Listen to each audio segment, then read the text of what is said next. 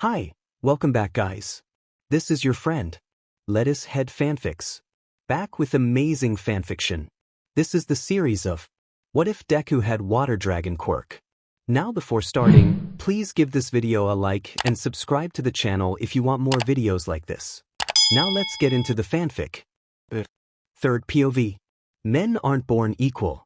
Some rise to fame and glory, seemingly undeserving of it all, while others, with hearts so pure, are left to struggle. This was a lesson Izuku learned at a young age. He understood that not everyone was treated equally, having experienced it firsthand.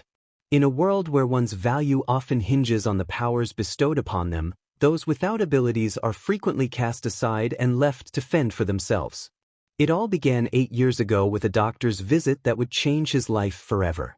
On that day, he and his twin sister, Izumi, were about to discover their quirks.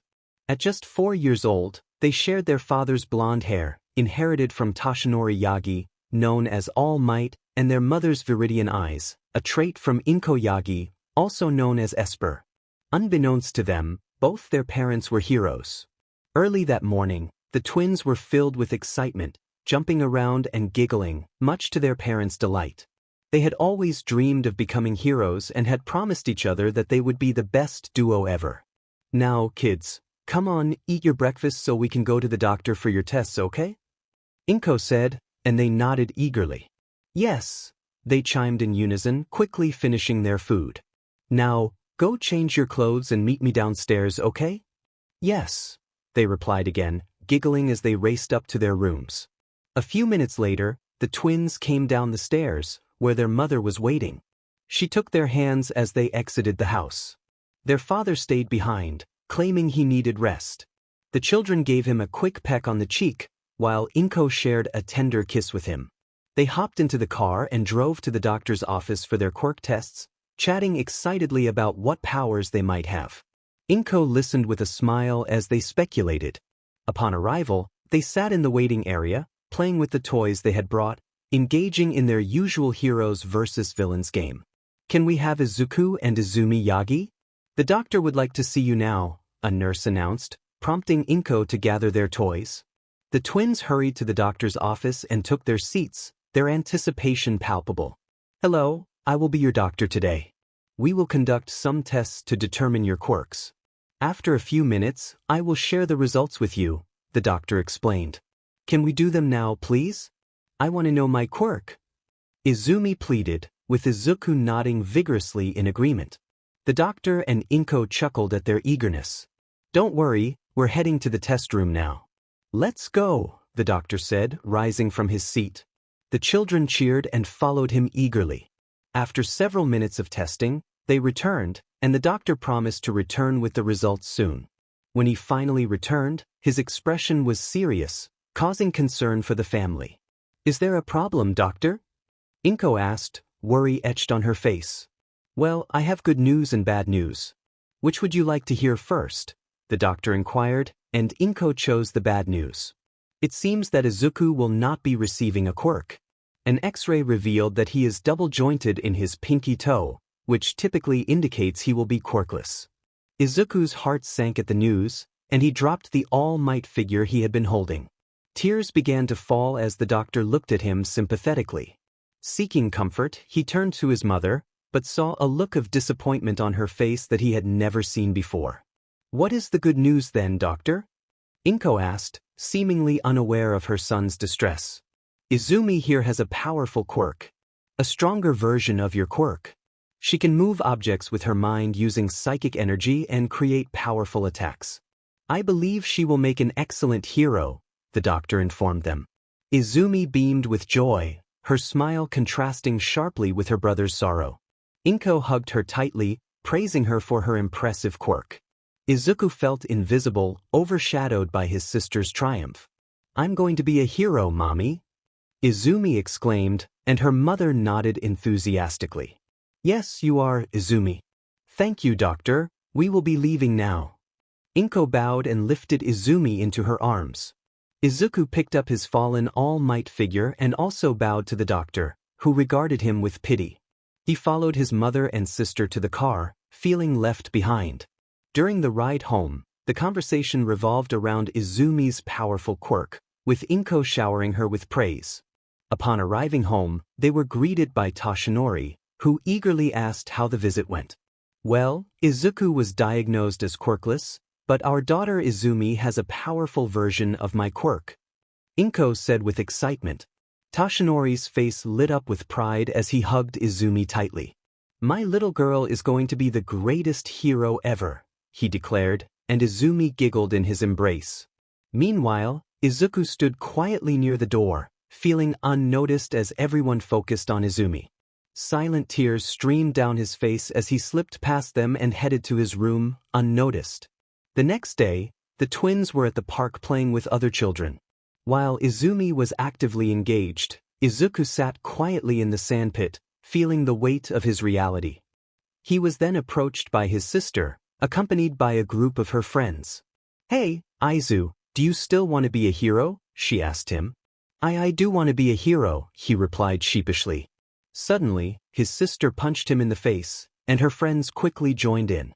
Just as he was being overwhelmed, a familiar voice shouted for them to stop. They turned to see a very angry blonde, his hands crackling with energy. Izumi! Why are you hurting Izuku? He shouted as he pushed them away from Izuku. That loser wants to be a hero. He's quirkless and useless. He's a Deku. Izumi yelled before turning away and leaving them. Izuku, are you okay? Katsuki asked the trembling boy. I just want to be a hero. Why does Izumi hate me, Kaken? He said, tears streaming down his face. I don't know, Aizu, but I promise I will protect you from them. Katsuki declared with determination, causing Izuku's eyes to brighten slightly. You promise? Izuku asked, extending his pinky. I promise. Katsuki replied, wrapping his pinky around Izuku's, sealing their promise together.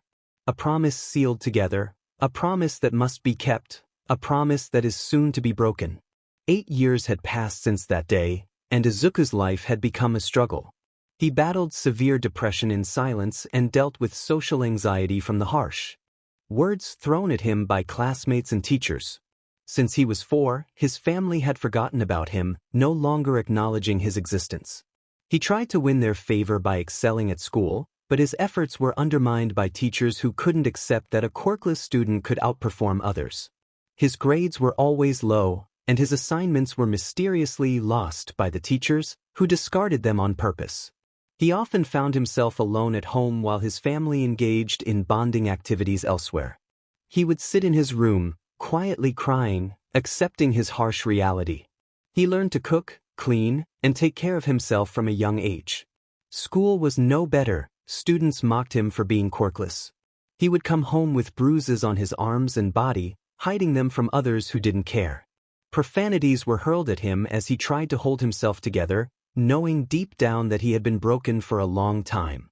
His sister led the bullies, but the one who stayed by his side was Kaken. Katsuki kept his promise from the park all those years ago, protecting Izuku as best he could.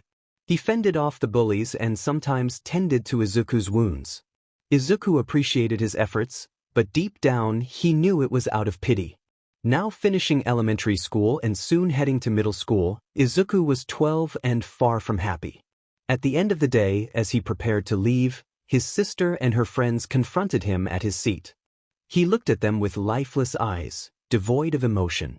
It was unsettling, but that didn't stop Izumi from taunting him. Hey, Deku, she called mockingly.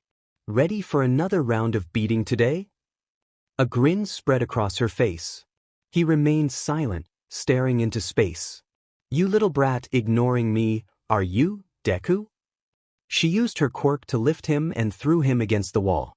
The others joined in, and for 10 minutes he endured their assault. They stopped, leaving him bruised and with a trickle of blood from his head. They laughed at his pitiful state as they exited the classroom. He didn't yell, scream, or cry during the ordeal. He was all too accustomed to it, having lost the emotions most people possessed. He left the classroom, the school nearly empty as students departed. As he approached the gate, he heard a familiar voice behind a tree. Curiosity piqued, he crept closer to eavesdrop on Katsuki and Izumi's conversation. Katsuki, why are you still hanging out with that nerd?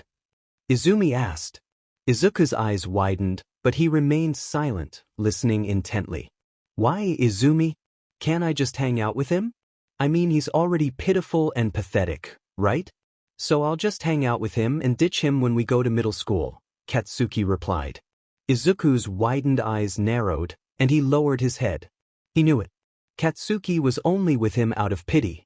He wished he was wrong, but the truth stung. The promise made 8 years ago felt broken. It hurt him not physically, but emotionally, which was far worse since he had developed feelings for him. Slowly, he walked away, tears staining his face. Katsuki noticed him and his eyes widened in realization. He had messed up. He hadn't meant for Izuku to hear those words, but he felt pressured to say them in front of Izumi to protect Izuku from further harm. He couldn't chase after him to apologize because Izumi was still there. He promised himself he would explain everything the next day. Izuku arrived home to an empty house, a wave of loneliness washing over him as he entered. He went to his room and laid on his bed, sobbing. He wept as he realized that his best friend and crush had been lying to him for years. All the hope and happiness he had felt crumbled around him. He stood up and went to the bathroom, taking a razor in hand. 1 cut, 2 cuts, 3 cuts, until 30 cuts decorated his arms.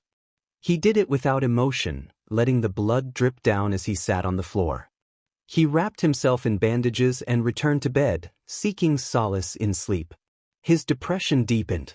The next day, the atmosphere around him was heavy, as if mourning a loss, which was true since a part of Izuku had faded the day before. He arrived at school, where everyone continued to avoid him as they always did. Throughout the day, Izuku steered clear of Katsuki, who was trying to explain the events of the previous day. Izuku didn't give him a chance, avoiding him at all costs.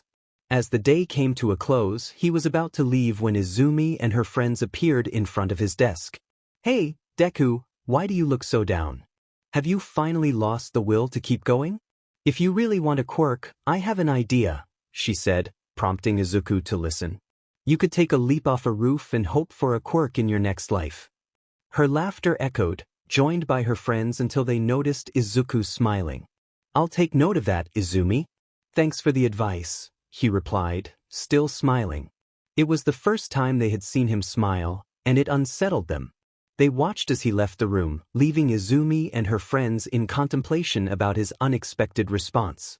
As Izuku approached the school gates, Katsuki called out to him. Izuku, please listen to me. I need to explain what happened yesterday, he pleaded, chasing after him. Izuku kept walking, ignoring him. Please, Izuku, just hear me out. Katsuki said, grabbing Izuku's wrist, causing him to flinch.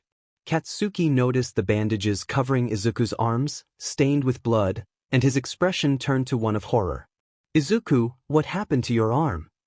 We need to go to the hospital. You need to be. I'm fine. Why do you care? Izuku shouted, cutting Katsuki off. No one cares about me. So why would you care when I don't even care about myself? I just want you to be okay, Izuku. I haven't been okay since I was 4. Don't you understand how hard it is to keep smiling and thinking positively when I'm reminded of how worthless I am every day? I've tried to be happy, but nothing works. Voices keep telling me how much of a burden I am. And don't say you care because I know you only do it out of pity. Now leave me alone. I don't want to see you anymore, Katsuki Bakugo. With that he ran home, tears streaming down his face. Katsuki stood frozen, processing Izuku's words. Tears filled his eyes as he blamed himself for pushing Izuku to his breaking point. He felt helpless, realizing that Izuku no longer wanted him around. The use of his real name struck Katsuki's heart deeply. When Izuku arrived home, he rushed to his room. He began packing clothes into a bag and took out a piece of paper and a pen. He poured out his feelings in a letter to his family and Katsuki, filled with sadness and anger. Once finished, he took the letter with him and left his home, never to return. He ran to the nearby forest, where he had found a place to escape it all. As night fell, Izumi was making her way home, still reflecting on Izuku's response to her careless words. She cursed herself for saying something so thoughtless in the heat of the moment. She hadn't meant it, but now it was too late to take it back. She had only wanted to help him realize that some dreams might be too far out of reach, like his dream of being a hero without a quirk. She admitted to herself that he could be like his uncle Aizawa, who fought quirkless and managed to deal with powerful quirks. But unlike Aizawa, Izuku was small and fragile, and she feared for him if he pursued his dream. When they were 4, she thought that if she showed him how heroes could be hurt, he might abandon his impossible dream. She now recognized how misguided that logic was, but there was no turning back. She remembered Izuku's face from their childhood, always smiling and brightening the room. But now he seemed lost, his eyes dull and lifeless, as if his spirit had faded. Guilt washed over her. She knew she was partly to blame. She recalled her conversation with Katsuki after school. She had pulled him aside, skeptical of his friendship with Izuku, wanting to ensure he wasn't hurting him. Feeling like a hypocrite, she realized she had hurt Izuku over the years. "I'm a horrible sister, aren't I?" she whispered to herself, her head hanging low. "I have to make things right." Determined, she raced home, bursting through the door. She took off her shoes and placed them on the rack, only to notice that Izuku's shoes were missing. "Is he not home yet?" she wondered. As she walked through the halls, she glanced at the framed pictures of their family trips together. A gasp escaped her lips when she realized that Izuku was absent from all the photos. It was just her mom, and her dad. She sifted through every picture that dated back nearly 7 years, and he was nowhere to be found. Inko noticed her daughter sitting among the shelves filled with picture frames. She saw Izumi covering her mouth with her hands as tears streamed down her face. "Izumi, what's wrong?" Inko asked, concern lacing her voice as she approached her daughter. "Mom, why isn't Izuku in any of our pictures?" Izumi managed to say through her tears. Inko looked confused and scanned the picture frames. Her heart sank as she realized Izuku was absent from every single one. Panic set in as she retrieved a photo album from a drawer and flipped through its pages, only to find the same emptiness. Izuku was missing from all the pictures, and a knot tightened in her stomach as she continued to search for her son in the album. She finally found a photo from when Izumi and Izuku were 4 years old. It showed them at the beach, Izuku beaming with joy as he played in the sand, covering his father with it. He looked so happy. Inko's heart ached, and she began to cry, guilt consuming her. She felt like a terrible mother as sobs racked her body. Toshinori heard the sound of her crying and rushed into the living room. He was taken aback to see his wife and daughter in tears, a photo album resting on their laps. "What happened? Why are you both crying?" he asked, concern evident in his voice as he approached them. "I'm a terrible mother. I forgot about Izuku, and we pushed him away." Inko sobbed, her words mingling with Izumi's cries. Toshinori's eyes widened in realization. He had been neglecting his son for nearly a decade without even noticing. Tears began to fall as he faced the painful truth of his shortcomings as a parent. "What have we done? We haven't paid attention to him since he was 4, right after he was diagnosed as quirkless," he said, his voice breaking. "What if we apologize to him? Make him feel loved again? And maybe he won't forgive us, but we owe him that. We can promise to change for him." Izumi suggested, and her parents nodded in agreement. "Is he home? I can't believe I haven't even checked if my son is here." Toshinori berated himself.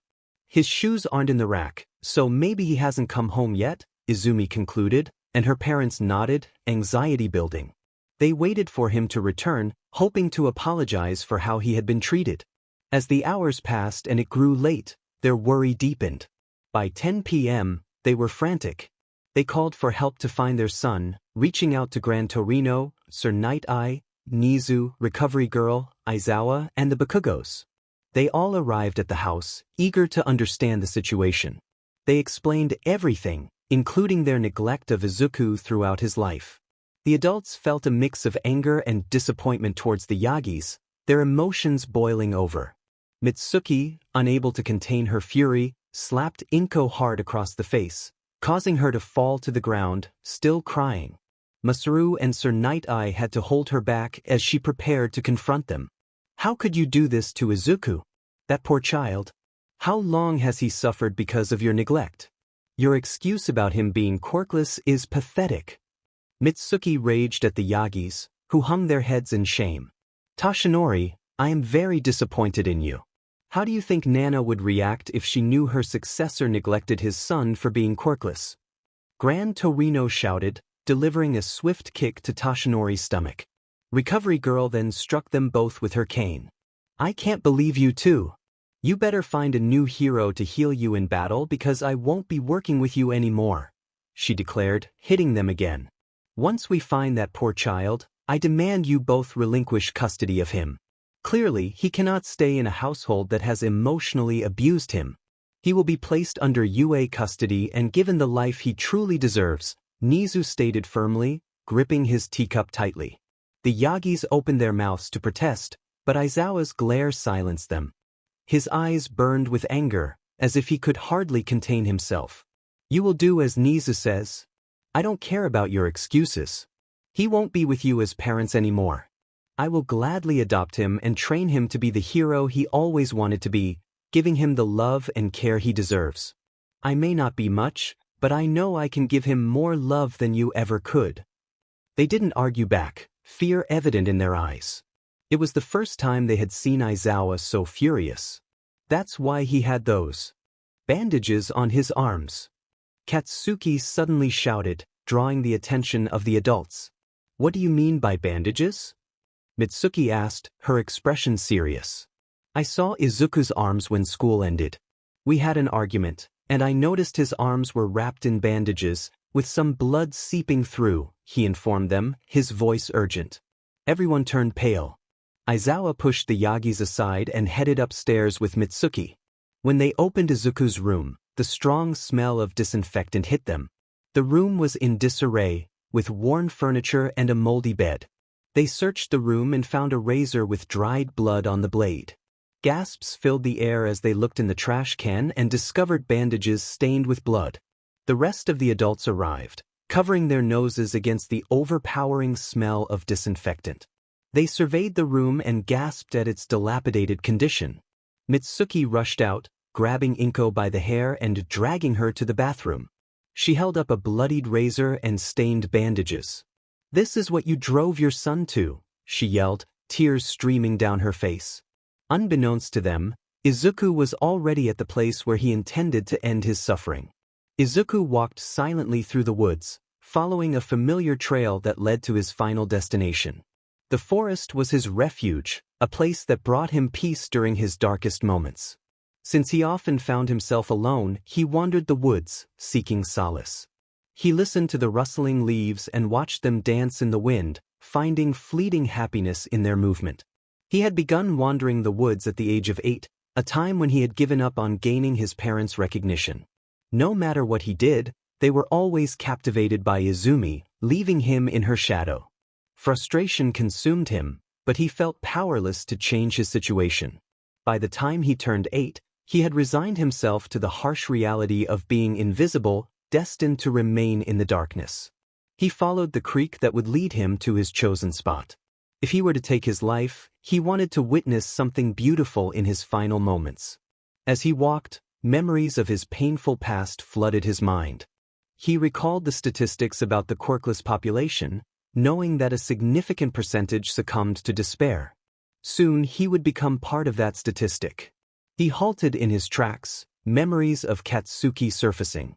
Tears fell silently as he thought of their last encounter, a fight that had left them both hurt. If I had known this would be my choice, I should have at least listened to him, he murmured, wiping his tears away. Kakin, I'll miss you. I'll write down what I want him to know in my letter, he said, pulling out the note from his pocket and adding a few more thoughts. Finally, he reached his destination. Before him stood a breathtaking waterfall, reminiscent of a fairy tale. It was majestic and beautiful, the perfect place for his final moments. He climbed the rocks carefully, gripping them tightly to avoid slipping. Upon reaching the top, he took in the stunning view and allowed a genuine smile to break through. He removed his shoes and socks, placing them on the rocks. He gently tucked the letter into one of his shoes, ensuring it wouldn't be carried away by the wind. Approaching the edge of the waterfall, he gazed at the moonlight illuminating the scene, smiling once more before closing his eyes, letting a few tears fall. "Goodbye," he whispered as he jumped into the water below. But something unexpected happened. As he hit the water's surface, the entire spring glowed with a soft pink light, illuminating the darkness and creating a magical atmosphere. He disappeared beneath the water, which seemed to envelop him completely. The ripples spread across the surface, and the pink glow gradually faded, leaving the forest in its familiar shadows. Meanwhile, the adults were shouting angrily at the family, blaming them for driving the boy to such despair. Katsuki felt tears welling up as he realized the pain he had caused over the years. He shouted at the family and Mitsuki, who looked as if they were ready to lash out. Nizu was so furious that he threw his teacup to the ground in frustration. "We need to find that boy immediately. Who knows what he could be doing?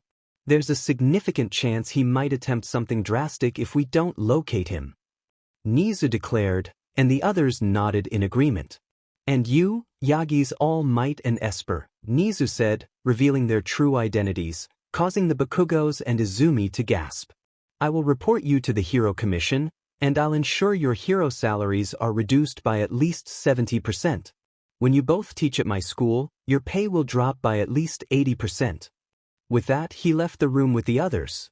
Katsuki glanced back at Toshinori, disgust evident in his eyes. The hero he had once admired now seemed like a man who had neglected his own son for being quirkless.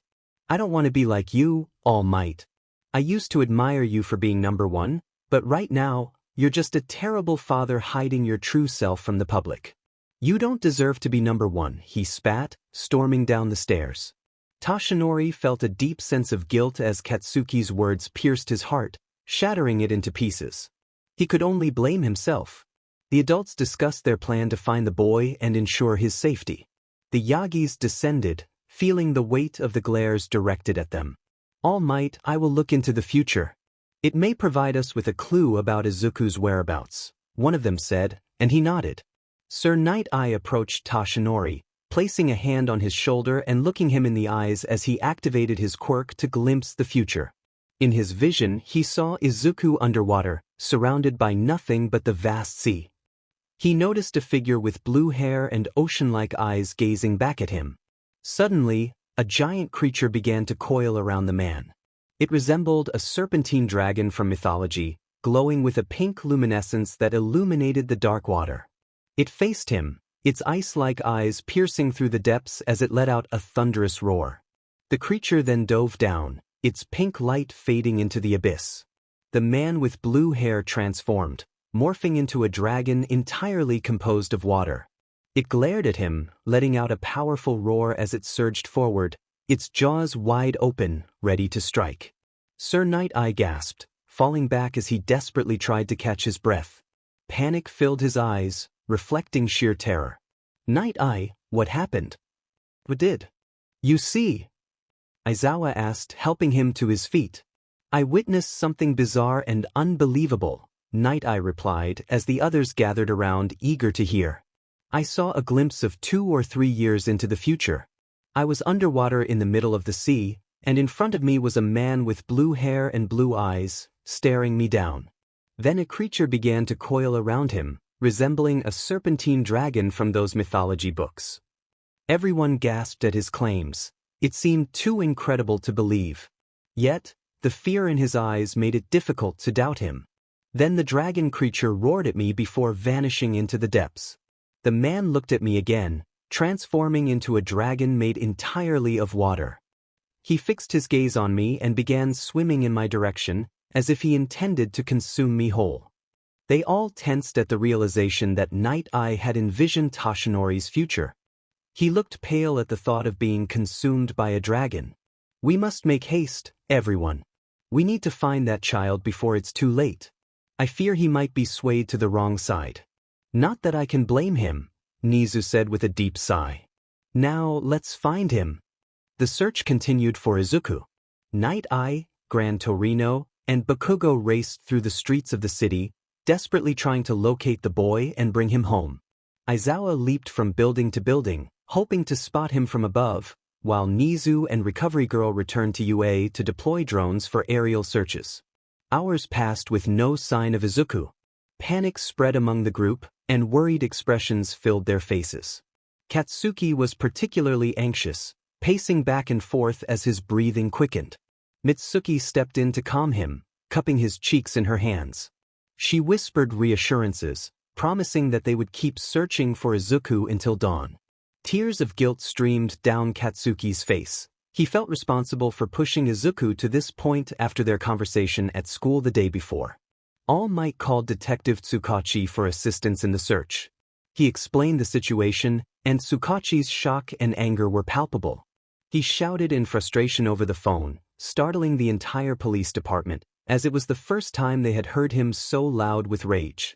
Tsukachi agreed to help and utilized his authority to dispatch police officers to search for the missing child. The sound of police sirens echoed through the night as they scoured the city for the boy. Unbeknownst to them, Izuku was already far away. The original search party regrouped at UA, each member returning empty-handed with no leads. Mitsuki struggled against Aizawa, Night Eye, and Masaru, wanting to confront the Yagis. Nizu sighed, ready to call off the search for now, until Katsuki proposed an idea. What if Izuku is in the forest? He suggested, prompting everyone to turn and look at him. Why would you think he's in the forest? Nizu asked. We used to go there when we were younger, and he told me that the forest calms him when he's feeling down, Katsuki explained. Are you really sure about this? His mother asked. He nodded. I used to see him going into the woods alone and coming back late at night. I'm positive he's somewhere in there, he exclaimed, and the adults exchanged glances. We don't have many options, we might as well check there, Aizawa said, and they all agreed. They headed to the woods while the police department and Nizu's drones continued their search in the city. Aizawa and Katsuki followed the creek into the forest, Katsuki calling out for Izuku in a panic. They walked deeper into the woods, determined to find him and bring him home. Kid, you need to calm down. We'll find him and keep him safe, away from those bad influences, Aizawa reassured him. But what if we can't find him? I need to see him. Katsuki replied, his voice filled with desperation. We will find him and bring him back home. Aizawa sensed something was troubling Katsuki. He looked guilty, much like the Yagis, as if he had done something to Izuku that weighed heavily on him. Did something happen between you two? Aizawa asked, and Katsuki tensed. Guilt washed over him, and tears began to fall. I think I'm the reason he's doing this, he cried out. What do you mean? What did you do? Aizawa pressed, his tone sharp. Izumi asked me yesterday why I still hang out with Izuku. I told her it was out of pity and that I would ditch him in middle school, Katsuki explained, his breathing becoming erratic as he tried to regain control. I didn't know he was listening. He just walked away and I saw him cry. I didn't mean any of it. I just said that to keep Izumi from bullying him worse. So, what do you really think about Izuku? Aizawa asked, and Katsuki hesitated before answering. I think he's kind, caring, and an overall great person. When we hang out, I can see that his smile is fake, and it hurts me. I promised myself I would make him happy and protect him, but I ended up pushing him over the edge. Katsuki began to cry again, and Aizawa gently patted his back to comfort him. It sounds to me like you have feelings for him. Not just as a friend, Aizawa said, noticing Katsuki's wide eyes. Katsuki felt his heart race whenever he was with Izuku, and the sound of his laughter was like music to him. He often felt his face heat up in his presence. Was this what love felt like? I do like Izuku, he admitted, and Aizawa smirked at his realization. Suddenly, the creek began to glow with a soft pink light that illuminated the dark forest. The enchanting glow soon faded, but it left a sense of wonder in its wake. Aizawa and Katsuki exchanged glances before rushing to the end of the creek. There, they discovered a breathtaking waterfall, the water cascading down surrounded by beautiful flowers. Both Aizawa and Katsuki stood in awe at the sight. Katsuki then pointed to something near the rocky edge, and they began to climb the rocks to reach the top. Katsuki occasionally slipped but was caught by Aizawa using his capture scarf. When they reached the top, they found the object that Katsuki had pointed at. It was a pair of red shoes, the same red shoes that Izuku always wore. Katsuki started crying, unable to accept the possibility of Izuku having jumped and taken his own life. They then noticed something sticking out of the shoes, 2 pieces of paper.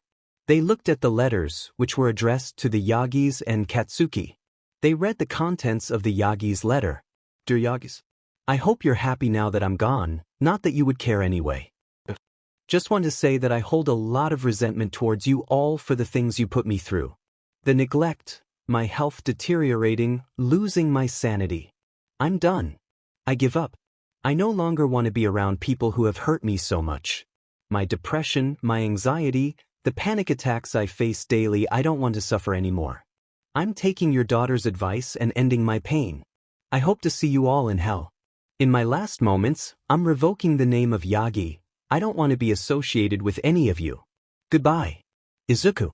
When they finished reading the letter, both Katsuki and Aizawa cried as they gripped it tightly. Katsuki then took the other letter that was written for him and began to read. Dear Kat, I'm sorry that we won't be seeing each other anymore, but I want to express how grateful I am for your presence in my life over the years. I can't imagine what could have happened if you weren't around. You brought me joy, happiness, and hope. I still remember that promise you made when we were younger. I guess you kept it, right? I will miss you. Please try to move on from my death. I don't want you to cling to the past. I want you to move forward and become the hero you aspire to be. I will be with you in spirit. I'm sorry I didn't listen when you wanted to explain things to me. I'm truly sorry. This is goodbye, Katsuki Bakugo. I love you.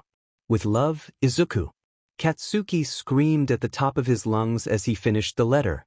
He held it close to his heart, sobbing uncontrollably. He then rushed to the water, searching for Izuku's body. The water was deep, and the darkness made it difficult to see. He kept searching through the waters, tears flowing like a river. He was too late. He couldn't save him. He couldn't even apologize or confess his true feelings. He couldn't say the simple words, I love you, since Izuku was no longer with him. His heart felt shattered, pieces scattered like glass that could never be whole again. Izuku's eyes shot open. He looked around, realizing he was sinking deeper into the water. Confused, he wondered why he felt alive. The last thing he remembered was jumping off the waterfall, intending to end his pain. Now he was underwater. Is this what hell feels like? He asked himself, glancing around.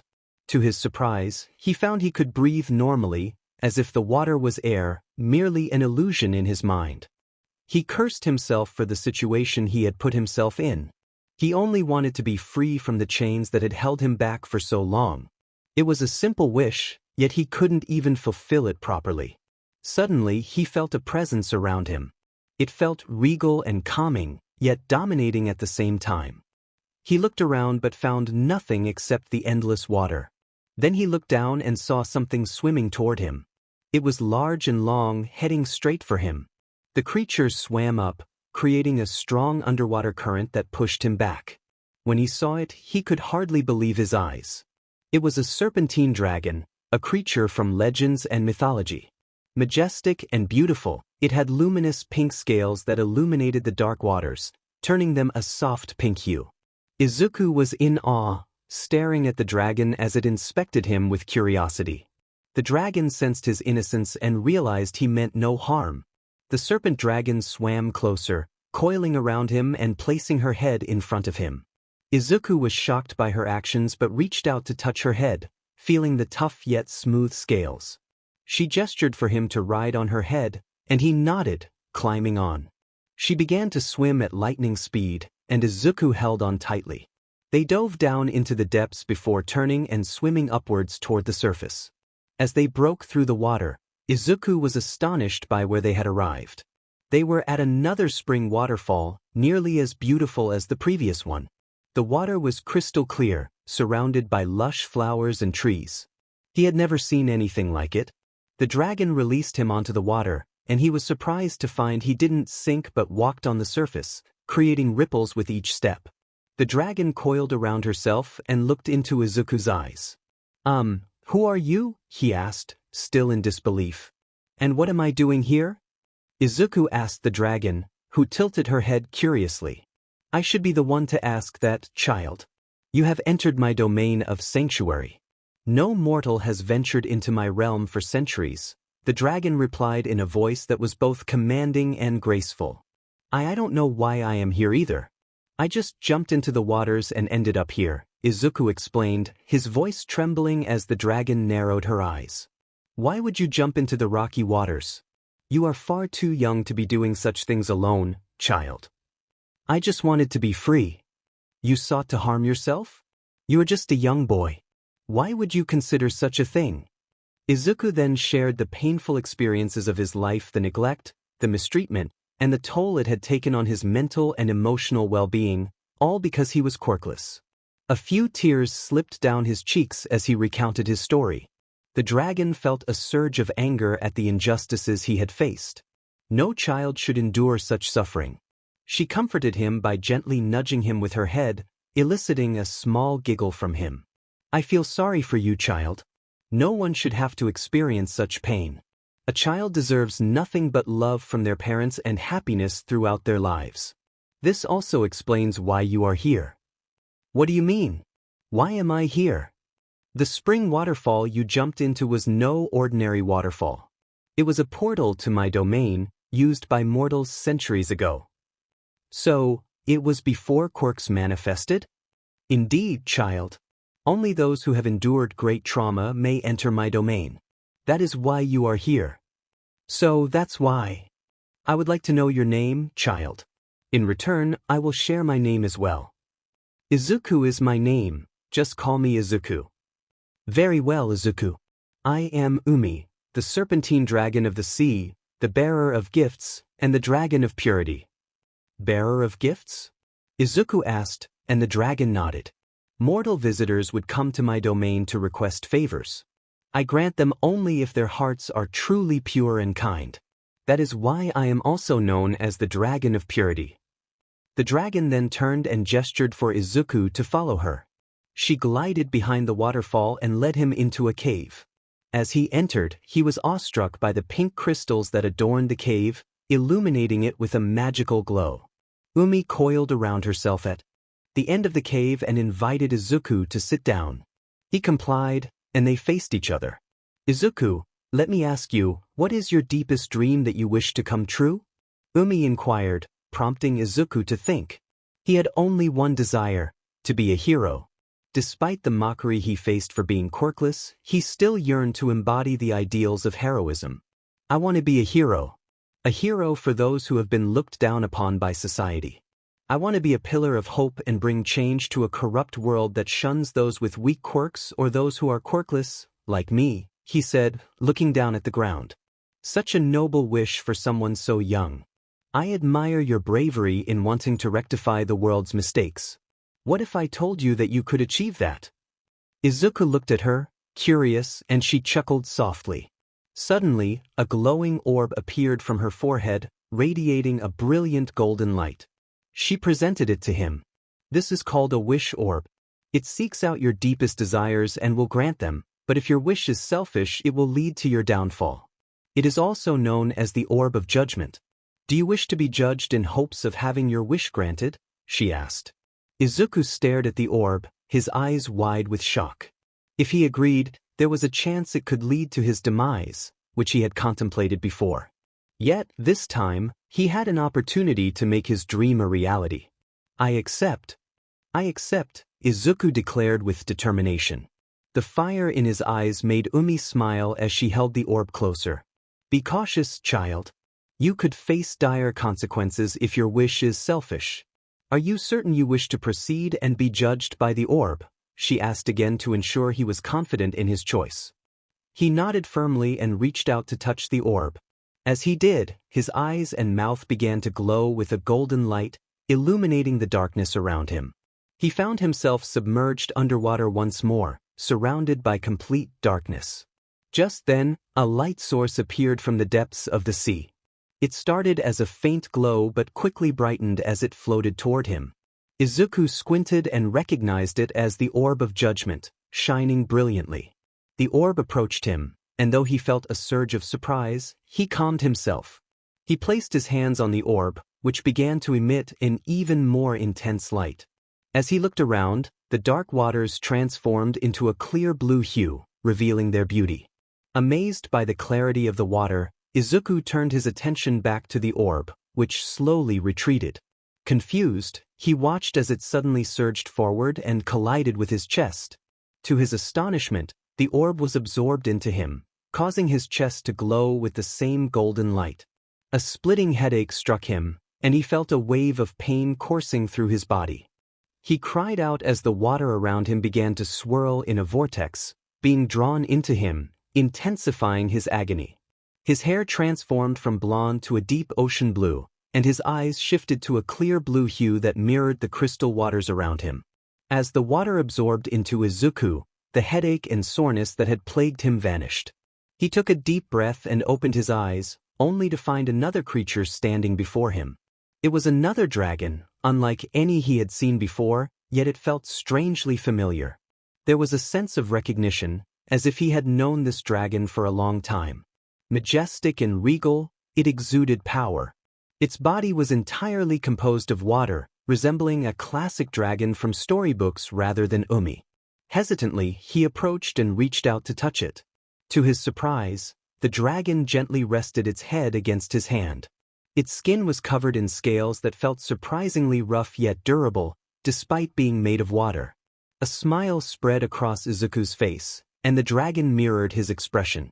Slowly, the dragon began to merge with him, disappearing into his chest. In that moment, Izuku felt complete, as if the dragon was a missing piece of himself he had been searching for all his life. The dragon settled within him, and he touched his heart, smiling once more. "Welcome home," he whispered, a tear slipping down his cheek. When he opened his eyes again, he found himself back in Umei's cave. She beamed at him, relieved to see him alive and smiling brightly. Umei had hoped for his return, sensing something special within him that she had not encountered in a mortal for ages. She believed Izuku would bring hope to others, just as he had wished. "You have returned, Izuku.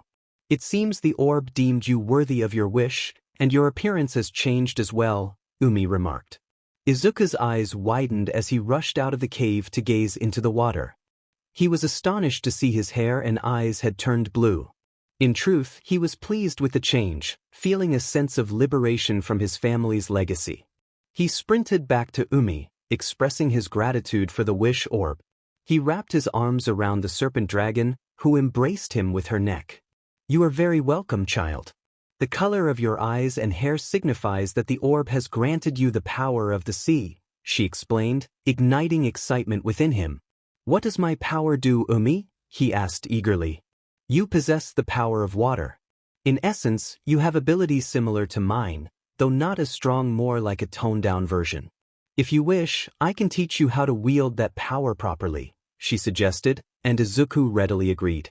Umei began training Izuku to master his water abilities. They practiced day and night until he honed his skills.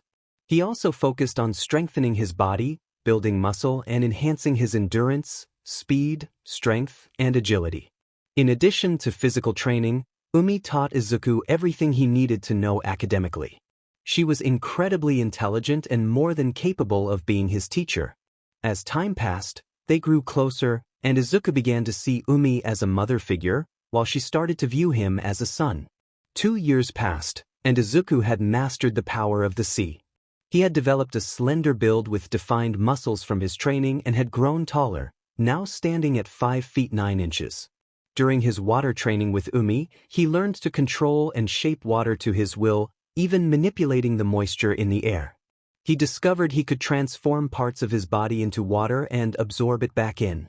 He could also assume a water dragon form resembling the dragon he had encountered when he received the Wish Orb, complete with the ability to breathe water and sharp claws and fangs. Additionally, he could heal others using the water he controlled. After 2 years of training in Umei's domain, Izuku felt ready to return to Earth.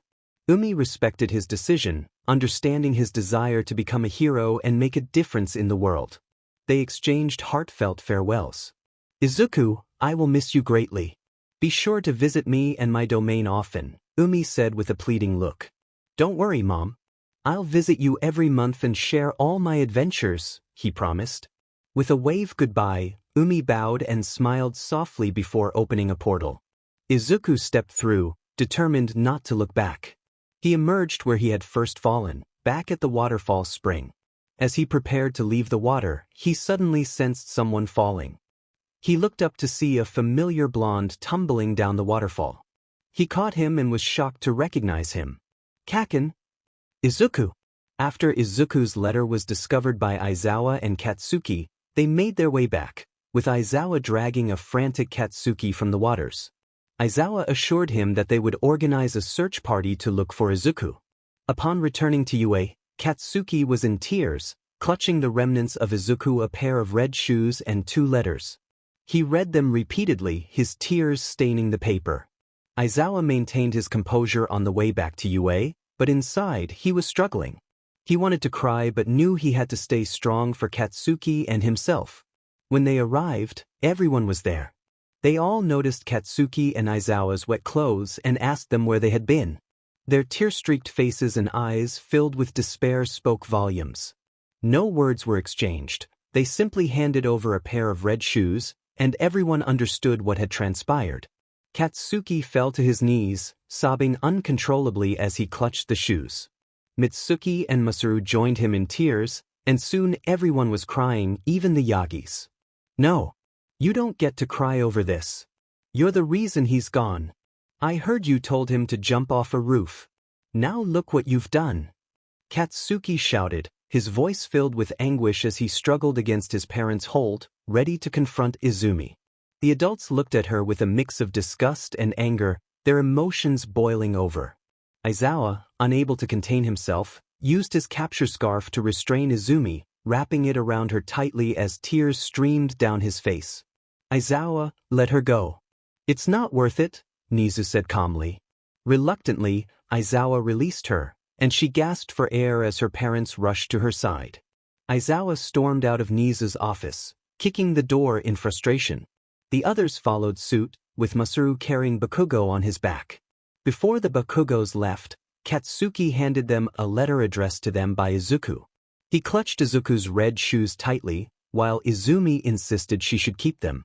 Katsuki shot her a fierce glare, causing her to back down immediately.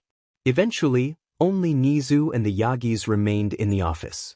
They pleaded with Nizu not to reduce their payments and to allow Izumi to attend UA when she reached high school. Nizu was taken aback. They had just lost their son, and this was their reaction? They were worried about their payments and begging for Izumi to attend his school. Frustrated, he threw his teacup to the ground, his expression fierce.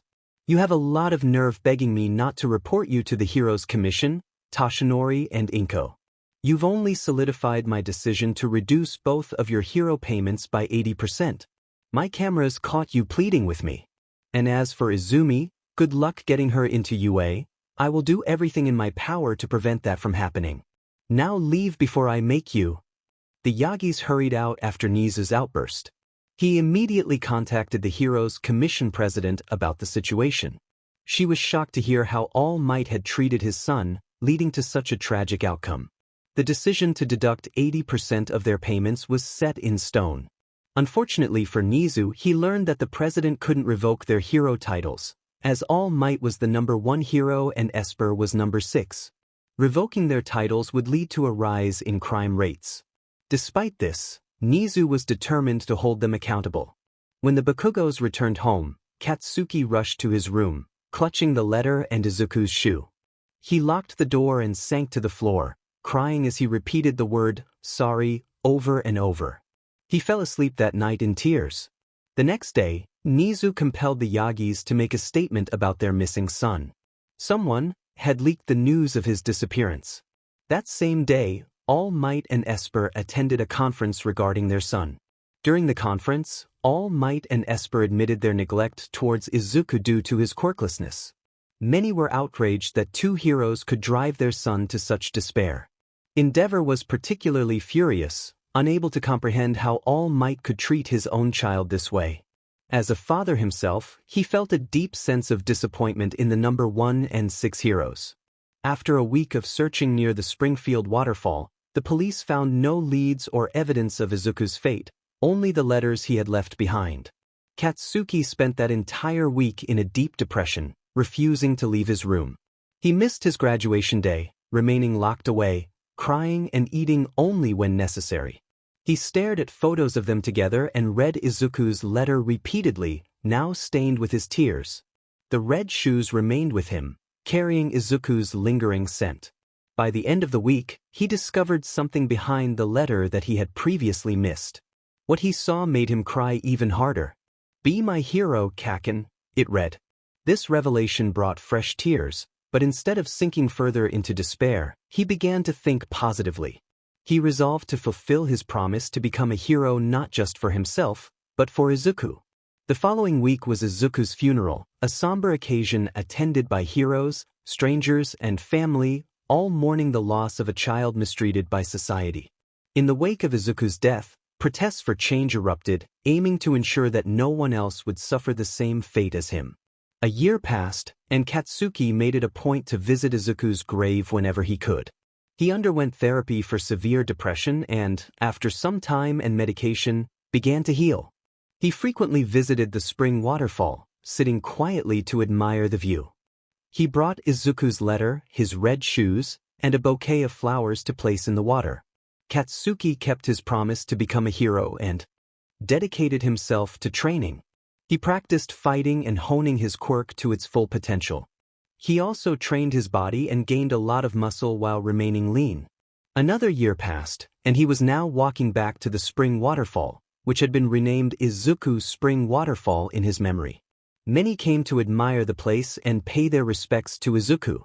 Katsuki had grown as well, developing lean muscles and reaching a height of 6 feet due to his rigorous training. He climbed the rocks and sat at the edge of the waterfall. "Izuku, if you can hear me, I'm going to UA next year. I'm going to be the hero you wanted me to be. So please, watch over me and help me become number one," he said, gazing at the water below. A gentle breeze passed by, and he smiled as a single tear rolled down his cheek. Just as he was about to leave, the water began to glow a soft pink. He was taken aback but soon heard something from below him. A hole opened in the water, and a figure emerged with blue hair. As he turned, Katsuki caught a full glimpse of him. He was tall, handsome, muscular, and had bright blue eyes that sparkled like the sky. Katsuki leaned closer for a better look when he suddenly slipped from the edge and began to fall. He braced for impact, closing his eyes, but was surprised when someone caught him just in time. He looked up to see that the person who had emerged from the water was the one who had saved him. His eyes widened in recognition. He knew who it was, even with the changes in hair and eye color. "Kaken?" he asked, his eyes wide with disbelief. "Izuku." The ashen blonde gazed at his blue-haired best friend, tears threatening to spill from his eyes. He admired him in silence for a moment as their gazes locked. Unable to hold back, he let the tears flow and clung to him tighter. "Izuku? Is that really you?" he said, resting his head on Izuku's shoulder. Izuku's eyes widened at the sight of Katsuki crying. He embraced him tightly, a few tears escaping his own eyes as they held each other close. "It's me, Kaken. It's really me," he said, gently rubbing Katsuki's back. Katsuki clung to him even tighter, overwhelmed with emotion. He began to sob as his legs weakened, and he sank to his knees. Izuku followed him, and they found themselves in the water, holding on to each other and crying tears of joy at their reunion. After a few moments, both began to calm down. They hugged tightly and looked into each other's eyes. Suddenly, Katsuki leaned in and pressed his lips against Izuku's, causing the blue-haired boy's eyes to widen in shock, but he kissed him back nonetheless. "Why did you kiss me, Kaken?" Izuku exclaimed, flustered and blushing. "I just wanted to make sure it was real," Katsuki replied, cupping Izuku's face in his hands. They climbed out of the water and sat on the rocks. Izuku leaned against Katsuki's shoulder as they watched the water cascade down the falls. They sat quietly, listening to the soothing sound of the water and the birds chirping around them. "Hey, Izuku, I'm sorry for what I said behind that tree, okay? I didn't mean it. He started, but was cut off when Izuku kissed him to silence him. Hey, just stop, okay?" I forgave you a long time ago, so let's just forget about that, alright? Izuku said, and Katsuki nodded. Katsuki wrapped his arms around Izuku, resting his head on top of his. They sat there for what felt like hours, though it was only a few minutes. Where did you go, Aizu? We thought you were gone for good. How are you here? Katsuki asked.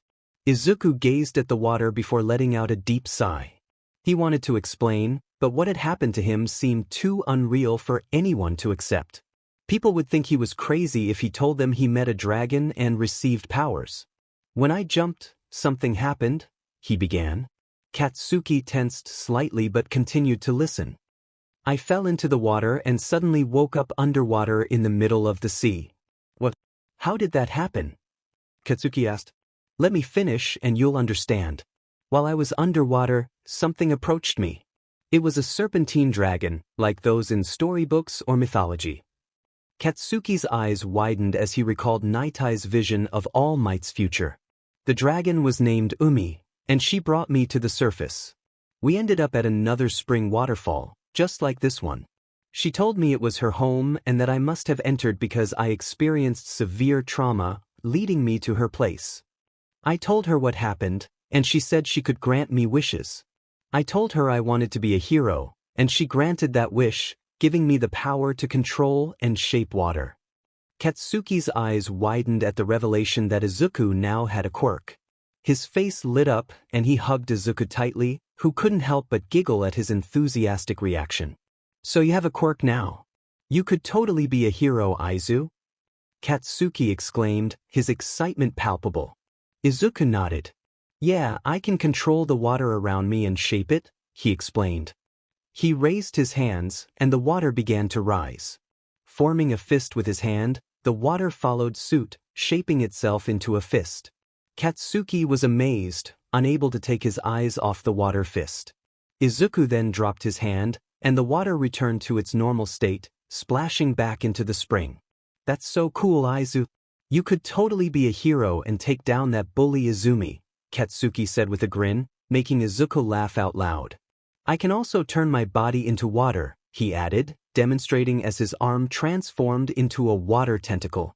Katsuki touched the water, confirming it was real, and then returned his hands to their normal state. So, how about you, Kaken? How have you been? Izuku asked. I haven't been great since you left. I cried for weeks, but I held myself together and started training. I wanted to be a hero for you, Katsuki admitted, a rosy blush creeping onto his cheeks. Izuku felt a wave of emotion and hugged him tightly, giggling. He then placed a gentle kiss on Katsuki's cheek, causing him to blush even more. That's sweet, Kaken, but now I want us to be heroes together. I'm sorry I left you, but I'm happy you still thought of me, even when you thought I was gone, Katsuki replied, kissing Izuku's forehead. I'll never forget about you, Aizu. This made Izuku smile. They spent the rest of their time talking. Katsuki shared everything that had happened since Izuku's disappearance. He told him that the Yagis had faced severe consequences from the Hero Commission, with their hero payments reduced. Significantly, thanks to Nizu. He also mentioned that Izumi had little chance of getting into UA since Nizu was still upset with her. Additionally, he noted that All Might and Esper faced public backlash and lost many fans. Katsuki recounted the riots that had occurred, advocating for equality for those with weaker quirks and those who were quirkless. He pointed out a small statue of Izuku at Spring Waterfall, adorned with flowers and candles, which took Izuku by surprise. Wow, so I'm famous now because I tried to end it all? Katsuki nodded. Those riots actually made a difference, leading the government to implement stricter laws against discrimination towards the quirkless and those with weaker quirks. Izuku was taken aback. Because of his absence, people had made a change for the better. This moved him to tears, and he quickly wiped them away so Katsuki wouldn't notice. They decided to leave the spring waterfall and head back. As they walked side by side, Katsuki intertwined his fingers with Izuku's, and Izuku leaned his head against Katsuki's shoulder, feeling comforted by his presence. Where do you want to go now, Izuku? Katsuki asked. Izuku thought for a moment and remembered his uncle Aizawa. Can we go see Uncle Aizawa? I miss him so much, he replied, and Katsuki nodded. Aizawa was at home, sleeping as usual. Katsuki knew where he lived, having visited since Izuku was presumed dead. Aizawa lived with his husband, Hisashi, and their adopted son, Hitoshi. After a year of Izuku's disappearance, Aizawa had found Hitoshi in a terrible state, covered in bruises. He decided to adopt him to rescue him from his abusive home, where his parents were jailed due to the new laws. Hitoshi now lived with Aizawa and Hisashi, having legally changed his name to Hitoshi Aizawa. As Aizawa continued to sleep, the doorbell rang. He groaned and made his way to the door, surprised to find Katsuki and another boy. His eyes widened in recognition, despite the changes in hair and eye color. "Hi, Uncle Aizawa," Izuku exclaimed cheerfully. Aizawa was in shock, seeing his nephew alive and smiling. Without hesitation, he grabbed Izuku by the shoulders and hugged him tightly, tears escaping his eyes as Izuku returned the embrace. They heard footsteps approaching, and it was Hisashi, who had come from the kitchen. "Sho, who's at the door?" he asked, noticing Katsuki and then his husband hugging someone. "Who's that you're hugging, Sho?" Hisashi asked, his eyes widening as he recognized Izuku's face. He dropped his phone, which crashed to the floor, and rushed forward to hug Izuku as well. "Izuku, is that really you? Where have you been? We thought you were gone," Hisashi said, sobbing as he held the boy tightly. "Izuku, you need to explain yourself," Aizawa said, his tone serious as he released him. Izuku nodded, and he and Katsuki entered their cozy home, which had a warm living room and kitchen, perfect for a family. They sat on the couch, hands still intertwined, which Aizawa noticed. Hisashi went to the kitchen to get some orange juice. "So, what's with you two holding hands?" Aizawa asked with a teasing smirk. Realizing they were still holding hands, both boys quickly let go, their faces turning bright red. Izuku's heart raced, and Katsuki felt a twinge of disappointment at the loss of contact. Hisashi returned with drinks and sat next to Aizawa, both of them looking at Izuku with serious expressions, eager for an explanation. "Well, you might think I'm crazy, but I hope not, because this is what really happened to me," Izuku began, as the two adults assured him they were listening intently. "When I jumped into the water, something happened, and when I woke up, I was underwater in the middle of the sea. Then, something swam up to me, a serpentine dragon with pink scales." Aizawa's eyes widened at the mention of the pink dragon, recalling that Sir Night-Eye had seen the dragon when he looked into All Might's future. Her name was Umei, and she called herself the Serpentine Dragon of the Sea, the bearer of gifts, and the dragon of purity. I told her what I went through, and she decided to grant me my wish of becoming a hero, so she gifted me with a power. "So, she gave you a quirk?" Hisashi asked, and Izuku nodded. "I can control and manipulate water, and I can also turn my body into water. She helped me master my quirk during those 2 years when I disappeared. She also started teaching me about education and other subjects since she was very knowledgeable. She acted like a mother to me and admitted that I was like a son to her." A few tears escaped Izuku's eyes as he began to remember his memories with Umei. "It's okay, Izuku, we understand. So, you're the man that Sir Night-Eye saw in his vision," Aizawa said, catching Izuku's attention. "What vision, Uncle Aizawa?" "When he looked for you, we had Sir Night-Eye look into All Might's future to find you. He said he saw a man with blue hair and eyes, a pink dragon, and another one that was blue, which consumed All Might." Izuku's eyes widened in shock. "You mean I consumed him? Well, that depends. Can you turn into a dragon?" Izuku nodded. "Then it might just happen," Aizawa said with a neutral expression. Everyone exchanged glances at his demeanor. They continued to talk and catch up for the rest of the day. Izuku also met Hitoshi, and they instantly became friends due to their shared past. Izuku wanted to meet everyone, and Aizawa agreed. They called Sir Night-Eye, Gran Torino, Recovery Girl, Nizu, and the Bakugos.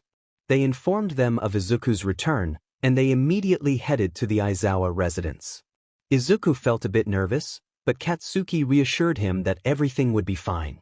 Izuku believed him and hugged him tightly, while the others chuckled at their camaraderie. Soon, Everyone arrived and rushed into the house to find Izuku. The Bakugos were the first to arrive, and Mitsuki enveloped Izuku in a big hug, tears in her eyes. "You brat! Where did you go? Did you know how much we tried to find you?" she exclaimed, squeezing him tightly. Masaru had to calm her down, telling her to let Izuku go since he was about to be overwhelmed. She apologized and released him from her embrace. Nizu and Recovery Girl arrived together and hugged Izuku tightly. Recovery Girl playfully tapped him with her cane, demanding an explanation for his absence. Izuku promised to explain once everyone had arrived. Soon, Sir Night Eye and Gran Torino arrived, but they were accompanied by people Izuku never wanted to see again, the Yagis. Izumi and Inko approached him with tears in their eyes. "My baby! You came back!" Inko said, her voice trembling. "Brother!" Izumi called out. They were about to hug Izuku when he suddenly transformed his body into water, causing them to pass through him and become soaked. Everyone's eyes widened in surprise at Izuku's quirk. "Izuku, you have a quirk?" Inko asked, but he remained silent, his expression turning serious as he glared at them. "What are you all doing here? I didn't tell Uncle Aizawa to inform you about me, so why are you here?" he asked, his voice laced with tension. "They were at my agency when Aizawa called about you, Izuku. They overheard the conversation and insisted on coming with me. I said no, but this family is persistent," Sir Night Eye explained, rubbing the bridge of his nose. "I want you all to leave now," Izuku said firmly. The family refused to leave until they heard from him about where he had been. Izuku then recounted his journey, mentioning his time in the water, meeting Umei, and receiving his gift. Everyone was shocked, and all might paled when Umei was mentioned. "Now that you've heard about it, leave," Izuku shouted. They still didn't budge, insisting he should come home with them. Izumi grabbed his arm, trying to pull him away, but the others protested, their words falling on deaf ears. Katsuki was about to confront Izumi when suddenly, they heard clanging from the bathroom and kitchen. The sinks began to shake, and water started pouring out. The water gathered around Izuku as his eyes transformed into a glowing ocean color. Izumi let go of him, frightened by his brother's display. The water coalesced in Izuku's right palm, forming a massive ball of water that floated in the air. "I asked you to leave," he said, and Izumi, feeling frustrated, insisted he should go home with them. In a moment of anger, he launched the water ball at the Yagi family, spraying them with high-pressure water and sending them tumbling out of the house. Everyone looked on in shock at the power of his quirk. As the family was thrown out, they left with frowns and angry expressions, driving away shortly after. Izuku apologized for his outburst, and everyone forgave him, understanding that the Yagis were at fault. They moved to the living room, where Izuku cleaned up the water that had soaked the house. They continued to catch up, and the topic of where Izuku would stay came up since he didn't have a place to go. The Bakugos couldn't adopt him due to their hectic lives with their fashion company. They also mentioned that Katsuki was already a handful, which made him feel slightly offended. Izuku laughed, and Katsuki blushed a little. Aizawa then offered to adopt Izuku, and Izuku's eyes widened with surprise as he hugged his uncle tightly, along with Hisashi. Nizu agreed and began preparing the adoption papers. By the end of the week, Izuku was officially known as Izuku Aizawa, adopted by Shota Aizawa and Hisashi Aizawa. He also gained a brother in Hitoshi Aizawa. After a month of being adopted, Izuku and Katsuki made their relationship official, and both families accepted them. Izuku grew closer to Hitoshi, and they began to act like real brothers, sharing their days together. Izuku started calling Aizawa Dad, and Hisashi Papa. Hisashi shed happy tears when Izuku called him Papa, and Aizawa hid a small smile behind his scarf when he was called Dad. Izuku was now genuinely happy. He had a real family, one that would love him and take care of him. Izuku felt a sense of belonging. When the adoption process began, the Yagi family tried everything they could to stop it. However, due to their reputation for mistreating Izuku, everyone ignored their pleas and proceeded with the adoption. After the adoption, Izuku legally changed his name to Izuku Aizawa and became part of the Aizawa family. He loved his new family, who treated him with kindness and care, and he enjoyed their company immensely. Hitoshi, his new brother, mirrored their father, Aizawa, in many ways. Both of them could sleep anywhere as long as they had their sleeping bags. Hitoshi aspired to be a hero, despite his quirk, brainwashing, being viewed as villainous by many, including his own parents. However, after meeting Aizawa, he learned to embrace his quirk. Seeing Hitoshi's determination, Aizawa began training him in martial arts and combat. He even gifted him his own capture scarf, which Aizawa used. Hitoshi trained diligently and made significant progress. He confided in Izuku about his feelings for boys, and Izuku accepted it without hesitation, as he was dating Katsuki. Aizawa was surprisingly protective as a father. Though he often hid his emotions, he became easily anxious when it came to Izuku and Hitoshi. In Izuku's eyes, Aizawa was a fantastic dad, much better than Toshinori. Aizawa worked at UA during the day and patrolled at night, which left him sleep-deprived. He often dozed off wherever he could, as long as he had his sleeping bag. He also started teaching Izuku basic hand-to-hand combat, wanting him to be prepared beyond relying solely on his quirk. Hizashi, on the other hand, was the fun dad in Izuku's opinion. His loud personality took some getting used to, but he brought a lively energy to the household. He hosted a radio show and frequently invited Izuku to join him, even using it as a platform to announce that Izuku had been found safe and sound. The public celebrated Izuku's return home. It had been at least a month since Izuku returned, and he was on his way to Katsuki school. He didn't feel the need to attend school himself, as Umei had taught him everything he needed to know, making school seem unnecessary. As he walked, Izuku reflected on his relationship with Katsuki. Since they made it official, they had become inseparable. They spent weekends together, going on dates and enjoying each other's company.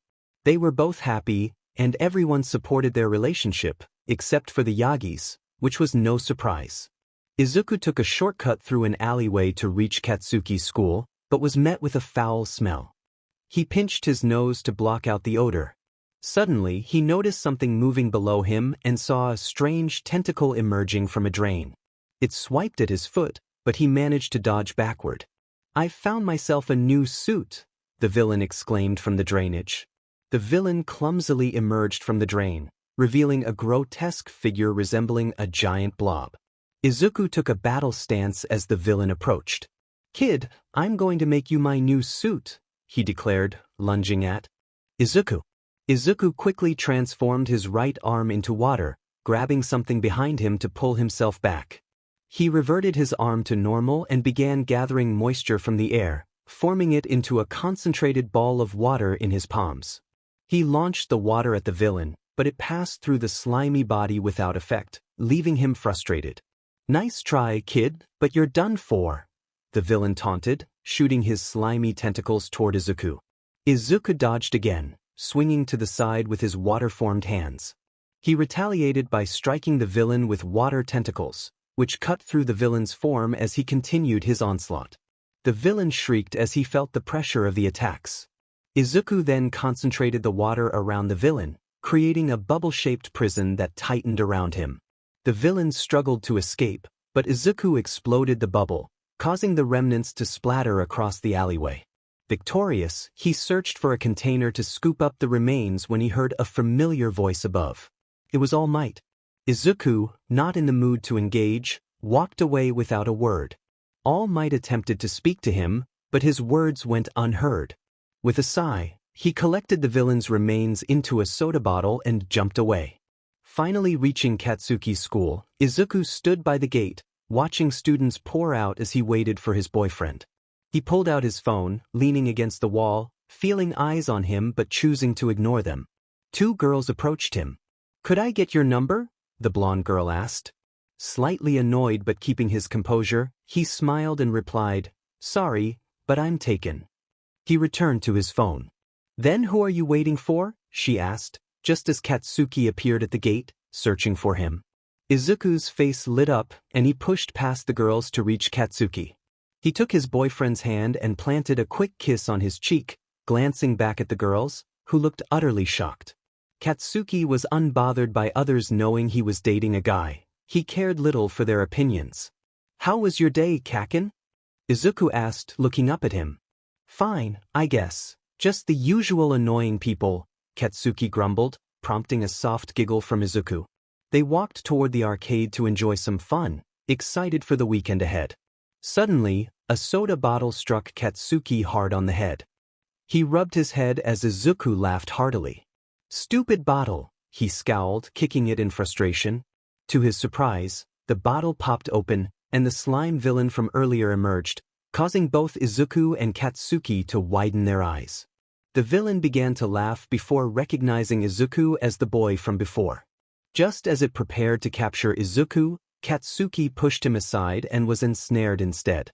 Civilians nearby witnessed the scene and quickly called for heroes to intervene. Izuku watched in horror as Katsuki was slowly engulfed by the villain's body. He attempted to save him but was swiftly knocked aside by the slime, which was using Katsuki's own quirk against him. Heroes Kamui Woods, Death Arms, and Nii Lady arrived on the scene. Kamui Woods grabbed Izuku with his branches, pulling him out of harm's way. Death Arms tried to punch the villain, only for his arms to be caught in the slime. Empty Lady found it difficult to use her quirk due to the narrowness of the street, fearing it would cause significant damage. We need to wait for backup, our quirks are ineffective against it. Death Arms exclaimed, and the others nodded in agreement. Izuku felt disbelief wash over him as he watched the heroes stand by while his boyfriend was in danger. He saw the fear in Katsuki's eyes, a single tear escaping down his cheek. Unable to bear it any longer, Izuku rushed in to confront the villain and save his boyfriend. He sprinted toward the slime creature, his arms transforming into tentacle-like water forms. The heroes shouted for him to retreat, but their words fell on deaf ears. Izuku was resolute in his determination to save Katsuki, no matter the cost. He began to sway and swing his arms rhythmically, almost as if he were dancing. As he moved, the water transformed into shards that shot toward the villain, carefully avoiding Katsuki. The villain, angered, retaliated by launching its own slimy tendrils at Izuku, who dodged them with graceful flips and side steps, dancing across the battlefield. Spotting the villain's eyes, the only visible part of its form, Izuku moved both arms forward, extending his water limbs to pierce the creature's eyes. The villain howled in pain, loosening its grip on Katsuki. Seizing the opportunity, Izuku wrapped his water tentacle around Katsuki's waist and pulled him free, holding him tightly as they jumped back from the villain. Izuku then noticed a fire hydrant gushing water and decided to take control of it. He began to move his arms in circular motions, wrapping the water around the villain until it formed a sphere, trapping the creature inside. With a snap of his fingers, the water exploded, splattering the villain's slime all over the street. The citizens erupted in cheers as they witnessed Izuku defeat the villain single-handedly. However, he paid no attention to their praise, focusing solely on his boyfriend. With worried eyes, he hugged Katsuki tightly, who returned the embrace as the crowd continued to cheer and clap for them. After their shared hug, the heroes approached the two, scolding Izuku for his reckless actions. "Young man, do you understand how dangerous that was? You could have gotten yourself killed." Death Arms shouted at him. "You should have stayed back and let the professionals handle it. You shouldn't risk your life." Kamui Woods added, igniting a spark of frustration in Izuku. "So, you're saying I should just sit back and watch while my boyfriend is being pulled into that slimy creature? What kind of mindset is that? Should I really just wait for backup because you, heroes, claimed your quirks weren't effective against it? Seriously? If you had analyzed the villain, you might have noticed that his eyes were his weakness, as they were the only physical aspect of his body. Don't even try to scold me. I did your jobs for you and saved my boyfriend in time. If I hadn't, he would have been in serious danger." His speech was filled with anger, broadcast live since the news media was present. The heroes were speechless, unable to counter his words, which were undeniably true. They felt humiliated by a kid and hung their heads low. "Now, I suggest you step up your game, heroes, because if I hadn't intervened, you all would have failed to save a life. My boyfriend and I are leaving now, and I suggest you don't block our way," he said, glaring at them. Izuku grabbed Katsuki's right arm and wrapped it around his neck for support. The crowd moved aside as the couple walked away from the scene. They took a few turns through alleyways to reach their home. Izuku noticed the troubled expression on Katsuki's face. "Kaken, what's wrong?" Izuku asked with concern, seeing the tears welling in his boyfriend's eyes. "It's just, I feel so weak that I couldn't even save myself. You had to come and rescue me, and that makes me feel helpless," Katsuki admitted, tears streaming down his face. Izuku sighed and looked into Katsuki's tear-stained eyes. He cupped his face gently, ensuring they were focused on one another. "Listen, Kaken, being weak is nothing to be ashamed of, staying weak is," Izuku declared, planting a soft kiss on his forehead. "You need to understand that there will be times when you can't face things alone. You can't look to your left and right at the same time, can you? You need someone by your side, and I'm more than happy to be that person. Because no matter what, we are in this together." Izuku hugged Katsuki tightly. Katsuki returned the embrace, feeling the warmth radiating from Izuku. He gazed into his eyes, which always calmed him, reminiscent of tranquil ocean waters. He leaned in and shared a gentle kiss, which Izuku reciprocated. They began walking home, hands interlocked, with Izuku leaning on Katsuki's shoulder. "Hey, Aizu, the UA entrance exam is about 10 months away. How about we train together to pass it?" Katsuki suggested, a bright smile forming on Izuku's face. "Sure. I have the perfect place for us to train, that beach filled with trash." "That dump? Why would we train there? It's just a mess." "Well, we could use the trash for our training and build up our muscles. We could clean up the beach, which would count as training and community service. I guess we can check it out first and see what we can work with," Katsuki agreed, and Izuku nodded. They made their way to Dagoba Beach, only to be disappointed by the sight before them. They spotted All Might and Izumi already cleaning the beach. They exchanged glances and turned back, not wanting to be seen by the two. "Where should we train then?" Katsuki asked, and Izuku suddenly had a bright idea. "How about we train with Umei?" he exclaimed enthusiastically. "That dragon you mentioned? Will she even agree?" "Sure, why not?" They both decided to ask for permission from their parents, and Aizawa and Hisashi agreed, as did Katsuki's parents. Izuku invited Hitoshi, who accepted the invitation, eager to see Umei. The three teens made their way to Izuku's spring waterfalls. Izuku was still getting used to the name but felt grateful for it. Upon reaching the spring, Hitoshi's eyes widened in awe, as he had never been there before. "Now, how do we get to that place, Aizu?" Katsuki asked. "Easy. Umei," Izuku called out. The two boys looked puzzled, but suddenly the water began to glow with a soft pink luminescence. They were mesmerized by the light as it illuminated the area. The water started to part, forming a hole. "Come on, guys," Izuku called, jumping into the opening. Katsuki and Hitoshi followed him, albeit reluctantly. As they jumped in, the hole closed behind them, leaving only a ripple in the water as the pink glow faded back to normal. All three soon emerged from another opening that led to Umei's domain. Katsuki and Hitoshi were awestruck by the beauty surrounding them. Their fascination was interrupted when a massive creature approached them, the pink serpentine dragon Izuku had mentioned. "Umei, I missed you," Izuku exclaimed, rushing to hug her. Umei returned the gesture, rubbing her head against Izuku. "It's nice to see you again, Izuku. But I see you've brought guests," she said, glancing at the two unfamiliar faces. "They're my friends, Umei. This is Hitoshi, with the purple hair, and this is my boyfriend, Kaken," Izuku introduced them. Both boys bowed respectfully, feeling a bit intimidated by the majestic dragon. "I am Umei, the serpentine dragon of the sea, the bearer of gifts, and the dragon of purity. What do you hope to achieve by entering my domain?" she asked, prompting Izuku to explain their purpose. He explained that they were seeking her help to train for the upcoming entrance exam at UA in 10 months. Umei happily agreed to assist them in improving their skills. Umei first assessed Hitoshi and Katsuki's abilities to identify areas for improvement. She summoned 2 knights made of water and commanded them to engage the 2 teens.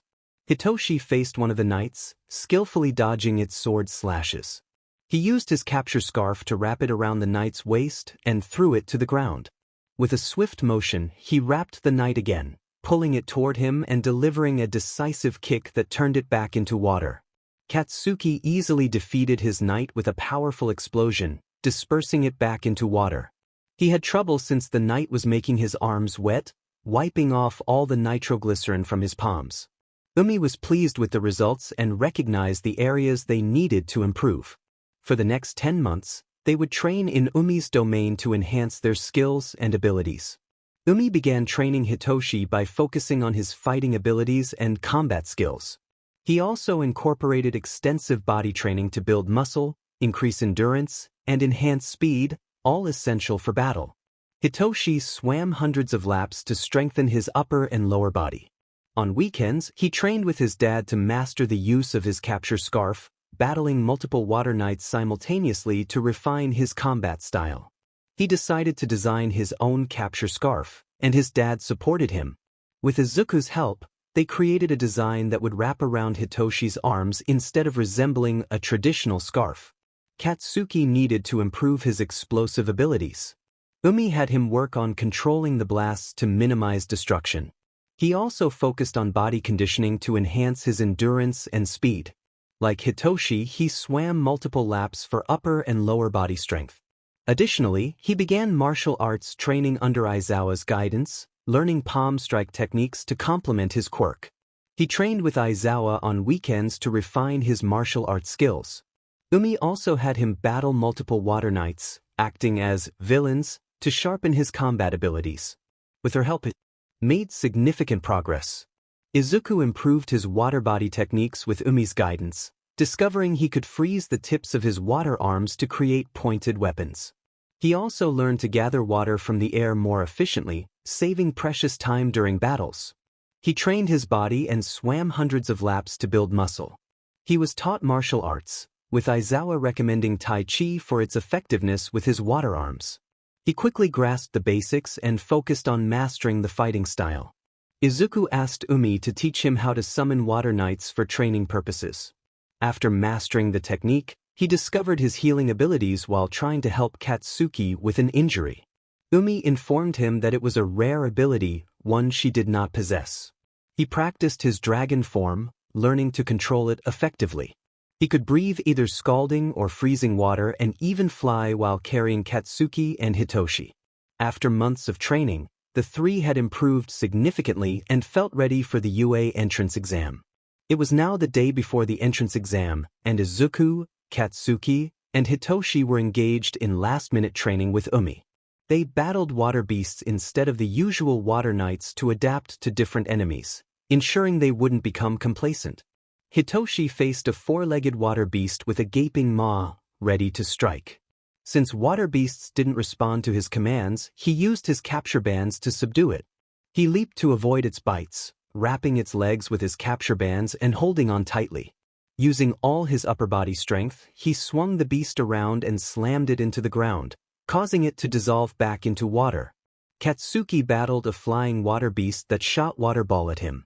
He dodged them skillfully, using his explosions to maneuver. Making a sharp U-turn, he caught the beast off guard. With his newly mastered palm strike, he hit the water beast in its gut and followed up with a point-blank explosion. Not finished yet, he grabbed the beast and spun it around, throwing it to the ground with a powerful impact, causing it to revert to water. Izuku faced a large, bulky beast that was slow but strong. He ran laps around it as it attempted to punch him. Using his water arms, he deftly dodged its attacks. He then transformed the tips of his arms into ice, shaping them into scythe blades, and began spinning to slice at the beast. The creature wailed, flailing its arms in frustration. Izuku fired water at it, freezing its limbs and rendering it immobile. Jumping into the air, he pointed his arms downward and spun, creating a drill-like move that pierced through the beast's head, causing it to splash back into water. Well done, children. You have vastly improved these last few months. It will be impossible for you not to pass that exam, Umei praised them. It's all thanks to you, Umei. We owe you a lot, Izuku replied. Yeah, without you, we wouldn't have improved this much, Hitoshi added. They're right. Those challengers at UA won't know what hit them. Katsuki said with a confident smirk. Thank you for your kind words. Now, I suggest you all go home and rest. You need your energy for tomorrow, Umei advised as she opened a portal back to Izuku's spring waterfalls. Izuku hugged Umei before stepping through the portal, soon followed by Hitoshi, who waved goodbye. Katsuki was about to leave when Umei suddenly blocked the portal with her tail. Hey, why are you blocking my way out? Katsuki huffed at her. I just have a few words to say to you, child. I treat Izuku like a son, and I want to ensure that he is safe and happy.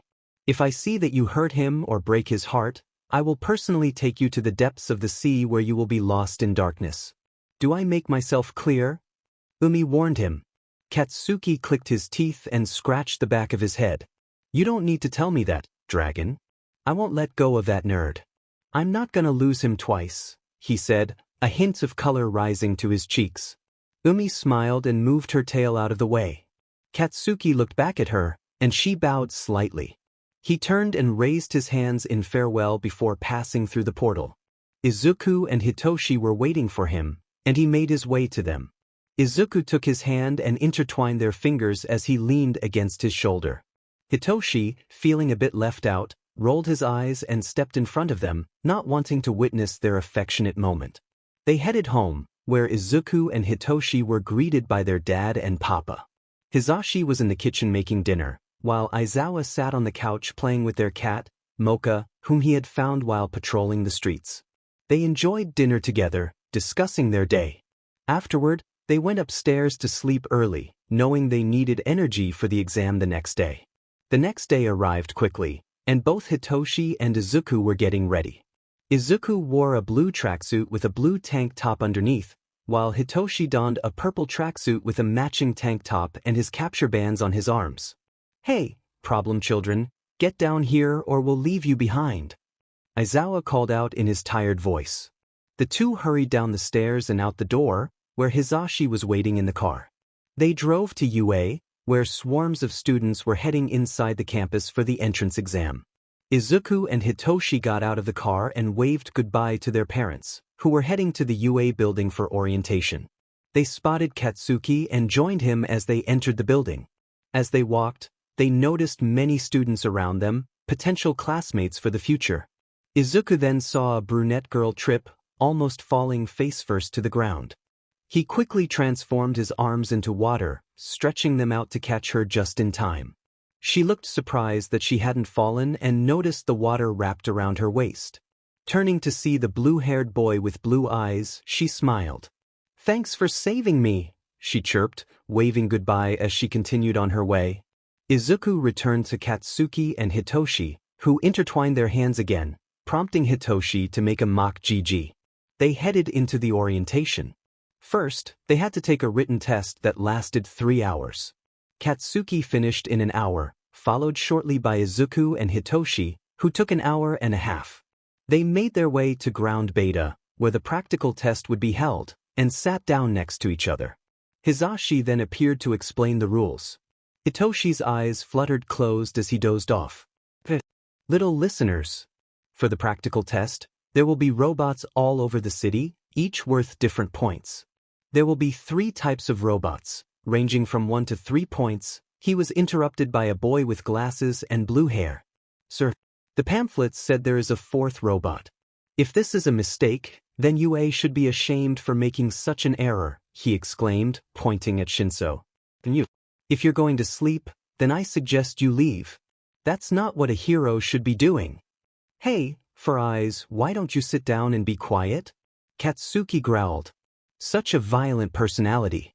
You shouldn't act like that if you want to become a hero, the boy retorted, but before Katsuki could respond, Izuku cut in.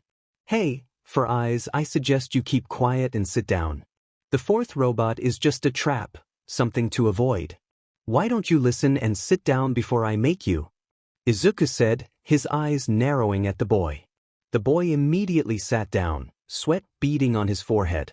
Present Mike let out a nervous laugh. He's right, little listeners. The 4th robot is just a trap, so avoid it at all costs. Now, get to your positions, he yelled as the students scrambled to their places. Sorry if I snapped at that guy, Izuku said to Katsuki.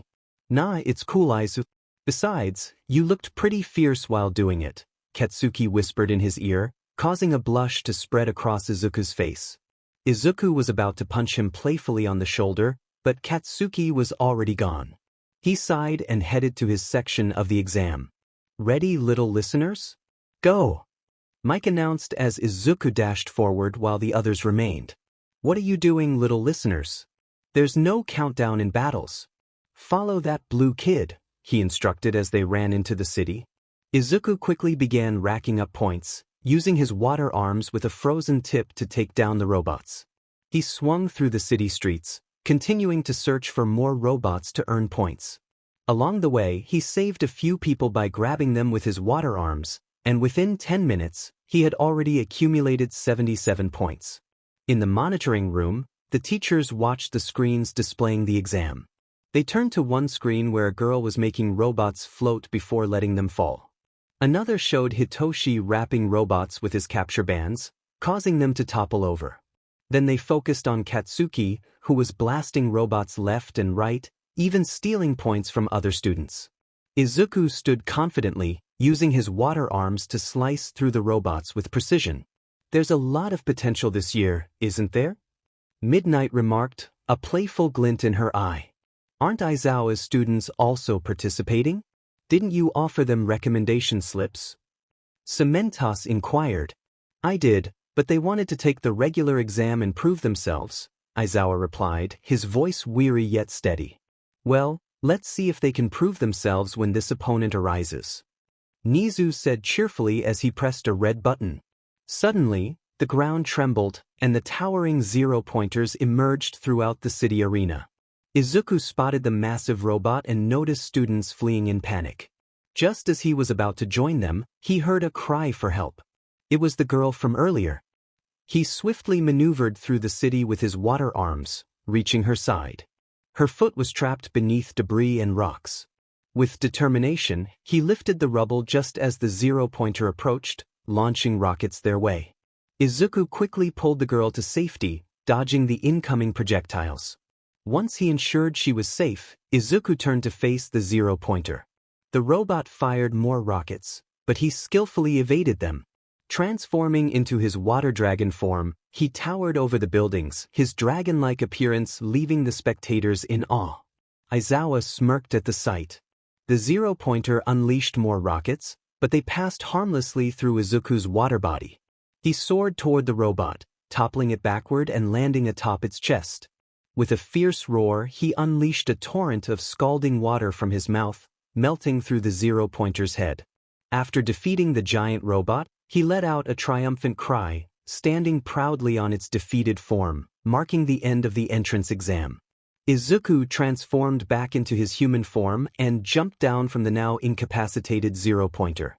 He rushed over to the brunette girl, who was staring in disbelief at what he had just accomplished.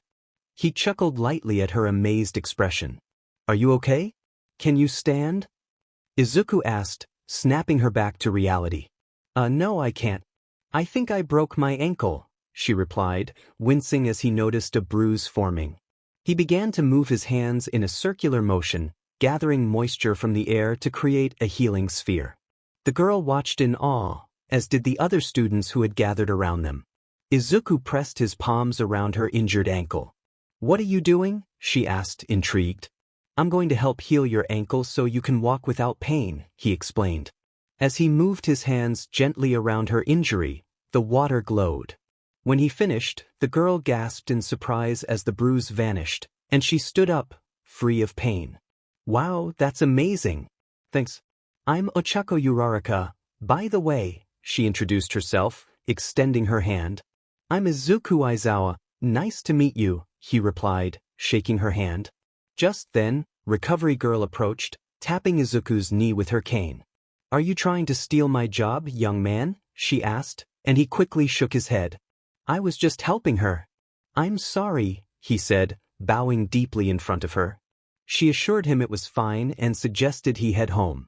He nodded and waved goodbye to Uraraka, who waved back. As he exited the school, he spotted Hitoshi and Katsuki waiting for him. He hurried over to their side. Where were you? You were out there longer than us, Katsuki said, concern evident in his tone. You worried about me? Don't worry, Kaken. I just had to help someone with a bad ankle, Izuku explained as Katsuki wrapped an arm around him. Get a room already. When I get a boyfriend, I'm going to brag about him right in front of you too, Hitoshi grumbled, heading toward the train station. Katsuki clicked his tongue, and Izuku let out a soft giggle that made Katsuki smile. They made their way to the train station and headed home. Later, Izuku and Hitoshi relaxed in the living room, waiting for their parents to return. They chatted about their exam experiences. So, how did you do, Toshi? Izuku asked, flipping through the channels. I did okay. I think I scored over 50 points. But I saw this cute guy during the exam and saved him from a robot, Hitoshi replied, causing Izuku to drop the remote in surprise. No way, do you have a crush on him? Izuku asked, curiosity sparkling in his eyes. He's cute, but I'm not sure if he'll make it to UA. If he does, I'll definitely try to get to know him, Hitoshi said with a hopeful smile. Izuku gave him a thumbs up just as the doorbell rang. It was Hizashi and Aizawa. They made dinner together, discussing the exam as they ate, but the two boys remained tight-lipped about their experiences. The week that followed felt endless, filled with anxiety as they awaited their results. When the letters finally arrived, they each took their envelopes to their rooms. Izuku took a deep breath and opened his letter. Congratulations! You made it to UA. You scored 98% on the written portion and earned a total of 80 villain points in the practical. But that's not all. There was a hidden scoring system focused on rescuing or helping your fellow examinees. You earned a total of 67 rescue points, and with both scores combined, you earned 147 points. You are placed in Class 1A, and your homeroom teacher is Shota Aizawa, also known as Eraserhead. Welcome to your hero academia.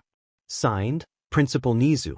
After reading the letter, Izuku let out a triumphant scream in his room that could be heard from outside the house. He then exited his room and knocked on Hitoshi's.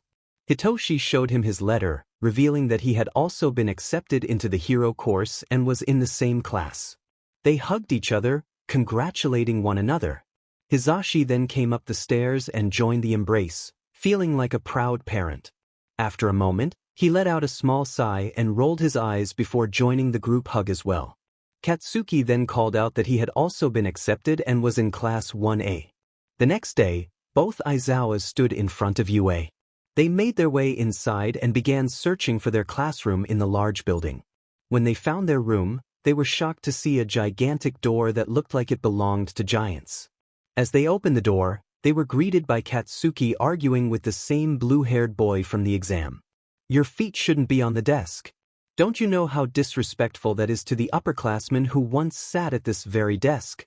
The boy exclaimed, but Katsuki ignored him. Katsuki then spotted Izuku and waved, to which Izuku waved back. Ida looked behind him, saw Izuku, and approached him. You were the one who turned into a dragon and saved that girl, he pointed out. I must apologize for my earlier behavior. I am Tenya Ida. He introduced himself, extending his hand. Izuku took his hand and shook it. I'm Izuku Aizawa, and this is Hitoshi Aizawa, he said, introducing himself and Hitoshi. They then heard a girl's voice from behind them and turned to see Uraraka. You're the dragon boy. Thanks for saving me again, she exclaimed. It's quite all right. If I want to be a hero, I should help people in need, right? Izuku replied, and she nodded in agreement. They made their way to their desks, with Izuku sitting behind Katsuki. They chatted and laughed together while Hitoshi occupied the seat behind Izuku. Suddenly, Hitoshi tugged at Izuku's sleeve. What is it, Toshi? Izuku asked, and Hitoshi pointed at a blonde boy with a black lightning bolt in his hair. That's the cute guy I was talking about, Hitoshi whispered, causing Izuku to snicker. Then go talk to him later, Toshi. I'm sure he'll like you. Izuku encouraged his brother, who nodded in response. My big brother is finally growing up. Izuku teased, earning a playful smack on the head from Hitoshi. If you're all going to be friendly and happy, then I suggest you leave the hero course immediately, a voice said, and the whole class turned to see their homeroom teacher, Shota Aizawa, wrapped in a sleeping bag at the door. Izuku, Hitoshi, and Katsuki shared a quiet laugh, while the other students looked on in confusion. Alright, it took you 10 seconds to notice me, which is unacceptable and a waste of time. I'm your homeroom teacher, Shota Aizawa, also known as Eraserhead. Now put on these PE uniforms and head outside to the field in 5 minutes. If you're late, I'll expel you on the spot. We're going to do a quirk apprehension test. The students stood in shock at Aizawa's instructions, momentarily frozen. Noticing their lack of movement, Aizawa pinched the bridge of his nose and sighed heavily. Do you all want to be expelled? Now change, he ordered, prompting the class to scramble. They took their PE uniforms from Aizawa and headed to the locker rooms to change. The boys' and girls' locker rooms were separated. Izuku struggled a bit with his uniform, trying to put it on. Katsuki noticed and rolled his eyes. What are you, a baby? Why can't you wear the uniform properly? He asked, helping Izuku adjust it. I just had a little trouble. Izuku pouted, and Katsuki couldn't help but blush at his playful tone. Besides, I am a baby. A baby for you. Izuku teased, making Katsuki growl in response. Get over yourself, nerd. Katsuki retorted, but Izuku only giggled and walked away. Izuku then saw Hitoshi, who had finished changing but hadn't left yet. He approached him and noticed Hitoshi was staring at the blonde boy he had mentioned earlier. Dude, are you being a stalker? Izuku teased. Hitoshi jumped and turned to Izuku. Be quiet. I'm not stalking him. I just happened to be looking at him, he insisted, but Izuku raised an eyebrow at him. Wow, what a coincidence that your locker is on the other side, and you're just happening to look at him. You need to work on your lying skills, Toshi, Izuku said, noticing the faint blush on Hitoshi's cheeks. Hitoshi playfully smacked Izuku's head as he huffed his way out of the locker room. Izuku giggled and followed him, along with the rest of the boys, as they headed out to the field. Soon, everyone from class gathered on the field, where Aizawa stood with a ball in his hand. You're all 2 minutes late, which is disappointing. If this were a battle and you were late, everyone would likely be in danger since every second counts. Do I make myself clear? Aizawa scolded, and the class responded with a quiet, yes. Now, today we're going to conduct a quirk apprehension test. Sir, aren't we supposed to be in orientation right now? Uraraka asked, and Aizawa groaned. Here at UA, teachers have the freedom to teach as they see fit. I'm the teacher, so what I say goes from now on. Are we clear? The students nodded. Besides, we don't have time for a pointless orientation when we only have 3 years to learn everything we can about heroics. That orientation is a waste of time. Nizu is just going to talk about the products he uses to make his fur shine for 3 hours. The student sighed, not wanting to endure a boring speech. Now, we are doing a quirk apprehension test. This is where I will evaluate your capabilities and all of that. We will be doing 8 physical tests similar to the ones you took in middle school, but this time you can use your quirks. He then threw a ball at Katsuki, who caught it, looking a bit confused. Bakugo, since you caught the ball, I want you to throw it inside this circle here. He pointed to the red outlined circle. Use your quirk to throw the ball as far as you can. Katsuki nodded, gripping the ball tightly before launching it with an explosion that sent it soaring into the air. Thanks to his training with Umei, his explosions had become much more powerful and precise, allowing him to control them effectively. Aizawa looked satisfied with the distance and showed it to the rest of the class. It read 1005.2 meters. 1005.2 meters? The entire class exclaimed, except for Izuku and Hitoshi, who had anticipated it. Wow, we get to use our quirks. I want to try next. This looks like fun. A girl with pink skin shouted. Yeah, this is totally gonna be cool. The blonde boy that Hitoshi admired chimed in. Izuku, Hitoshi, and Katsuki face-bombed at their classmates' excitement. They knew Aizawa's reputation and were waiting for him to deliver a reality check. Oh, you think this is fun?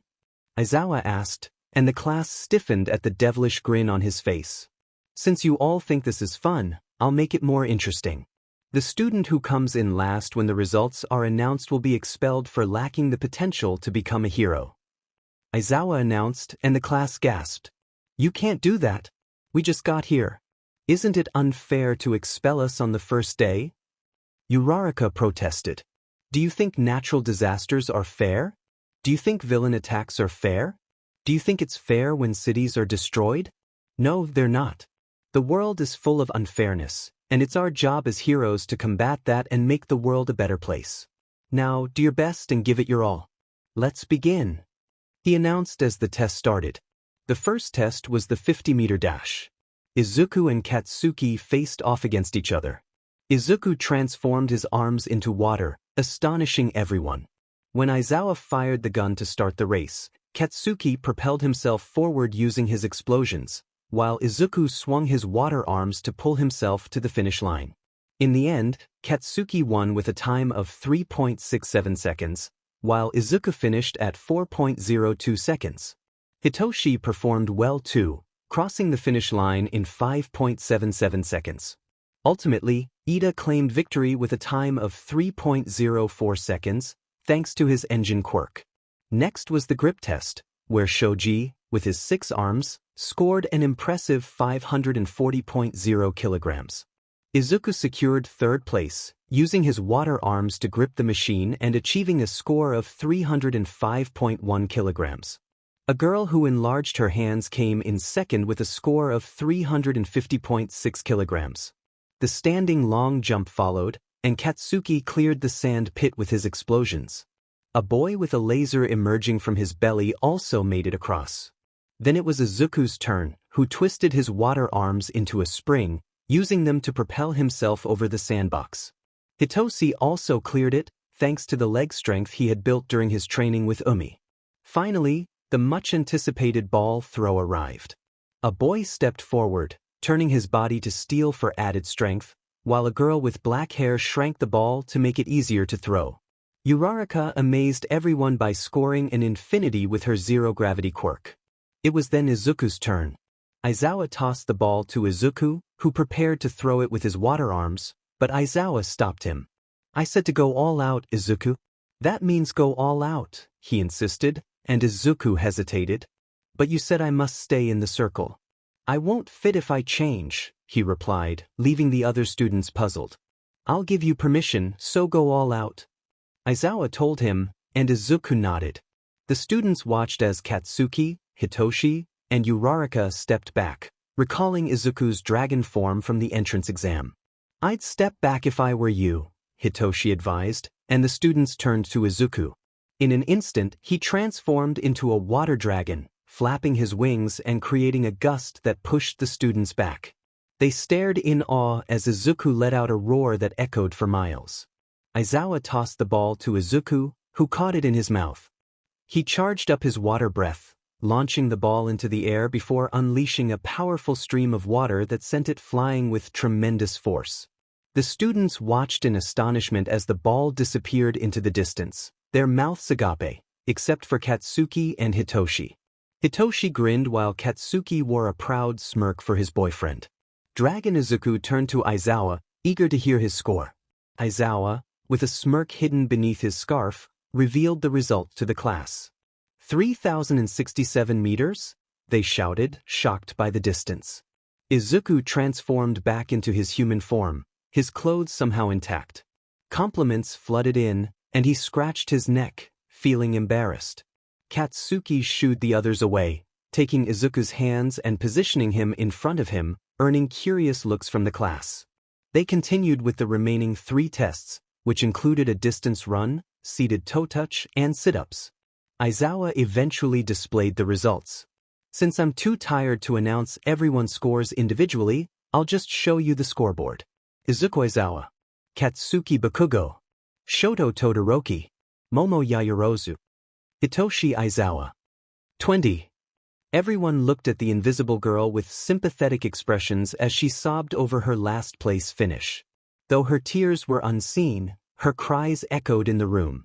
The expulsion thing was just a ruse to motivate you all. No one is getting expelled, Aizawa informed them with his usual expressionless demeanor. The class erupted in outrage. I thought it was obvious that it was all just a fake ruse. I should have said something, Momo admitted, receiving glares from her classmates for not speaking up.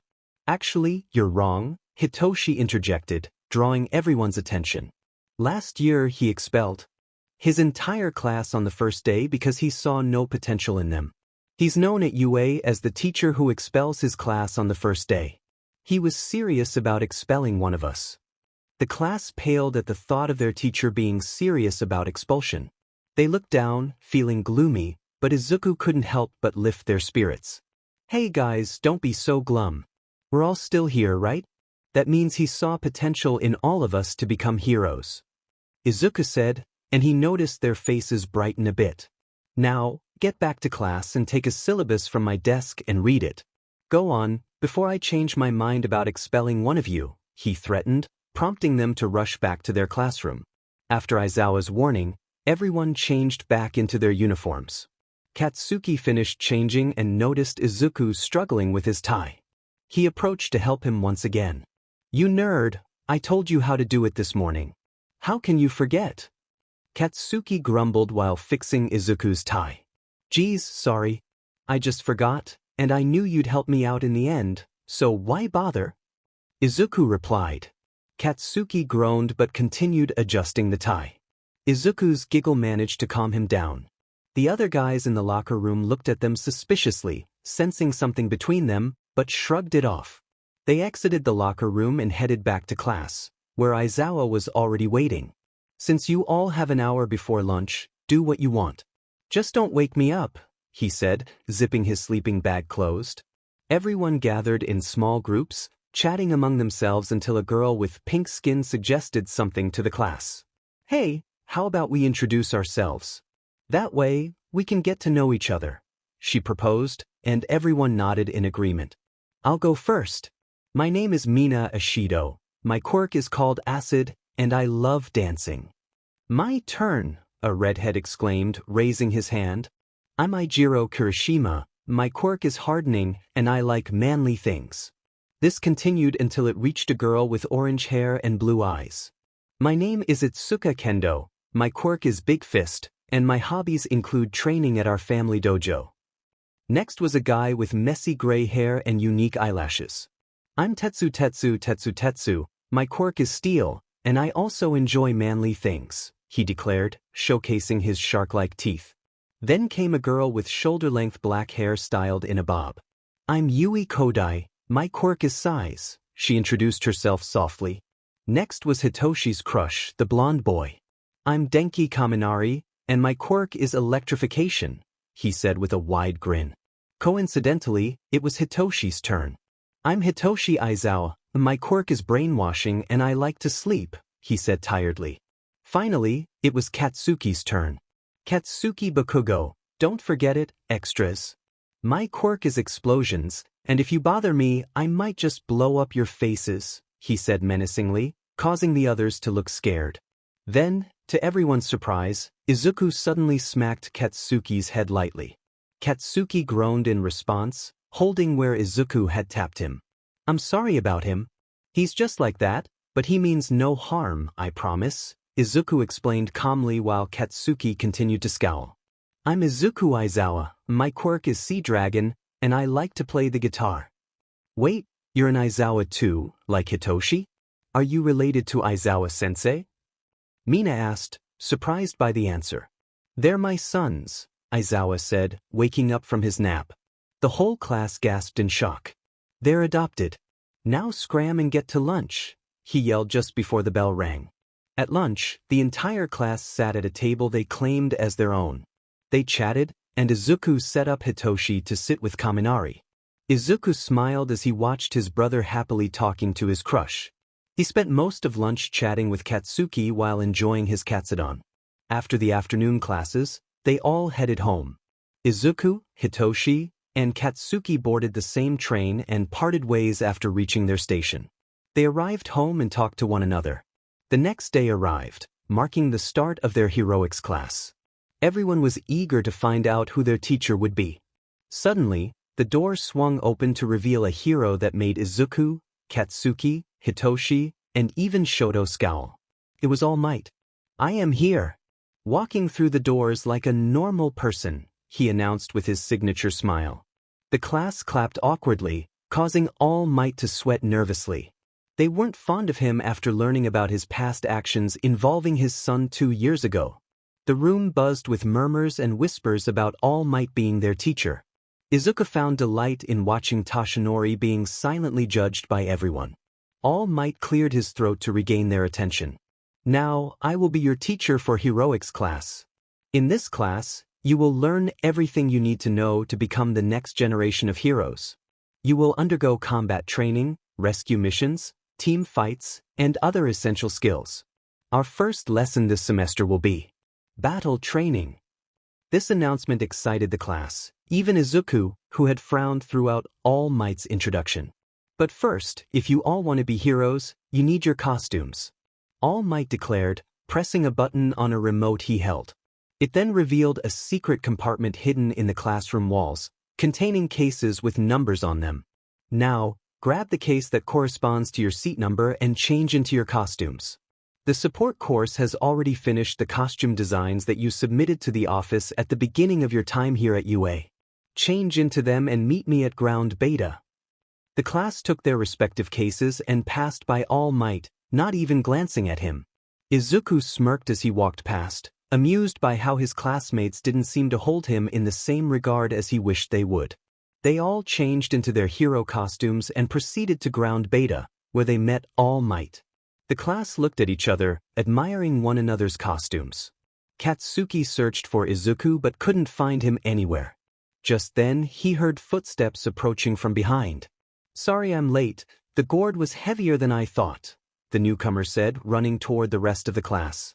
They turned to see it was Izuku, and Katsuki's eyes widened at the sight of his costume.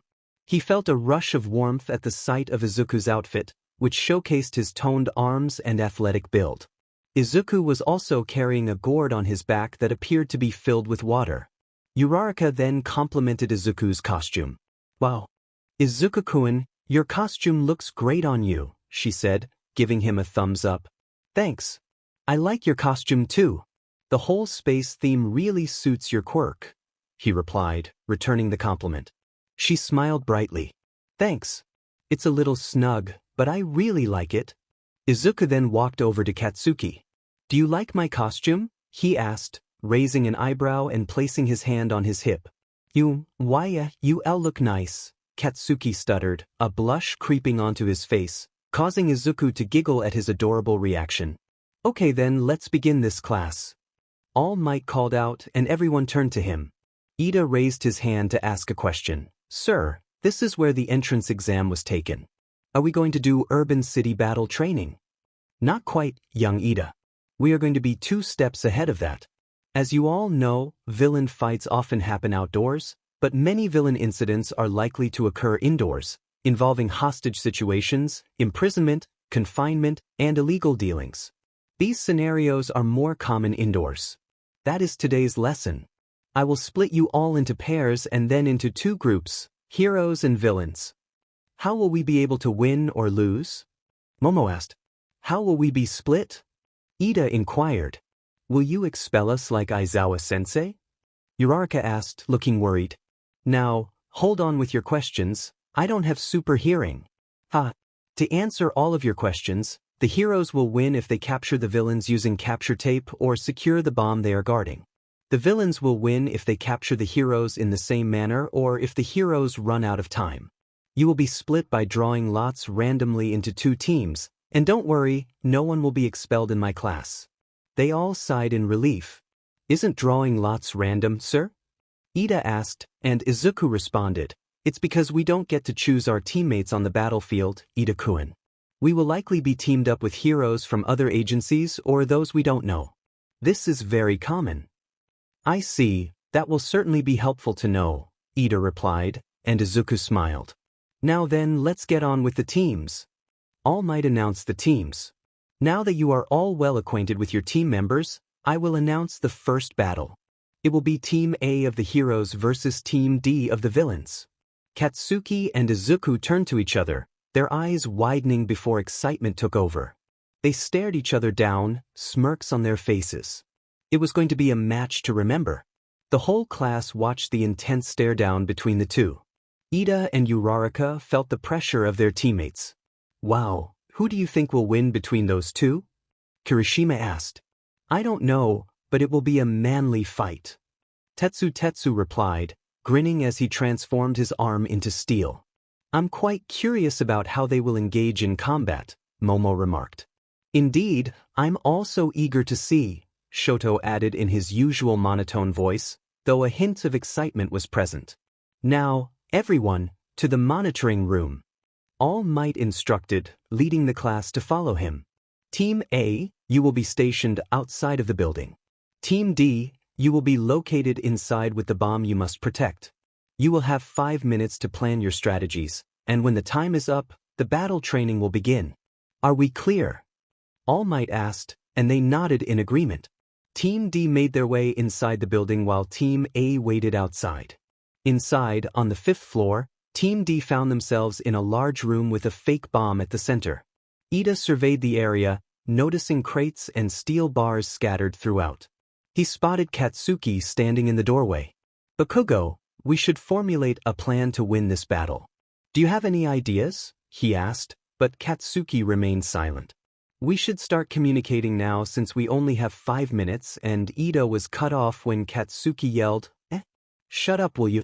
I'm trying to think, you 4 eyes. Ida's sweat dropped at the outburst. Well, did you think of one? Ida asked, raising an eyebrow beneath his armor costume. I did. Now listen up because I don't want to repeat myself. Ida nodded and moved closer to Katsuki to hear his plan. I can't beat Izuku alone. Ida's eyes widened as Katsuki admitted he wouldn't win against Izuku. He was quite taken aback since he thought Katsuki was the type of person who would be egotistical and arrogant, but this was a new side to him he hadn't seen before. Why would you think that? Ida asked him. It's because, with his quirk, he can make my palms wet, which would wipe off all of my nitroglycerin-like sweat, making it impossible for me to create my explosions, you know? So he is a formidable opponent, I see. Well duh. We just need to take him down, but we can't hit him with punches or kicks since he could just turn his body into water and evade them. So, this is going to be the plan. Katsuki then proposed his idea to Ida, and the boy agreed. With Team A, Izuku and Uraraka stood outside the building with a map of the entire layout. It showed 5 floors, each resembling a maze with corridors and rooms scattered throughout. There were many places where the enemy team could hide the bomb. Hey, Izuku, do you have a plan? Because I was thinking we could rush them, Uraraka suggested while leaning on a railing. We could, but I think they'll be more cautious since Kakin knows I'm not a good match against him, Izuku replied, and she looked confused. Who's Kakin? And what do you mean by, not a good match? Uraraka asked. Well, Kakin is a nickname I gave him since we are childhood best friends. And he's a tough opponent for me because I can wipe off the sweat from his palms with my water, so he won't be able to use his quirk, Izuku explained, and Uraraka nodded in understanding. So, what's our plan, Izuku? How about I hold them off while you find the bomb? Sound good? Izuku suggested, and Uraraka nodded. A horn then rang, marking the start of the battle training. Izuku and Uraraka climbed through one of the windows on the 2nd floor with the help of Uraraka's quirk. Izuku got in first and opened the window, then grabbed Uraraka's hands and pulled her in as well. They silently closed the door and moved quietly to avoid detection by the enemy team. We don't know what they are planning, so it's best that we stick together, Izuku told her, and she nodded in response. Okay, we need to be careful, she whispered. As they made their way through the building, they approached the stairs leading to the 3rd floor. Izuku nudged Uraraka and pointed at the stairs, and she nodded, following closely behind him. When they reached the 3rd floor, chaos erupted. They were met with a speeding blonde, propelled by the sounds of his explosions. He wore a wide grin and had burning red eyes. Uraraka, get down! Izuku shouted as he dove down, bringing Uraraka with him. Katsuki fired his explosions, but they dodged just in time, much to his frustration. Izuku retaliated by turning his hands into water, reaching toward the blonde. Katsuki jumped back when he saw Izuku's water tentacle morph into a hand with sharp claws. He exploded the water hand with his blasts, and Izuku felt the heat evaporating his water. He quickly got up and pulled Uraraka to her feet. "You okay, Uraraka?" Izuku asked, and she nodded. "Yeah, but he came out of nowhere," she exclaimed, taking a fighting stance. Back in the monitoring room, the students were intently observing the match, shocked by Katsuki's surprise attack on the duo. "Wow, did you see that? He came out of nowhere," Kaminari pointed out. "Good thing Izuku reacted fast and got them both down to dodge," Hanta said, glancing at the blonde, who nodded. "Hey, aren't you like his brother? Who do you think will win?" Tetsu asked Hitoshi, who shrugged. "I don't know, they're both annoyingly good in battle. Only time will tell. Let's just watch them fight and see who wins," Hitoshi replied, crossing his arms. The students continued to watch as the tension escalated. Izuku took a fighting stance, transforming both arms into water hands. He extended them, attempting to grab Katsuki, but Katsuki blew them away. Izuku grimaced from the burns and retracted his arms. He noticed some parts of his arms returning to normal, revealing patches of burned skin. He opened the gourd on his back and let water flow out to heal the burns. Just then, they faced another challenge as Ida sped through the hallway toward them. Ida ran, readying his knee to take them out, but he was blocked when Izuku's water arms began attacking him, slowing him down. Ida was taken aback when Izuku's right water arm caught his leg tightly. He was yanked into the air and slammed against the wall, where Izuku turned his water to ice, freezing him in place. "Uraraka, we won't get near the bomb anytime soon. I'll hold them off. You go find the bomb somewhere in the building," Izuku suggested, but Uraraka looked unconvinced. "What? You're going to hold them off alone? I can't let you do that. Besides, I have no way up since they're blocking the path." Uraraka protested, her brows furrowed. "Then I'll make one," Izuku declared, and Uraraka looked confused until he punched the ceiling with his frozen water fist. "Don't worry about me, just go find the bomb. Now." Uraraka hesitated but nodded, floating up to the hole in the ceiling and making her way to the third floor. "Oh no, that round face is going to get to the bomb," Katsuki exclaimed, annoyance creeping into his voice. He then used his explosions to free Ida from the wall where he was frozen. "Four Eyes, get back to the bomb." "I'll handle the nerd," Katsuki declared, and the engine boy nodded, preparing to sprint when he was suddenly grabbed by a pair of arms. "Nah, I won't let you get away from me that easily," Izuku announced, pulling Ida back and pushing him against the wall. With a swift motion, Izuku bounced off the walls, using his water arms to propel himself. He reached Katsuki and gripped him tightly, then flung him across the hallway. Katsuki managed to regain his footing, using his arms to steady himself as he planted his feet firmly on the ground. Ida, recovering quickly, attempted to run again but was halted by Izuku. In a moment of desperation, Ida ignited his engines, causing a burst of flames that forced Izuku to release him. Izuku winced at the heat but seized the opportunity to chase after Uraraka. Cursing himself for letting Ida escape, Izuku reached for his communicator. "Uraraka, Ida might be on your way. He got away from me. Stay alert." "Roger that," Uraraka replied, continuing her search for the bomb. Izuku and Katsuki locked eyes, and without hesitation, Katsuki launched himself at Izuku. In response, Izuku shot water ball at Katsuki, using his water arms as a source. He gracefully maneuvered through the air, employing his Tai Chi martial arts skills to aim with precision. Katsuki detonated the water ball in his path, dodging some as he closed in on Izuku. Just as he reached out to grab him, a wave of water pushed him back. Izuku had used water from his blue gourd to block Katsuki's advance. Though panting, Izuku's eyes sparkled with determination, and a smile crept onto his face. Katsuki couldn't help but return the smile as their battle continued. In the monitoring room, the class watched in awe at the display of skill and power from their classmates. Water splashed everywhere, and explosions echoed throughout the hallway. "Dude, those two are incredible," Kaminari exclaimed, throwing his arms up in excitement. Wow, they're fighting like their lives depend on it. So cool. Mina added, bouncing with enthusiasm. I have to agree, their techniques are impressive, Momo observed, her expression serious as she analyzed their moves.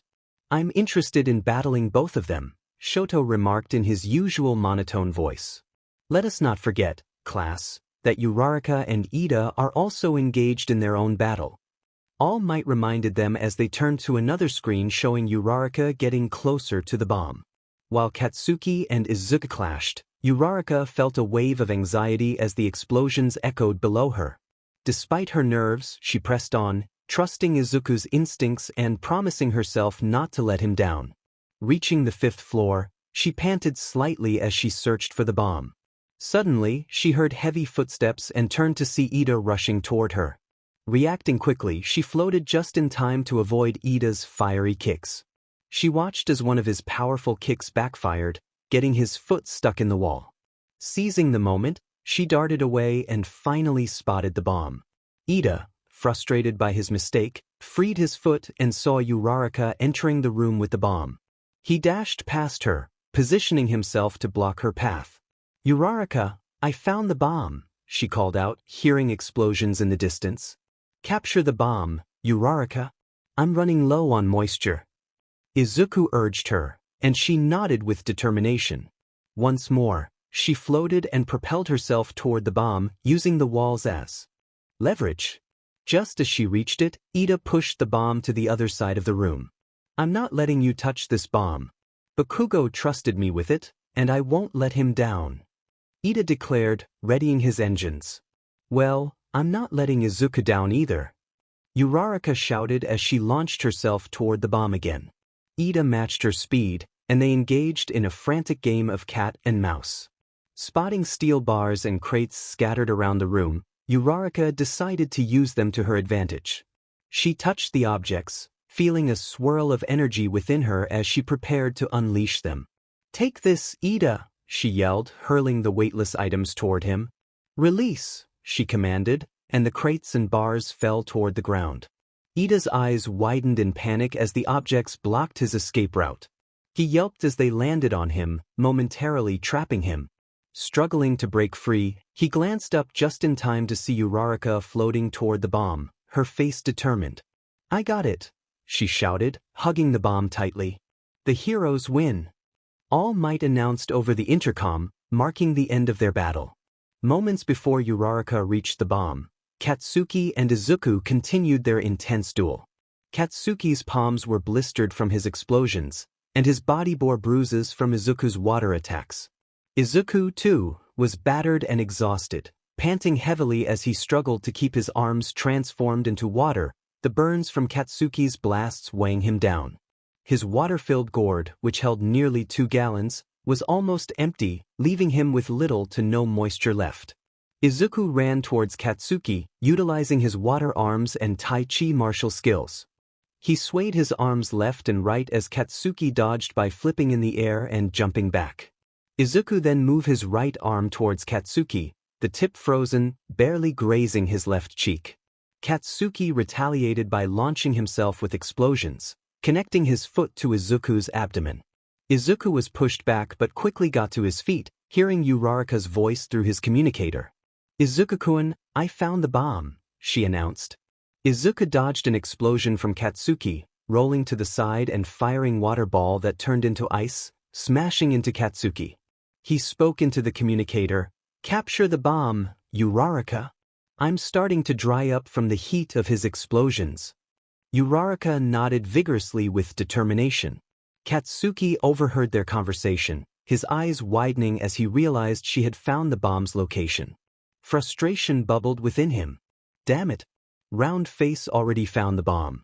I hope Four Eyes can handle her, he muttered to himself. He turned to Izuku, who looked clearly exhausted, though Katsuki felt the same, sweat dripping from his forehead. He considered using his gauntlet explosion but dismissed the idea, knowing it could seriously harm Izuku. You know what, Izuku? Let's just end this. Katsuki declared, and Izuku smiled widely in agreement. Yes, let us end this, he replied. Izuku began swaying and moving his arms, almost like he was dancing. Katsuki realized what he was doing as the remaining water in his gourd flowed into him, being absorbed. He watched as the water in the air also flowed toward Izuku.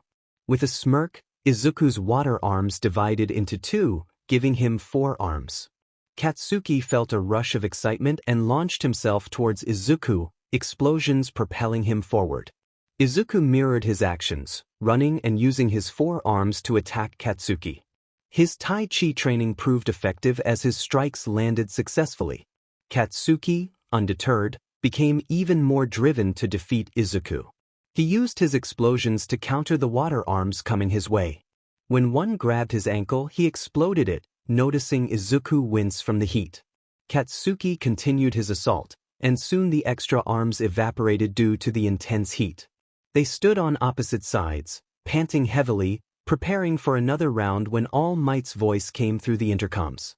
"Heroes win," he announced, and a smile spread across Izuku's face. "Uraraka did it," Izuku shouted, collapsing onto all fours and then lying back.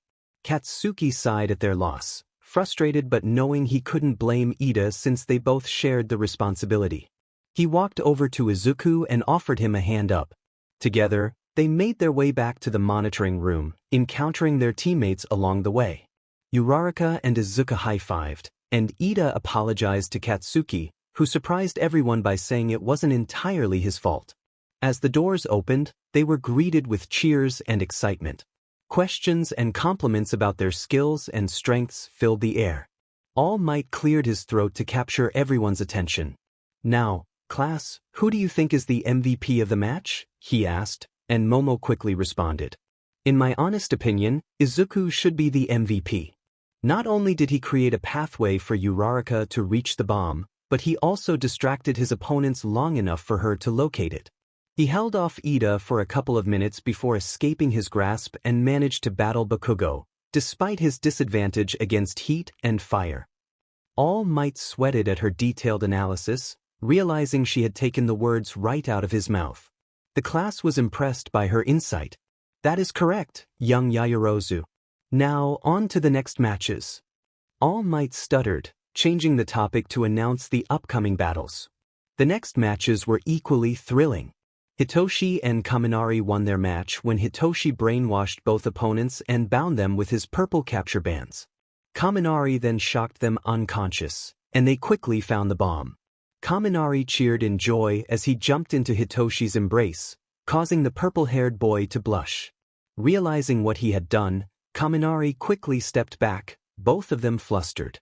Hitoshi gave Kaminari a reassuring pat, making him blush even more.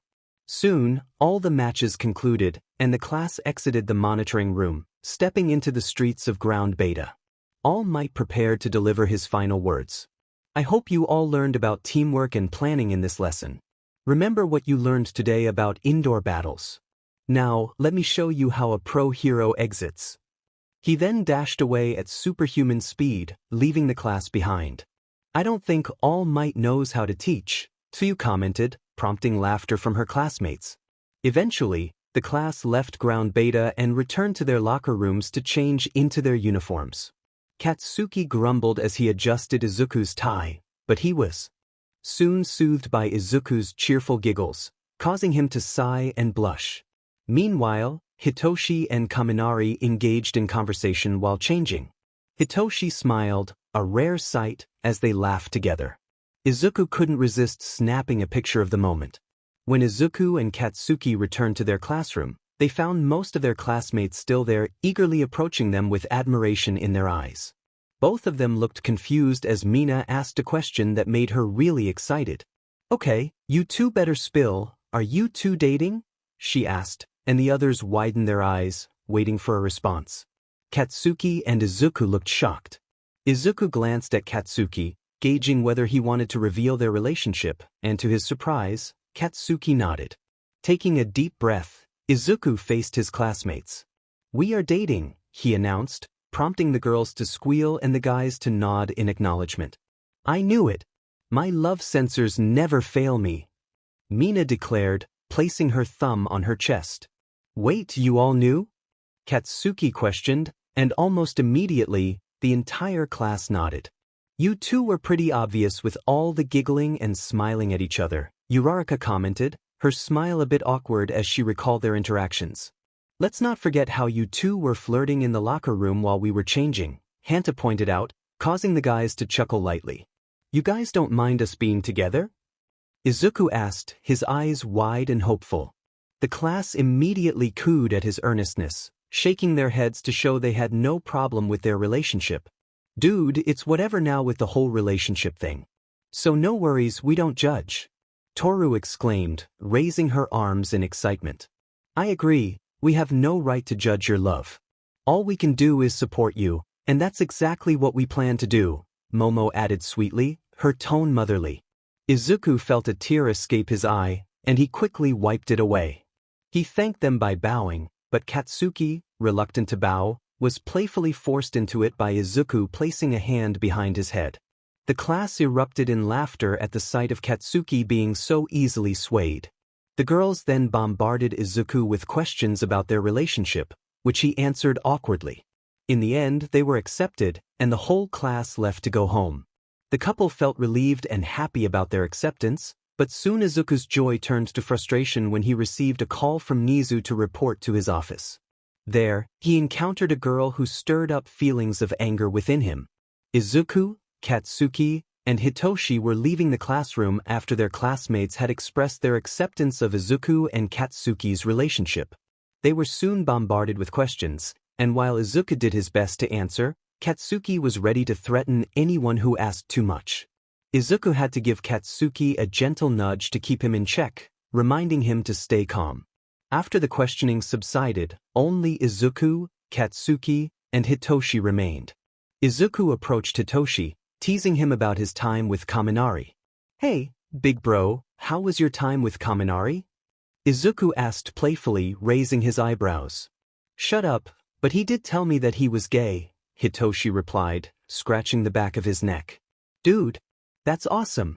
It totally means he's into you, Izuku said, giving his brother a playful punch on the shoulder.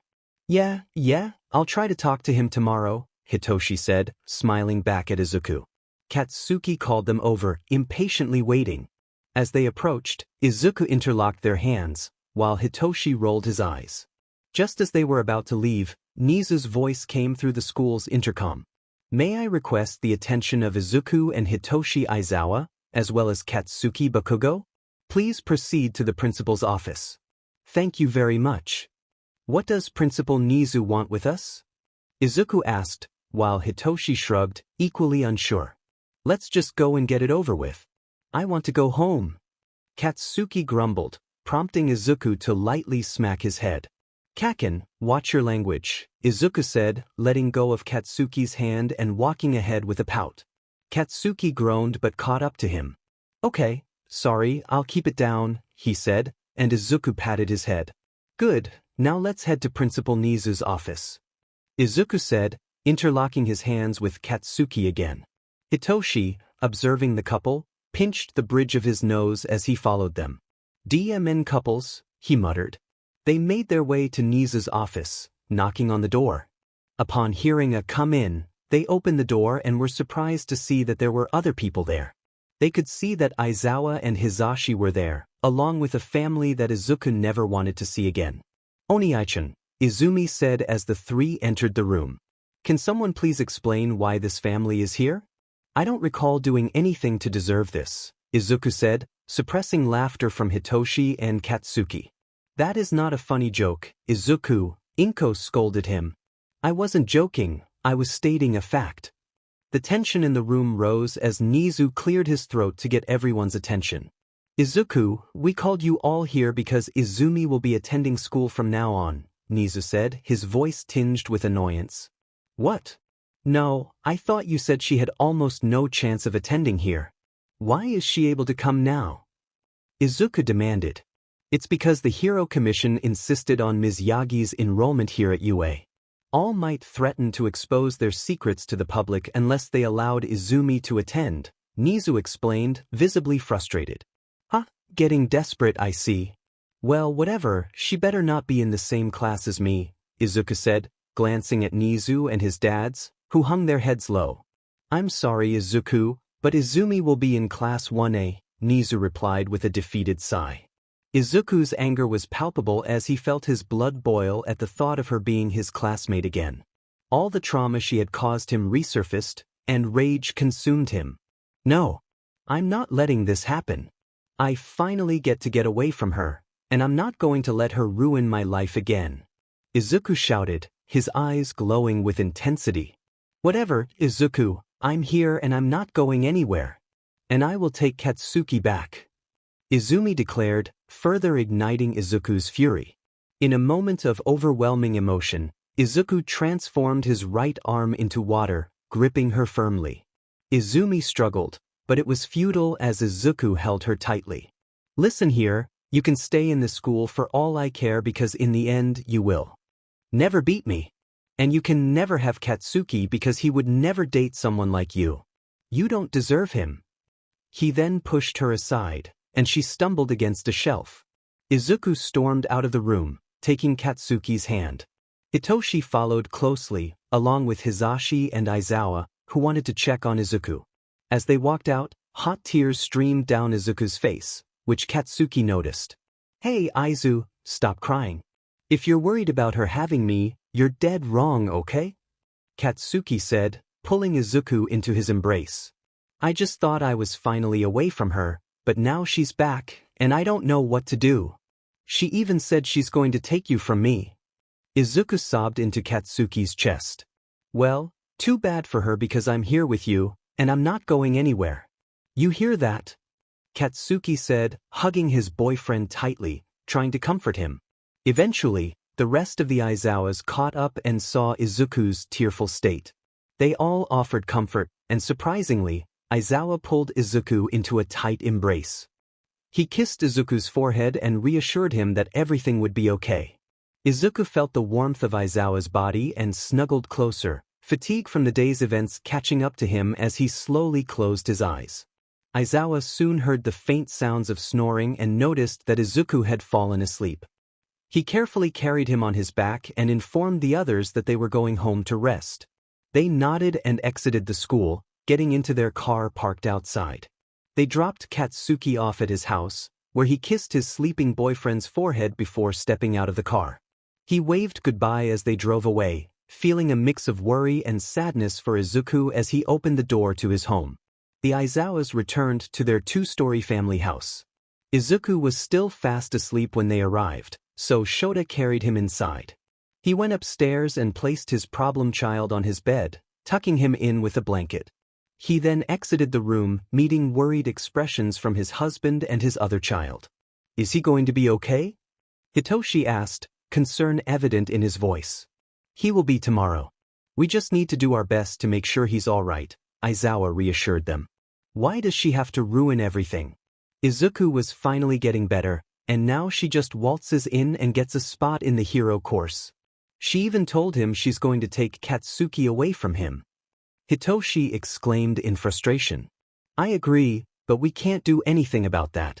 Let's just rest now and deal with this tomorrow, okay? Hisashi said, trying to calm his son. Still feeling angry and frustrated, Hitoshi stomped to his room, slamming the door behind him. Aizawa groaned, pinching the bridge of his nose. Everything's going to be okay. Sho, I just know it, Hisashi said, hugging his husband tightly. Aizawa returned the embrace, resting his head on Hisashi's shoulder. Why does this keep happening to Izuku? I just want him to be happy for once, he said, holding Hisashi close. We can't control the world, but I know that Izuku will rise up and overcome this. It's just a bump in the road, don't worry, Hisashi said, rubbing circles on Aizawa's back to soothe him. Thanks, now I need a gallon of black coffee to get through tonight's patrol, Aizawa groaned, earning a light giggle from Hisashi. I'll brew you a gallon then, Hisashi replied as he made his way downstairs. Aizawa thanked him as he followed him downstairs. He glanced at Izuku's bedroom door, placing his hand on it. Everything's going to be all right, Izuku. You'll get through this, he said before heading down the stairs. Unbeknownst to them, Izuku was wide awake and heard everything through the door. He cried softly, hugging his knees to his chest, feeling the weight of his emotions. I have them, they're different from my previous family. They love and care for me, and if they believe I can overcome this, then I will. Izuku thought, filled with determination. He refused to let the Yagis bring him down again. He wouldn't allow Izumi to trample on him as she had in the past. He was no longer Izuku Yagi, the helpless boy. He was now Izuku Aizawa, someone who could surpass any hardship and was much stronger than before. He had a family that truly loved him, friends who accepted him for who he was, and a boyfriend who would stand by him no matter what. Nothing would bring him down. The next day, Izuku felt refreshed after a night of tears. He decided that Izumi would no longer affect him, and he was determined to prove her wrong. He woke to the sound of his alarm, reluctantly turning it off as sleep still clung to him. Rolling over, he checked the clock and realized he had an hour and a half before class. He got up and did a few stretches, then opened his door to the delicious smell of pancakes. He made his way downstairs and saw Hitoshi and Shota sitting at the dining table while Hisashi cooked. His brother and dad sipped black coffee, which Hisashi had brewed for them since they both needed it to function. Izuku sat down, and everyone turned to look at him. "Why are you all staring at me?" he asked, confused as they blinked in disbelief. "Seriously? You just had an emotional breakdown yesterday, and you're asking why we're looking at you?" Hitoshi said, slightly annoyed. "He's right, little listener. Are you okay now?" "We were just a bit worried," Hisashi said with concern. "I'm fine now, Papa. I just need to deal with that she-demon and not let her affect me again," he declared, a gentle smile spreading across Hisashi's face as he ruffled Izuku's blue hair. "Good, now eat up, little listener. You have school in an hour," Hisashi said, sliding a plate of fluffy pancakes in front of him. Izuku began eating but paused when his dad spoke again. "Don't worry about Izumi.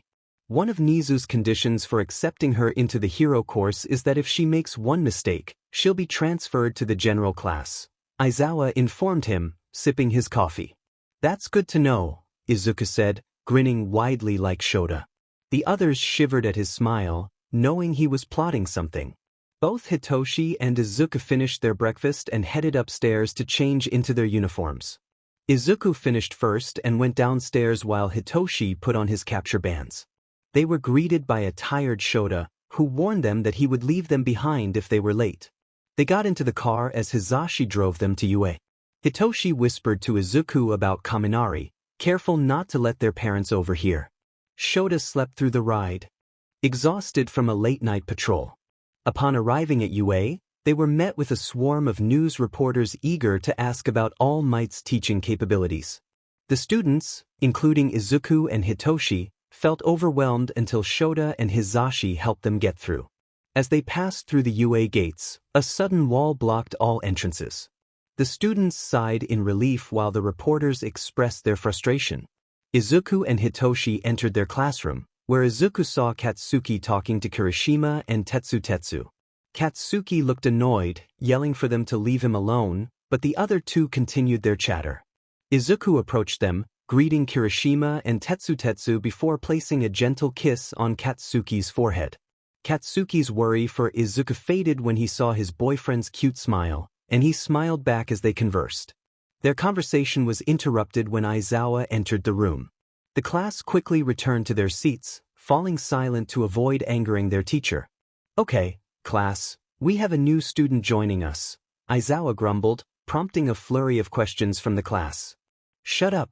Just come in and introduce yourself," Aizawa said, clearly annoyed. The class turned to the door as the new student walked in. Izuku, Katsuki, and Hitoshi didn't react as she entered. The class gasped, recognizing her from the news 2 years ago. Shoto looked unimpressed, a disgusted expression on his face. "I'm the new student, Izumi Yagi. My quirk is telekinesis," she introduced herself, walking to her chair behind Momo. "Now that that's over, I need you all to vote for a class representative and vice class representative. I don't care how you do it, but I need 2 names before lunch or I'll expel all of you. Now don't disturb me," Aizawa finished, zipping into his sleeping bag and instantly falling asleep. The class erupted into chaos, arguing over who should be the class representative. Me. I totally want to be class rep," Mina shouted, pointing at herself. "No way. Me. I'm going to be the manliest class rep. Kirishima declared, raising his hands. Dude, I'm going to be the manliest class rep ever. Tetsu exclaimed, also raising both hands. Everyone be quiet. Ida shouted, commanding attention as everyone turned to him. We should do this democratically and vote for the person we all think is best suited to be class representative. This is such an honorable title, and they will represent us as a whole. Ida concluded his opinion as everyone began to agree with his reasoning. But how do we know who to vote for? Aren't we just going to vote for ourselves? Sue pondered, placing her finger on her lips. Well, whoever receives the highest votes proves they are the most trusted, right? Izuku suggested, and everyone nodded in agreement. The class then decided to proceed with the voting.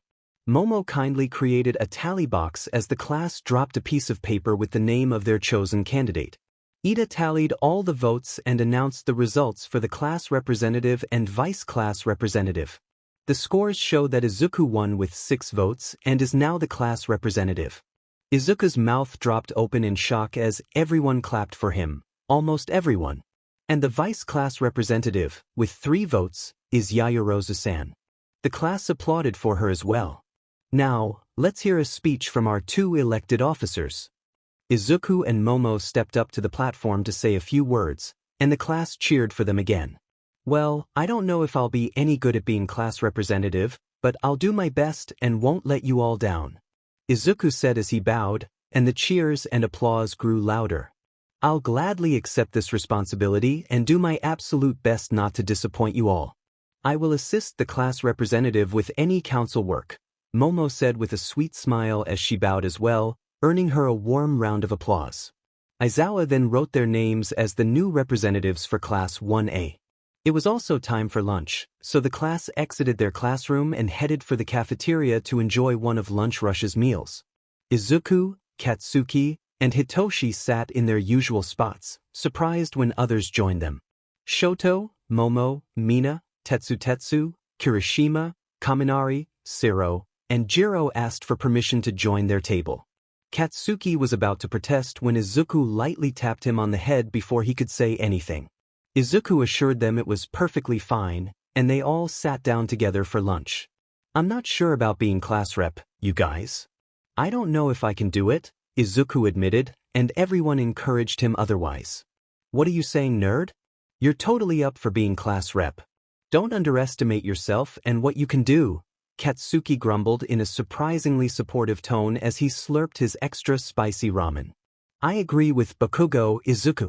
I think you'll do a fantastic job. I even voted for you, Momo said as she elegantly enjoyed her meal. Yeah, dude, you'll totally rock being class rep. I mean, if you can handle Bakugo, who's the rowdiest and rudest person I've ever met, then you can definitely lead our class, Jiro commented as Katsuki shot her a furious look. What did you say? Katsuki shouted, causing the whole table to erupt in laughter. The light-hearted moment was interrupted when someone approached them. Katsuki, would you like to eat lunch with me? A voice asked.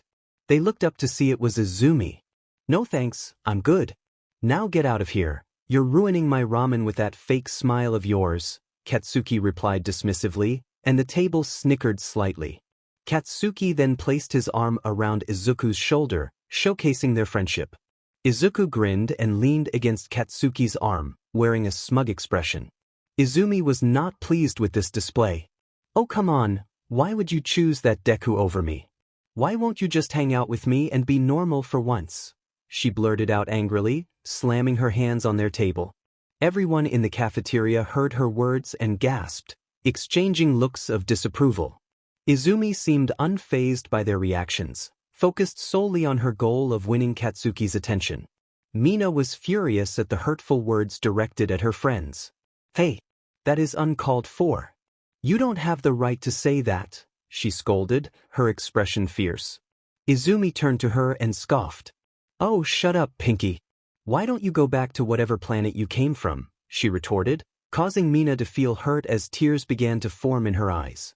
She sat back down and Kirishima wrapped her in a comforting embrace, knowing how insecure Mina was about her looks since their middle school days. Kirishima felt a surge of anger towards Izumi for her cruel words. Dude, that is so unmanly of you. You can't just say that to people. You hurt her feelings.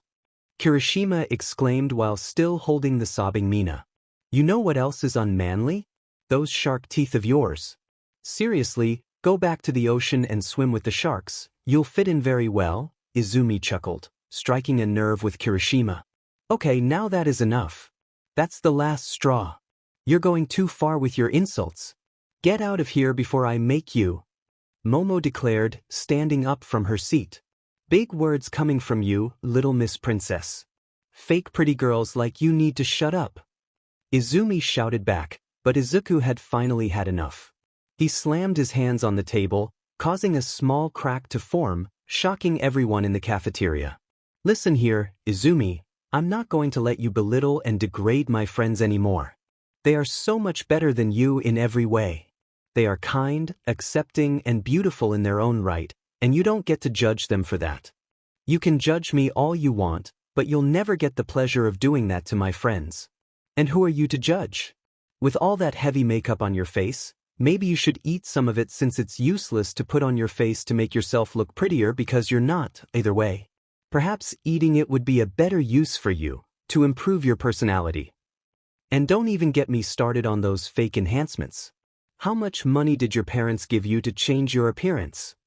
The table erupted in laughter as they witnessed Izumi's speechless reaction. The whole cafeteria erupted with a chorus of "Os" and "Yikes" as laughter filled the air. Why don't you leave us alone and be on your way?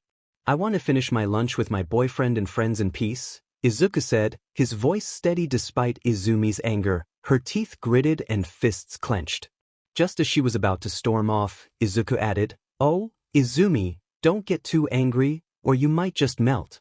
Laughter erupted from their table, and the whole cafeteria joined in.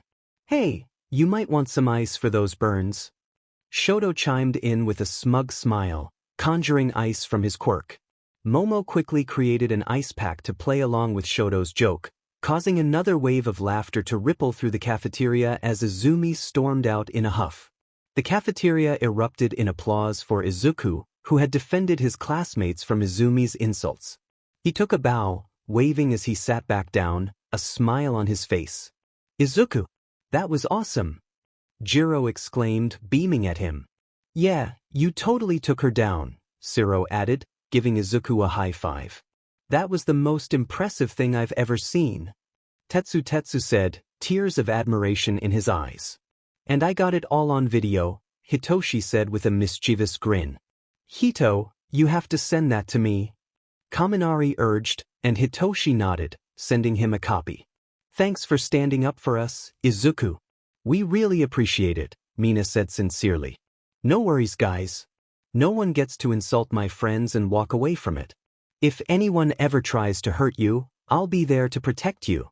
Izuku declared, his friend's eyes sparkling with gratitude. Suddenly, Katsuki leaned over and kissed Izuku on the cheek, causing him to blush. That's my nerd, he said proudly, and their friends awed at the moment.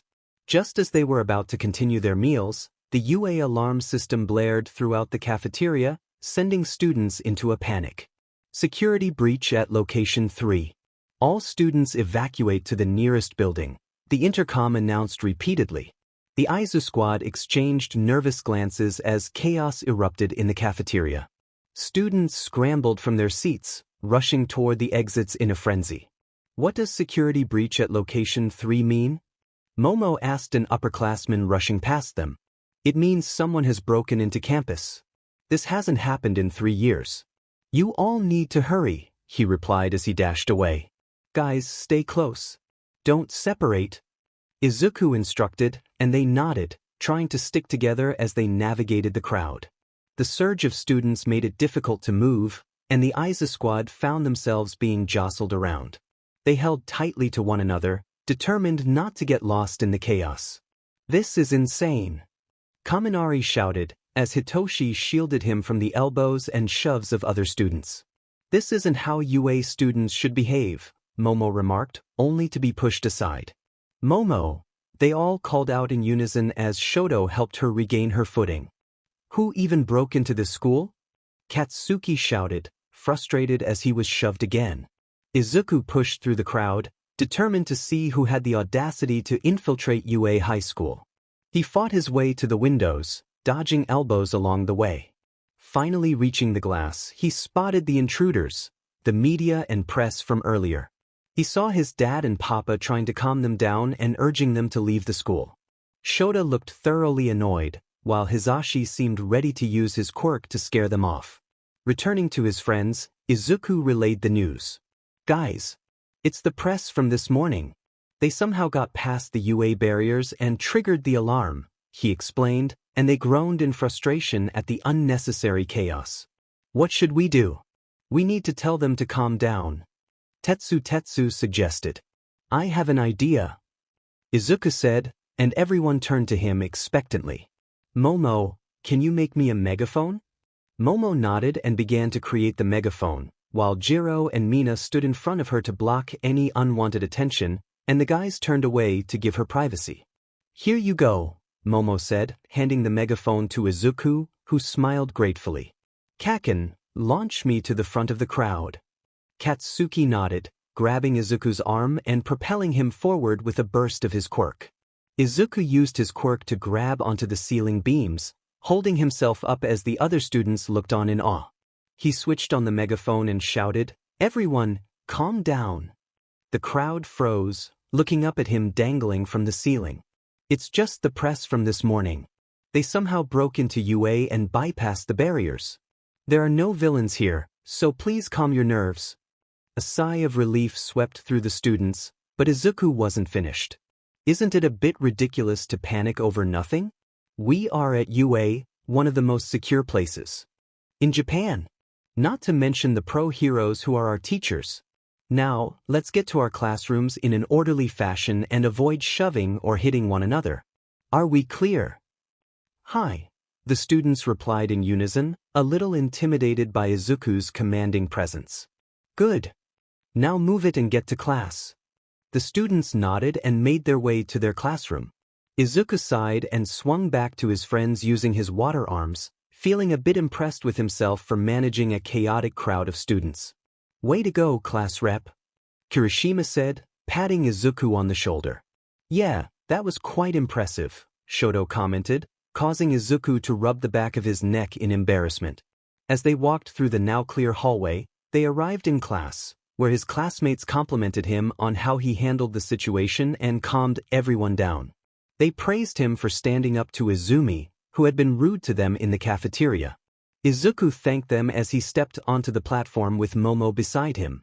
They were about to elect the rest of the class officers, which quickly turned into another lively discussion as the class erupted in shouts, eager to be part of the team. After an hour of voting, Shota entered the classroom. First off, before we start, I want to thank Izuku for handling the situation. You did well, kid, Shota said in his usual monotone voice, his expression giving away a hint of pride that only Izuku could sense. The class clapped for him again, and he rubbed the back of his neck sheepishly. Now, for today's heroics class, it's been decided that All Might, another teacher, and I will be teaching all of you problem children, he informed the class, causing them to gasp in excitement. Sir, what will we be doing? Siro asked as Shota revealed a card that read, Rescue Training. Anything from disasters to shipwrecks. We will be conducting a rescue training lesson, Shota announced, and the class buzzed with excitement.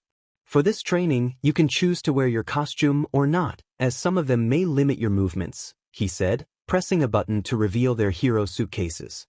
The training area is a bit far, so we'll go by bus. Start preparing. The class got up, grabbed their respective cases, and changed into their costumes.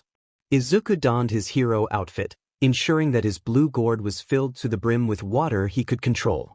Once outside, they waited for the bus to arrive. The Aizawa squad gathered together, happily discussing their excitement for the rescue training. Hey, dude, why do you carry that big gourd on your back all the time? Kaminari asked Izuku. Well, I can't produce water from my hands or anything, so I carry it with me to use my quirk. I can control the water in the air, but that would take too long, Izuku explained, and Kaminari nodded in understanding. So that's why you carry it, Mina said, and Izuku nodded. Isn't that heavy? How big is that thing? Kirishima questioned. Why don't you try carrying it? Izuku suggested, placing the gourd on Kirishima's back. Immediately, Kirishima struggled under the weight, his feet giving in as the others laughed at his effort. Izuku took the gourd back, placing it on his own back once more. Man, that was super heavy. It's impressive that you carry that thing, Kirishima exclaimed, and Izuku giggled. Soon, the bus arrived, and as class representative, Izuku instructed everyone to board in an orderly fashion. Once everyone was settled, their teacher joined them, and they headed to their destination for the rescue training. While waiting, they chatted amongst themselves. Izuku, you know I say whatever comes to my mind, right? Karo, Tsu said, and Izuku nodded. How come it seems like you know Yagi-san personally? Do you know her? Tsu asked, causing Izuku to tense up slightly. He hesitated to share the truth, glancing at Katsuki and Hitoshi, who gave him looks that said, "It's up to you." He then looked at his dad, who had the same expression. Taking a deep breath, he answered, "Do you all remember the kid who went missing and was assumed to have committed suicide 2 years ago due to neglect and abuse?" Izuku asked, and they all nodded. He was the son of All Might and Esper, right? And Yagi-san was his sister, Kendo said, and Izuku nodded again.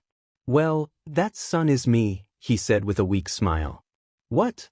They all exclaimed in shock. But the picture of their son had blonde hair and green eyes.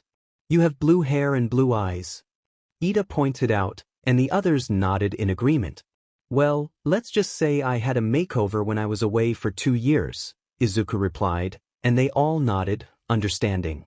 So, that's why you disliked her, Tsu said bluntly, causing everyone to sweat drop.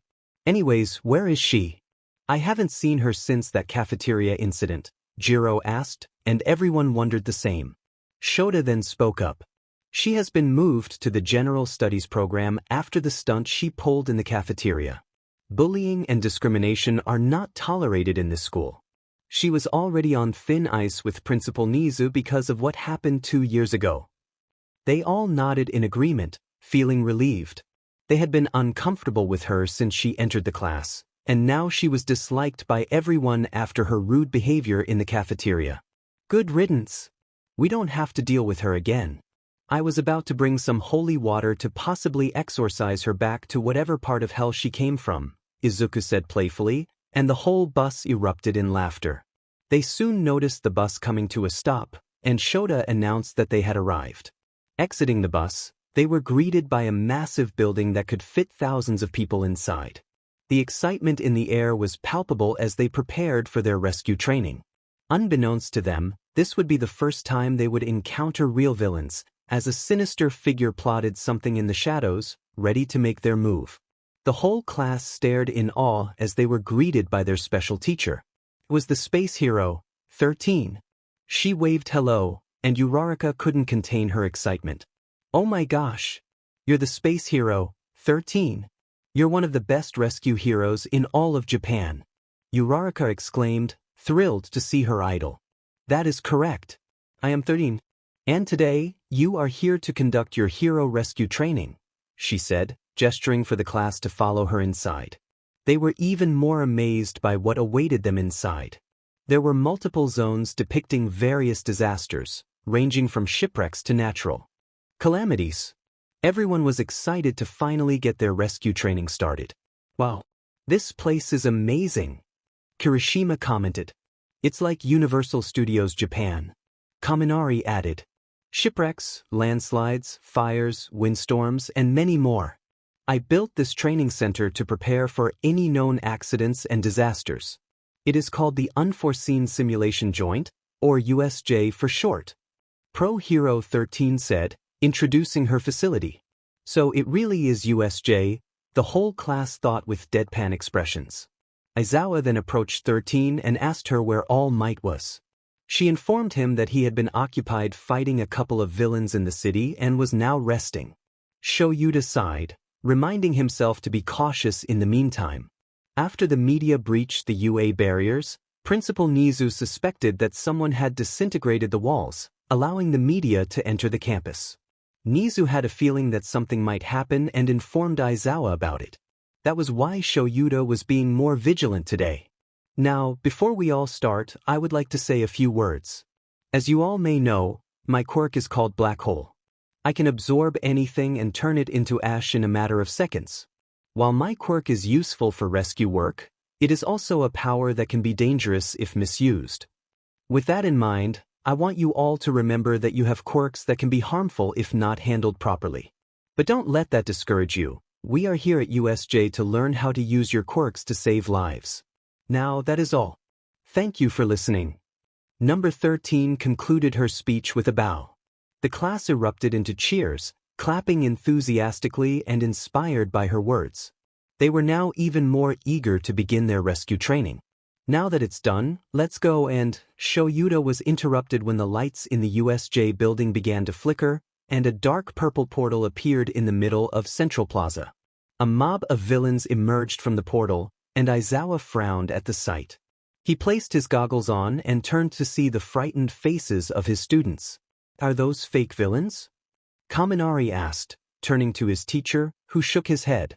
13, protect the kids and get out of here now. Communications are down. I can't contact Nizu. I'll handle them all, and you all need to escape. Shoyuta instructed as Izuku and Hitoshi protested. No. Dad, you can't fight them all. There are too many. Plus, half of them have mutant quirks. Izuku said, distressed. He's right, your quirk isn't suited for group battles, Hitoshi added, looking worried. You can't be a hero if you're a one-trick pony. Now go and leave this to me, he said, jumping into Central Plaza. Kids, we need to get out of here now. 13 instructed, and they all followed her lead, much to Izuku and Hitoshi's dismay. They raced toward the exit as their teacher fought off villains to give them a chance to escape. Just as they were about to leave through the doors, a mist of inky black and purple appeared.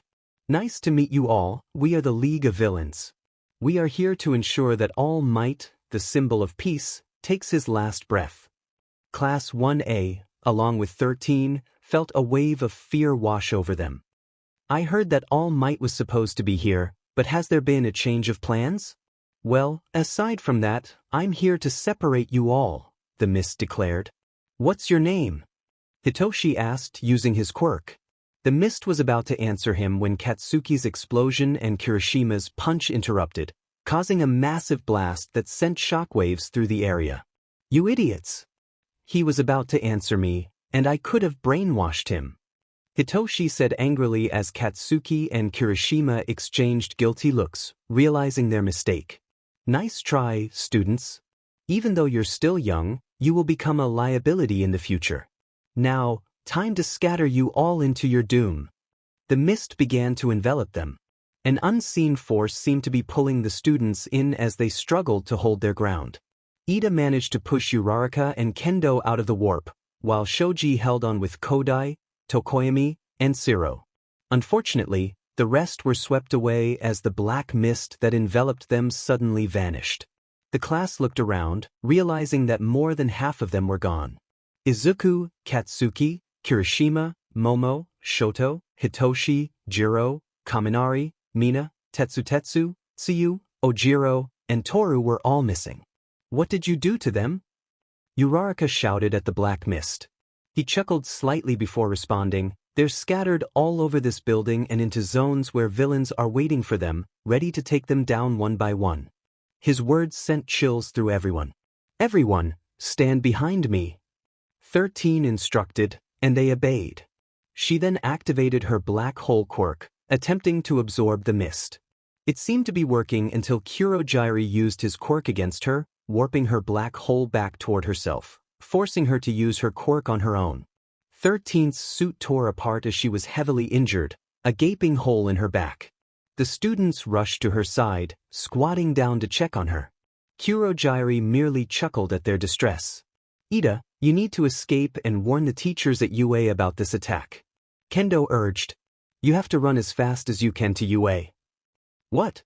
I can't leave you all here with these villains. Ida protested, but Uraraka suddenly slapped him. Listen here, Ida. Half of our class is missing and could be in serious danger. We need the help of the pros at school and get them here to assist us. Uraraka exclaimed, her eyes wide with concern for their friends who had been taken away.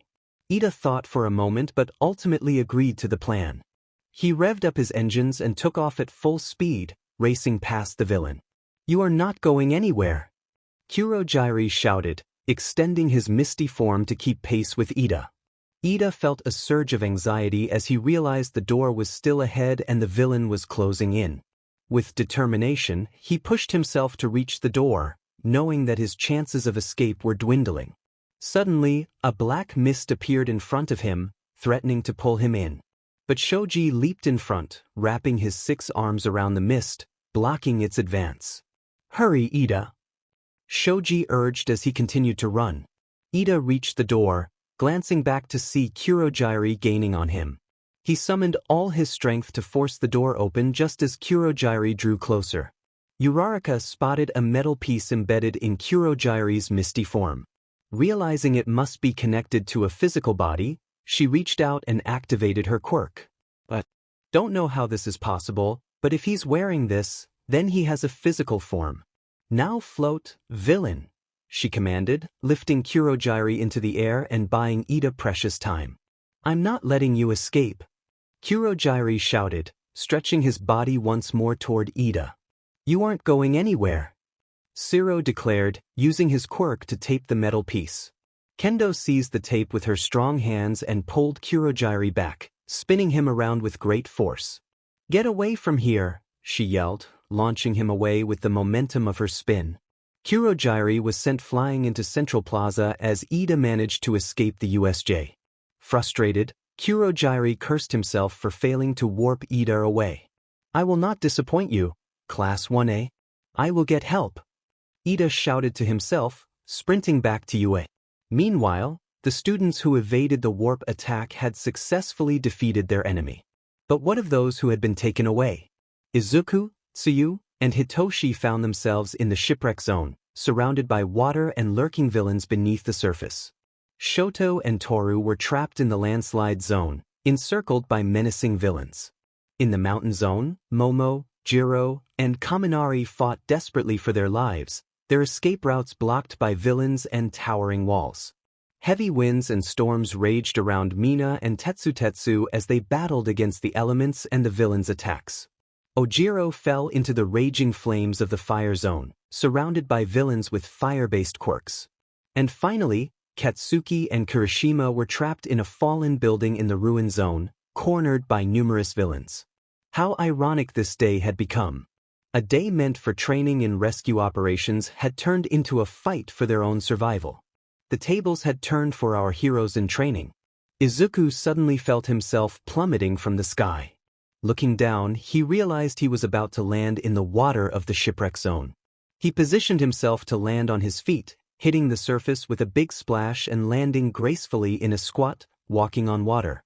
He scanned the area for anyone who might have landed with him, but instead, a villain emerged from below, preparing to attack. Izuku felt the vibrations in the water and quickly flipped backward to evade the assault. Looking up, he saw Hitoshi crashing into the water's surface. Izuku dashed toward him, determined to save him from the lurking shark villain. Just as he feared he was too late, Tsuyu dove into the water and resurfaced with Hitoshi wrapped around her long tongue. Relieved, Izuku joined them on the ship, dodging villain attacks as he jumped aboard. Izuku, I'm glad you're okay, Tsuyu said, her tone light. Is Hitoshi all right? Izuku asked, spotting his brother giving a thumbs up, signaling that he was fine. Izuku sighed in relief, standing up to survey their surroundings. They were surrounded by villains, all of whom seemed to possess water-based quirks, making the shipwreck zone an ideal trap for them. Zuku, do you have a plan? Use that big brain of yours, Hitoshi urged. Just give me a moment. Things aren't adding up. Izuku replied, his frustration evident. What do you mean? Tsuyu asked, tilting her head. Well, all the villains here have water-based quirks, which makes this the perfect ambush spot. But I don't understand why they would place me and Tsuyu here if our quirks are also water-based. Tsuyu gasped softly, and Hitoshi narrowed his eyes in thought. That's true. If they wanted to eliminate us, we should be in the fire zone where we're weaker. Exactly. My theory is that they don't know our quirks, which is why they're hesitant to come aboard the ship. We should keep our quirks hidden for now and come up with a plan. The others nodded in agreement, huddling together. As they began to strategize, they were suddenly interrupted by the boat sinking beneath them. They looked down to see a villain with a quirk similar to Izuku's splitting the boat in half. Frustrated, Izuku continued to refine their plan with the others. Once they were ready, Izuku declared, "Okay then, let's get this show on the road." The three of them stood up, determination in their eyes. They leaped into the water, ready to confront their enemies. Izuku transformed his arms into water-like appendages, gripping both Tsuyu and Hitoshi as they prepared for battle. He then absorbed some water from the area and formed extra limbs, creating 2 additional water tentacles. "Get them!" a villain shouted as they swam toward the young heroes in training. "Okay, everyone, let's do this," Izuku said with a determined grin. "Yes." The 2 responded as they began to engage in the water battle. Izuku had an advantage since he could walk on water. He used his water arms to grab Tsuyu and Hitoshi, enhancing their mobility. Hitoshi prepared his capture bands while Tsuyu readied herself for the villains. The villains unleashed their water quirks, shooting streams toward the students. Izuku skillfully maneuvered through the water, dodging the attacks while ensuring his teammates remained safe. Hitoshi retaliated, using his capture bands to ensnare one of the villains. Hitoshi pulled the villain closer and asked a seemingly random question. Unaware of Hitoshi's quirk, the villain answered, only to find himself brainwashed into SBMs. "Izuku, I got one," Hitoshi called out, tossing the subdued villain toward his teammate.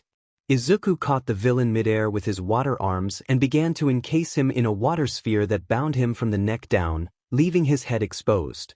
The sphere floated above Izuku, tethered to his gourd with a chain, ensuring the villain couldn't escape. "Nice, Operation Sphere Prison is a success," Izuku exclaimed, sharing a smile with his friends. "Now, let's round up the rest." "Understood," the other 2 replied in unison. Izuku charged toward the remaining villains, using his water arms to knock them out. He then secured them in his sphere prison, connecting them with a water chain attached to his gourd. Tsuyu used her tongue to wrap multiple villains while being supported by Izuku's extra limbs. She brought them to Hitoshi, who would ask them a random question to brainwash them before they were imprisoned in one of Izuku's spheres. This strategy continued until they successfully captured all the villains in Izuku's sphere. Half were brainwashed, while the others were knocked out cold and unlikely to regain consciousness anytime soon. "Good work, team. Now let's head back to our class and make sure they're okay," Izuku said, and others nodded in agreement. Izuku then shaped the water, creating a large water beast that Umei had taught him during their 10 months of training. The creature, bulky and walking on 2 legs, had a mind of its own but always followed Izuku's commands. He instructed the water beast to hold onto the water chains, ensuring the villains wouldn't escape. The water beast nodded and settled into a sitting position on the water surface, holding the floating spheres. Izuku chuckled, finding the sight of the water beast resembling a child holding balloons quite adorable.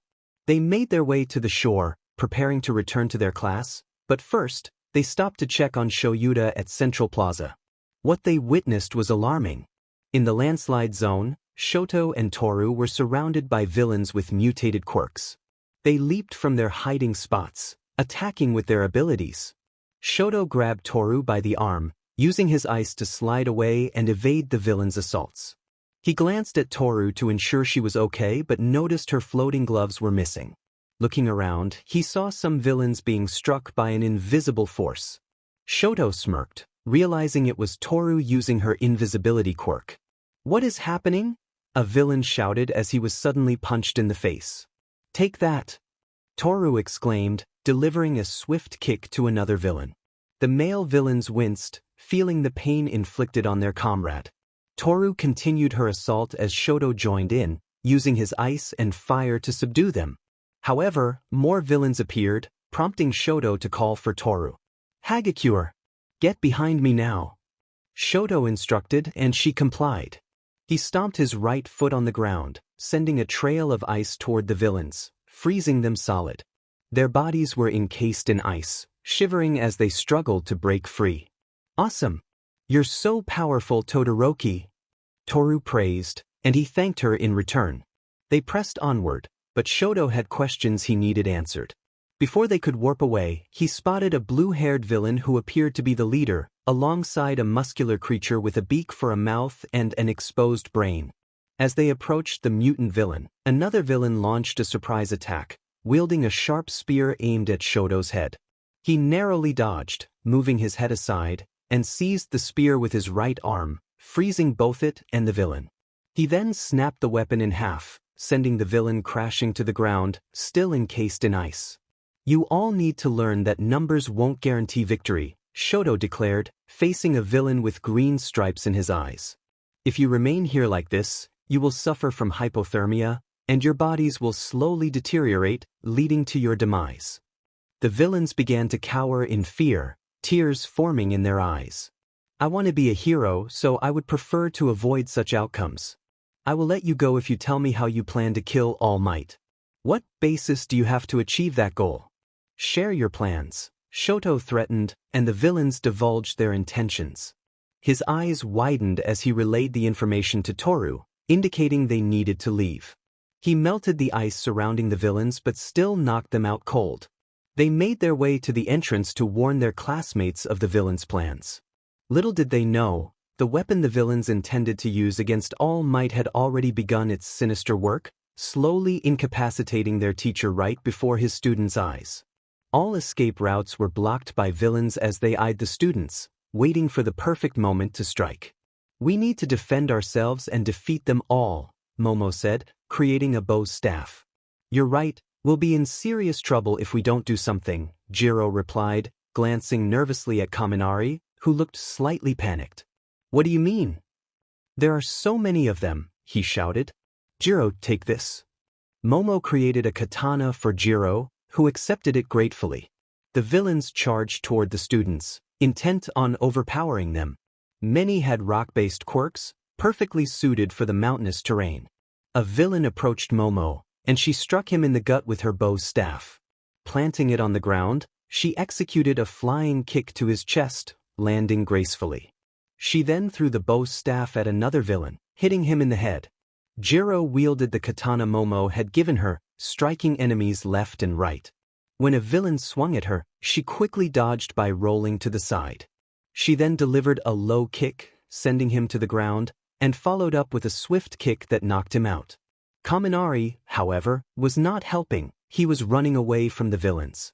One villain tried to punch him, but he ducked and continued to flee. Jiro noticed his lack of contribution and felt increasingly annoyed.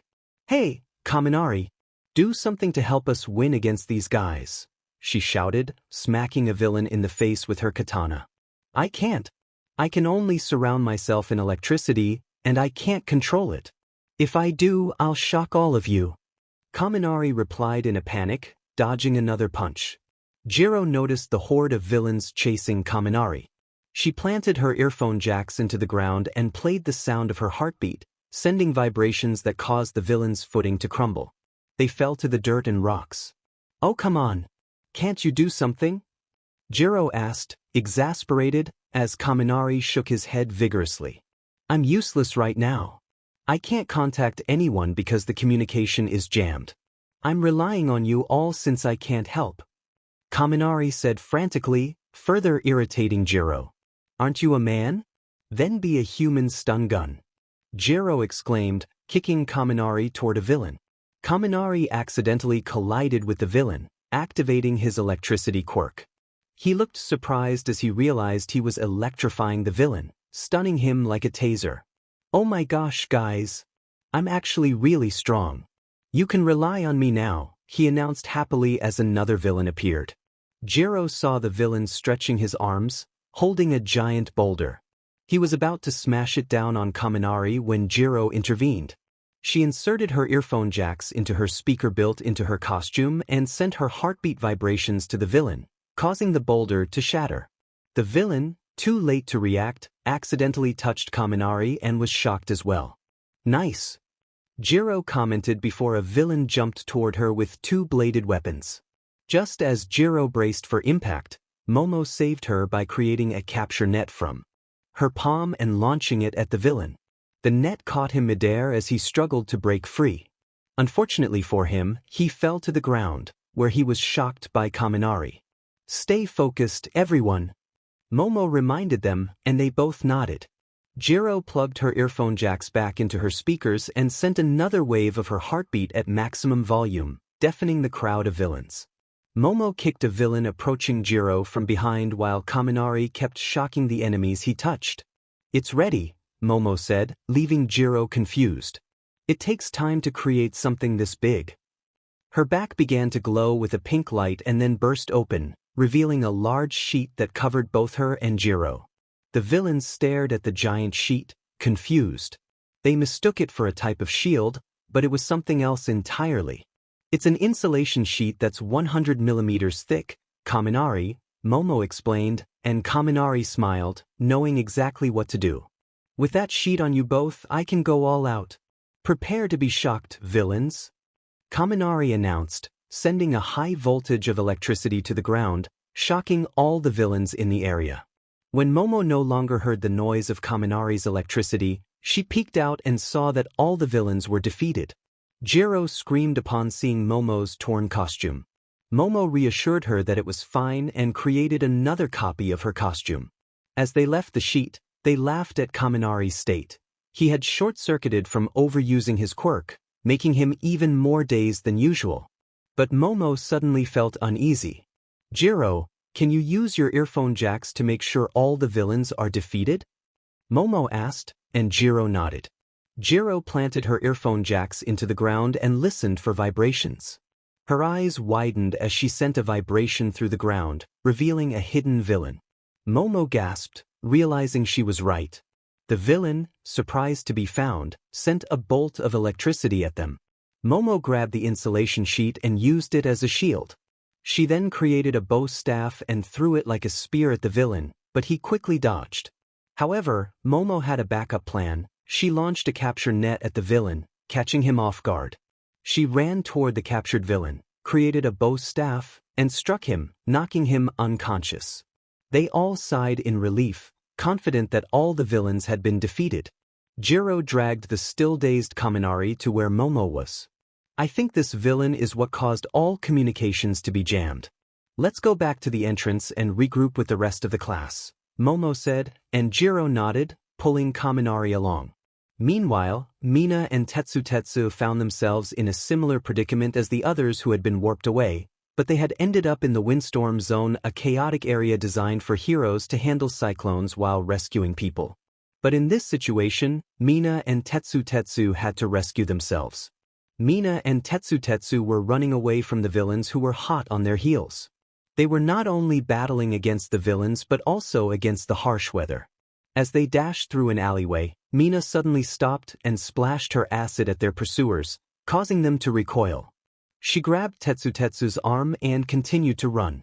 "We need to get out of here," Mina shouted, pulling Tetsu along with her. "This place is so unmanly, dude. We can't see anything with all this wind and rain," Tetsu exclaimed. Just as they were about to turn a corner, a villain appeared in front of them. With a wind-based quirk, she sent them both flying apart. They widened their eyes in shock as they realized they were being separated. Mina crashed against the side of a building and began to panic. She quickly covered her feet with acid to boost her speed and mobility. Looking up, she saw villains leaping down from above. She aimed her acid at them, causing them to stumble as she hurried to find Tetsu and reunite with him. More villains blocked her path, but she was determined to get past them. Using her agility, she bent low to dodge an incoming attack aimed at her head. She sprang back up and quickly splashed acid at one of the villains. Finally, she reached the main road of the fake city and spotted the exit at the end. A wave of joy washed over her, but she still needed to find Tetsu and escape together. Just then, she saw Tetsu soaring through the air after an explosion. He landed in a heroic pose and scanned the area until he spotted Mina. "Tetsu, the exit." Mina pointed, and Tetsu nodded. He charged toward her, punching villains that blocked his way. They ran together toward the main exit, but suddenly, Mina screamed in pain. Tetsu turned to see that she had been hit in the shoulder. He quickly scanned the area and spotted a gunner on top of a building. The villain fired again, aiming for Mina's head, but Tetsu intercepted the bullet with his steel quirk. "I'm okay, let's just go," Mina shouted as she continued to run, Tetsu close behind her. Gunshots echoed around them, but Tetsu blocked them all. They reached the door, flung it open, and quickly shut it behind them. Mina used her remaining strength to seal the door with her acid. They heard banging from the other side and sighed in relief. "Mina! Oh no! Your arm!" Tetsu exclaimed in concern. "Don't worry about it. We need to get back to our class and make sure they're safe," Mina insisted, and Tetsu nodded. Without hesitation, he scooped Mina up in his arms. She felt a rush of embarrassment and protested that he didn't have to, but he insisted, saying it was what a man should do. They hurried back to their class. In the ruin zone, Katsuki and Kirishima were fending off villains attacking them inside one of the fallen buildings. Groups of villains rushed in, trying to corner the two heroes in training. Kirishima hardened his body, punching villains and slamming them against the walls. He occasionally shielded Katsuki with his hardened form, retaliating with powerful strikes. He grabbed a villain about to attack Katsuki and kneed him before tossing him aside. Katsuki unleashed explosions left and right, using palm strikes to send villains crashing into walls, creating craters that knocked them out almost instantly. One villain brandished a knife, ready to strike Katsuki, but he launched himself upward with an explosion to dodge the attack. He countered with an explosion that knocked the villain out cold. "Dude, we totally messed up. If we hadn't attacked the smoke guy, Hitoshi could have brainwashed him. We need to go back. They might be in trouble," Kirishima said, panic creeping into his voice. "We do need to go back. I have a bad feeling about this. We messed up, but don't worry about those extras. If these kinds of villains are attacking them, they'll be fine. Those extras aren't weak at all," Katsuki replied, exploding another villain. Suddenly, a villain with a chameleon mutation leaped out with a knife. Katsuki quickly caught the villain's face with his palms and slammed him to the ground with an explosion, knocking him out. "Now, come on, let's head back to the entrance," he yelled to Kirishima, who nodded in agreement. They exited the building and made their way toward the entrance, fighting off villains along the way. Back at Central Plaza, Shoyuda was on the brink of collapse when the blue-haired man ordered a creature to stop pummeling him. The villain approached Shoyuda with a wicked grin behind his hand-shaped mask. "It's been fun, Eraserhead. I hope you enjoy our bioweapon designed to kill All Might. We named it Nomu, the bioengineered creature that will eliminate the symbol of peace." He laughed maniacally. "It's the end for you, hero," he declared, reaching out to touch Shuda's face. Suddenly, a water tentacle wrapped around his hand, freezing it solid. Caught off guard, Shigaraki was then struck by a giant water fist that sent the Nomu crashing into a wall, creating a crater. Binding cloth wrapped tightly around Shoyuda, pulling him toward its source. Shigaraki turned to see Izuku and Hitoshi, both radiating powerful anger. "You're not killing our dad today," Izuku shouted as he yanked Shigaraki off his feet. Shigaraki's hand remained frozen in the water tentacle as Izuku spun him around, his screams echoing through the plaza. Izuku then made his water tentacle unfreeze as he tossed the villain against the wall. Shigaraki was fortunately caught by Kurogyri's warp portals and was transported to safety. His red, piercing eyes burned with anger as he felt humiliated by the brats. "I'll get you, brat. Nomu, take care of that blue-haired kid," he ordered as he got back on his feet. The Nomu charged forward at full speed towards Izuku and Hitoshi, who braced themselves for the impending attack. This was it, the final battle. A moment that would determine the fate of the heroes in training. Would they triumph over evil, or would they succumb to darkness? Let's find out as they make their last stand. The Nomu sped towards the heroes in training, ready to strike. Izuku and Hitoshi prepared for the creature's attack while Shigaraki laughed maniacally in the background. "You can't defeat Nomu. It was designed to take on All Might," he cackled, his wickedness radiating from him. The Nomu was now in front of them, poised to punch, But Izuku countered by using the water from the shipwreck zone to create a water fist. However, he was shocked when the water fist shattered upon contact with the Nomu's fist. Another punch was aimed at Izuku when Tsuyu swiftly wrapped her tongue around his waist, pulling him out of harm's way. Izuku retaliated by forming another water fist and landed a punch on the Nomu, sending it stumbling back a few meters. "Thanks, Tsu. I would have been in big trouble without you," Izuku said gratefully. "It's nothing, Karo," she replied. The Nomu recovered and advanced towards the students again. Izuku began making circular motions with his hands as water from the lake flowed towards the creature. The water wrapped around its body as it thrashed to break free. Izuku then clasped his hands together, freezing the water and creating a prison of ice around the Nomu. "That should hold him for now. We need to retreat and get Dad to safety," Izuku urged the others, and they nodded in agreement. They ran, with Hitoshi wrapping his father's wounds with his capture bands, which were soaked with blood. He looked extremely worried. Tsuyu used her tongue to carry their teacher as she moved swiftly on all fours. "You cheaters! You're all just NPCs. Stupid brats. Nomu, get out of there and finish them." Shigaraki shouted in frustration as the Nomu broke free from its icy prison. Izuku, Hitoshi, and Tsuyu heard the sound of ice cracking and turned to see the monster free. It was now pursuing them. Izuku used the water from his gourd to spray at the creature's legs, momentarily freezing it in place. "Hurry, we need to go," Izuku shouted as they quickened their pace. "Dad's losing a lot of blood, Zuku," Hitoshi exclaimed, panic etched on his face. Izuku glanced back to see his father's bleeding head, exposed elbow, and broken arms. He looked like a mess. Checking his pulse, he felt it weakening with each passing second. He summoned more water from his gourd and wrapped it around his hands. The water shimmered with a blue light as he attempted to heal the wounds while continuing to run. He struggled to concentrate but managed to close his father's head wound and some other injuries. It was going well until everything changed. Suddenly, a massive hand wrapped around him. His heart sank as he saw the horrified expressions on Tsuyu and Hitoshi's faces.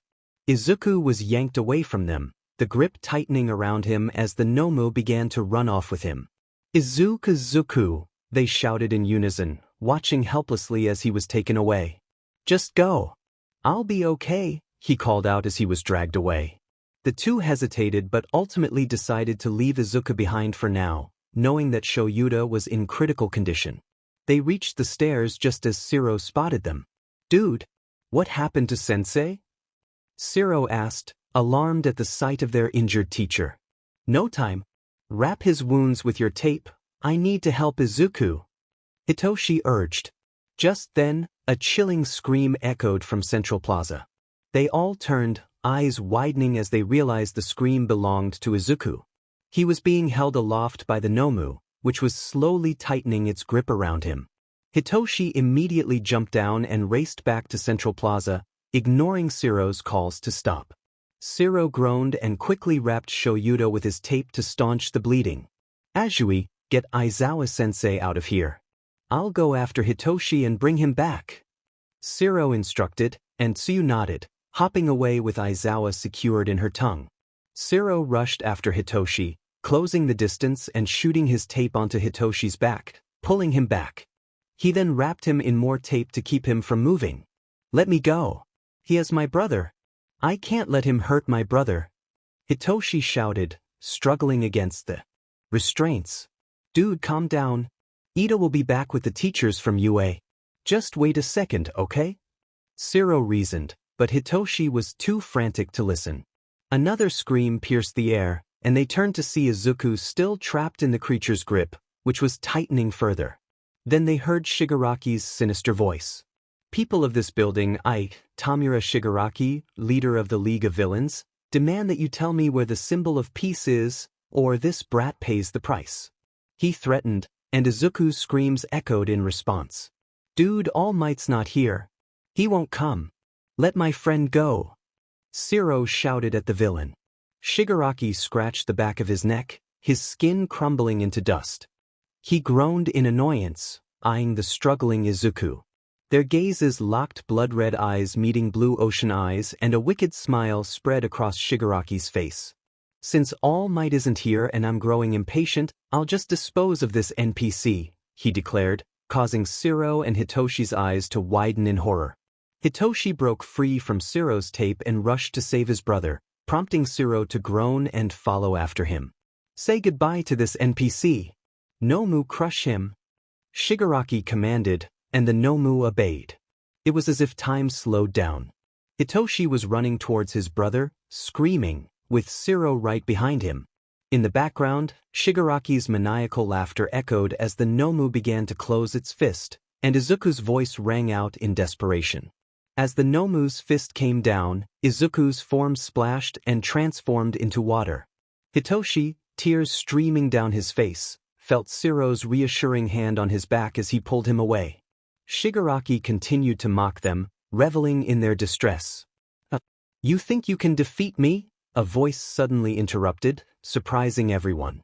The water beneath the Nomu began to swirl and coalesce, revealing Izuku with a confident smirk. The villains, along with Hitoshi and Shiro, stared in disbelief. I can turn my body into water. So back off. Izuku shouted. He noticed that his blue gourd had been destroyed when the Nomu had crushed it.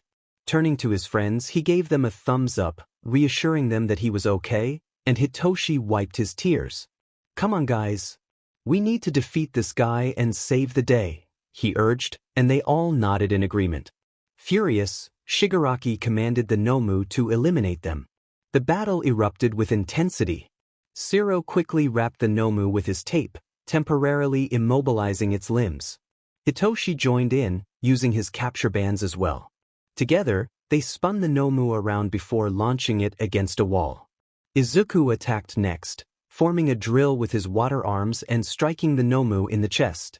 The creature let out a pained howl as a hole appeared, but to their shock, it healed almost instantly. Ha! You can't defeat my Nomu. It has instant regeneration and shock absorption. It's invincible, Shigaraki declared. The Nomu charged at the students, ready to strike. Izuku shielded Shiro and Hitoshi with a wall of water, but just then, Kirishima appeared out of nowhere, blocking the attack with his hardened body. The group stared in astonishment. A trail of ice materialized, freezing the Nomu in place and covering it with spikes. Explosions echoed in the distance as Katsuki entered the battlefield, blasting the Nomu's face, causing it to screech in pain. Guys! Izuku, Hitoshi, and Shiro exclaimed in relief as they saw Katsuki, Shoto, and Kirishima come to their aid. Don't worry, I've got your backs, Kirishima said, though he winced as his hardening began to crack.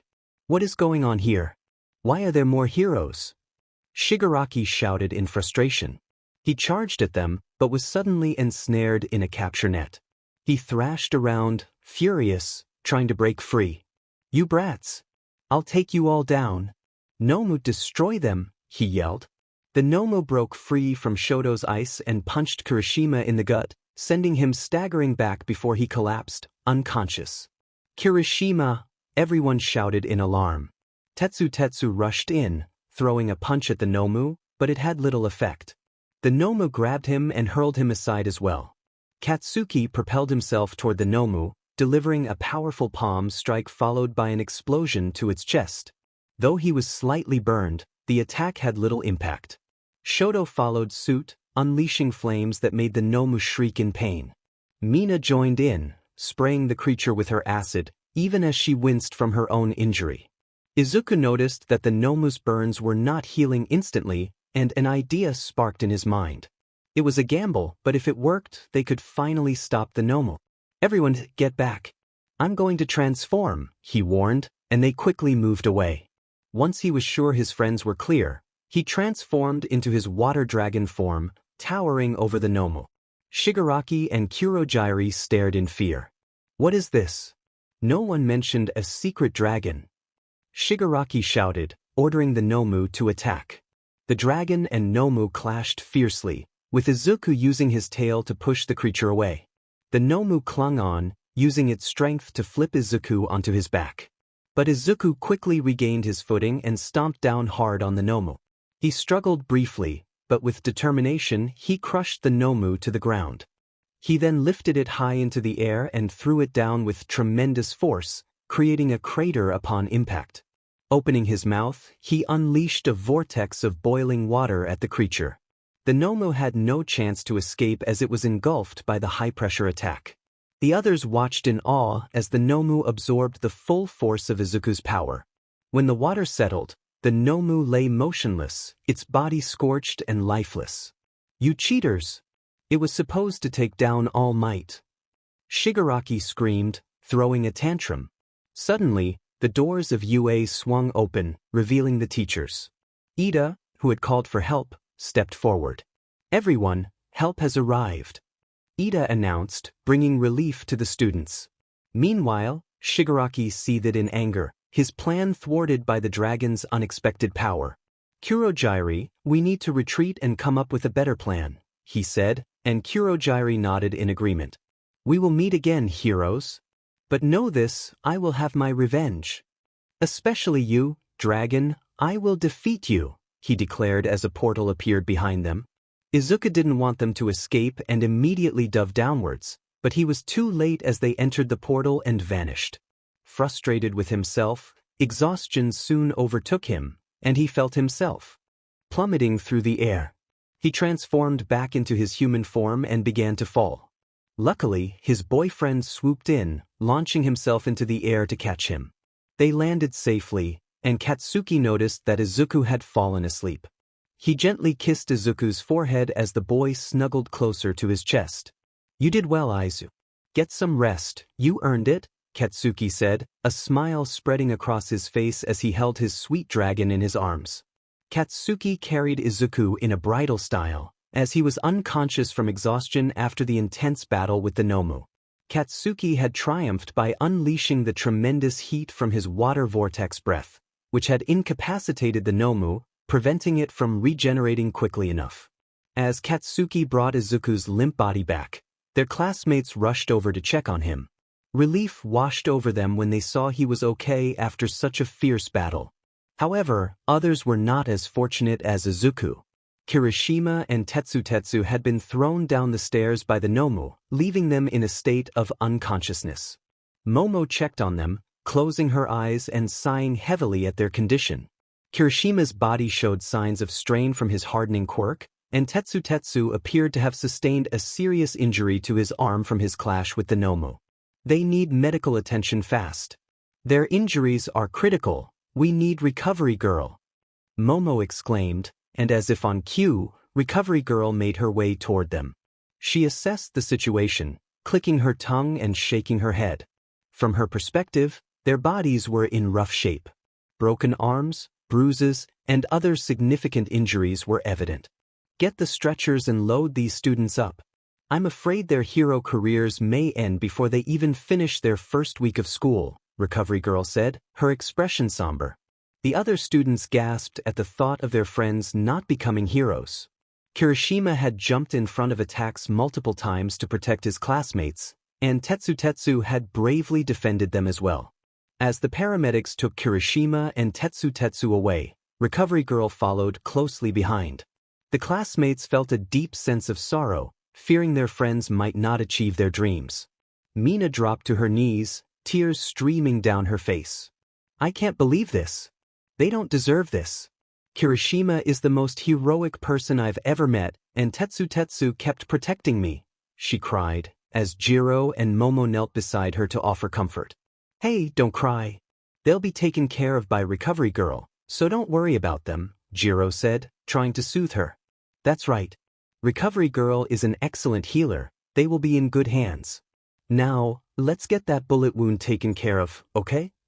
Momo added, giving Mina a reassuring nod. They supported her as she winced in pain from her injury.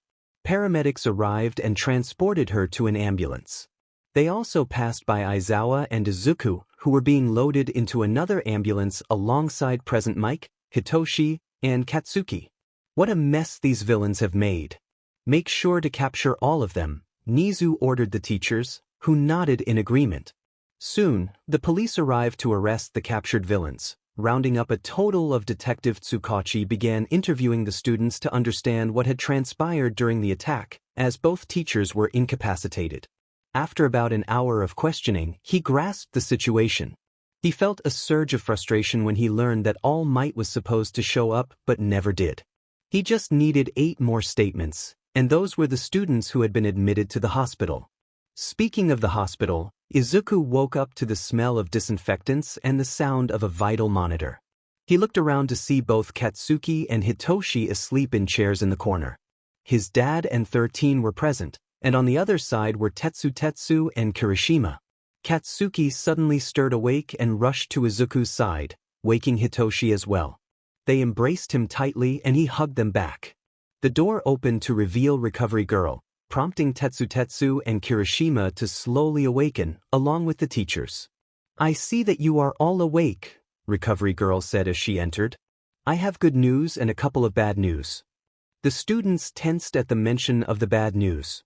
For the good news, everyone is okay and safe. Your classmate, Ms. Ishido, has already made a full recovery from her injury. 13, you will also recover soon. Now, on to the bad news. Their heart rates quickened as anxiety filled the room. "Aizawa, your body is in rough shape, but I can heal you with my quirk, though not right now due to your energy levels. As for Mr. Kirishima and Mr. Tetsu, after evaluating your conditions, I believe it is best that you both withdraw from the hero course and reconsider pursuing heroics," Recovery Girl said with a heavy heart as the 2 students' eyes widened in shock. But we can't do that. It's our dream to become heroes," Kirishima exclaimed, tears beginning to fall. "It's the only thing I've ever wanted to do. I can't just give up on being a hero." Tetsu added, his voice trembling. "You can use your quirk on us again. Please help us recover," they pleaded. Recovery Girl shook her head. "I am truly sorry, but my quirk has its limits, and this is one of them. This is for the best if you want to continue living your lives. Now, you have guests who all wanted to see you," she finished as she opened the door to reveal the Aiza squad. They rushed inside when they saw Kirishima and Tetsu lying on their bed, tears in their eyes. Concerned, they asked what was wrong, and the 2 explained that they felt they could no longer pursue their dreams of becoming heroes due to their injuries. The atmosphere in the room turned somber as some cried for them while others tried to comfort them, their own eyes glistening with tears. Even the teachers felt a deep sense of pity, knowing that their students hadn't even completed a week at UA. Aizawa and 13 cursed themselves for not being able to protect their students, leading to this heartbreaking situation even before they had graduated. Just when it seemed all hope was lost, a glimmer of light appeared in the form of a blue-haired boy with ocean-like eyes. He raised his hand and suggested something that could help his friends. "I can try to heal them," Izuku proposed, drawing everyone's attention. "When I control water, I have the ability to heal." "How can you be so sure you can heal them, young man?" "Even I can't, so how can you?" Recovery Girl asked, concerned about giving false hope to Kirishima and Tetsu. Izuku took a deep breath and began to explain. "I'm going to share a story that may sound like fiction, but it is entirely true. This story is about how I disappeared 3 years ago." The students exchanged glances before focusing on his tale. He recounted how he had jumped from a waterfall in despair, earning gasps from his audience, and how he ended up meeting Umei, the serpentine dragon. He shared how he had once been quirkless and how Umei had granted him powers. They listened intently, though they still questioned the validity of his healing abilities. "Now, about my healing powers. They manifested when I wanted to heal Kaken's wound. Umei mentioned that she didn't possess healing abilities herself, and my powers stem from hers. This leads me to believe that I have strong healing capabilities. To be sure, I want to heal them at the spring waterfall where Umei's domain portal is, as the water there is pure and comes from Umei's realm," Izuku explained, noting the skeptical looks on their faces. "Let's do it," Kirishima said, surprising everyone with his determination. "Yeah, if there's even a small chance this will work, we have to try," Tetsu added, and Recovery Girl sighed in agreement. She nodded, and a small celebration broke out. She called for a few people to help carefully carry the injured students on stretchers. Aizawa joined them, as 13 was nearly healed and had declined the offer. The Izu squad accompanied them as emotional support, determined to see this through. They rode the ambulance and stopped in front of the forest leading to the spring waterfalls. They gently brought the 3 injured students down from the stretchers. Present Mike pushed Aizawa's stretcher while Mina and Shiro assisted Kirishima, and Momo and Kaminari helped Tetsu. As they made their way through the forest, they reached the water spring that Izuku had described. They even passed by Izuku's statue, which Shiro and Kaminari bowed to, much to Izuku's annoyance. "Alright, let's place them in the shallow part of the water. We don't want them to drown," Izuku instructed as they carefully laid Kirishima, Tetsu, and Shoyuta in the water. Taking a deep breath, Izuku began to heal them. "Umei," he called out, and the water began to glow with a soft pink luminescence that illuminated the dark forest. The Izu squad watched in awe as the beautiful display of pink light danced in the water. They turned to see Izuku moving his hands in circular motions, as if he were dancing. Izuku continued his rhythmic movements, controlling the water to create gentle waves that brushed over the injured students. The water gradually transformed from pink to a clear blue light that mirrored Izuku's eyes. His eyes glowed, and his hair floated in the air. The glow intensified around the injured students, who had closed their eyes, appearing to be in a peaceful slumber as the water swirled around them. Izuku continued his dance for 5 minutes before finally coming to a stop, the light slowly dimming back to normal. Exhausted, Izuku fell onto his back. "Izuku!" they all shouted, rushing to his side. Despite panting heavily, he pointed toward the injured in the water. Understanding his message, they quickly pulled Kirishima, Tetsu, and Shoyuta out of the water and back onto dry land. Recovery Girl inspected them and found they looked okay, but they would soon know if it had worked when they woke up. After a few anxious minutes, their eyes fluttered open, and they found themselves surrounded by their friends. Recovery Girl asked if they were in pain, and to everyone's shock, they shook their heads. Kirishima stood up, defying expectations as he was supposed to be unable to do so due to his injuries. Tetsu moved his arm effortlessly, and Shoyuta appeared fine as well. Overwhelmed with emotion, Kirishima and Tetsu embraced each other, tears of joy streaming down their faces. The Izu squad erupted in cheers, jumping up and down in celebration and giving the 2 a big hug. But then they realized 2 people were missing. "Wait, where's Izuku and Katsuki?" Jiro questioned, looking around. "We need to thank him. He's so brave for healing us," Kirishima exclaimed, and Tetsu nodded in agreement. "Yeah, where is our bro?" Tetsu asked as they turned back. There, they found Izuku peacefully sleeping on Katsuki's lap, his arms wrapped around Katsuki's neck and his legs around his waist. They looked adorable together. "Shut up, you loud extras," Katsuki muttered, a hint of a smile on his face. "He's sleeping, tired from healing everyone," Katsuki said softly, careful not to wake his boyfriend.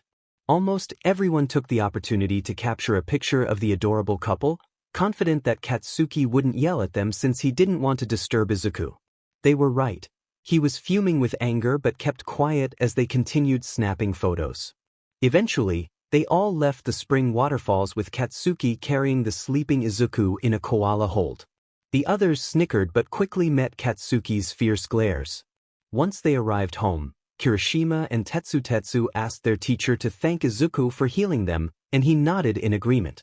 Izuku continued to sleep peacefully on their way home, unaware that another challenge awaited him when school resumed. A few days passed since the USJ incident, and it was now the weekend. After Izuku healed Kirishima, Tetsu, and his dad at the spring waterfalls, he fell asleep from exhaustion. He didn't wake up the next day, leaving his family and Katsuki extremely worried. They even called Recovery Girl to check on Izuku's condition.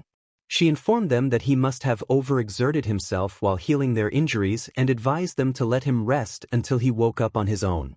After 2 days, he finally woke up, and everyone sighed in relief. He felt incredibly happy to have helped Kirishima and Tetsu recover.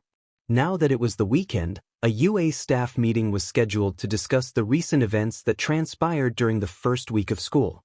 All staff members were required to attend, as Nizu had a lot to address.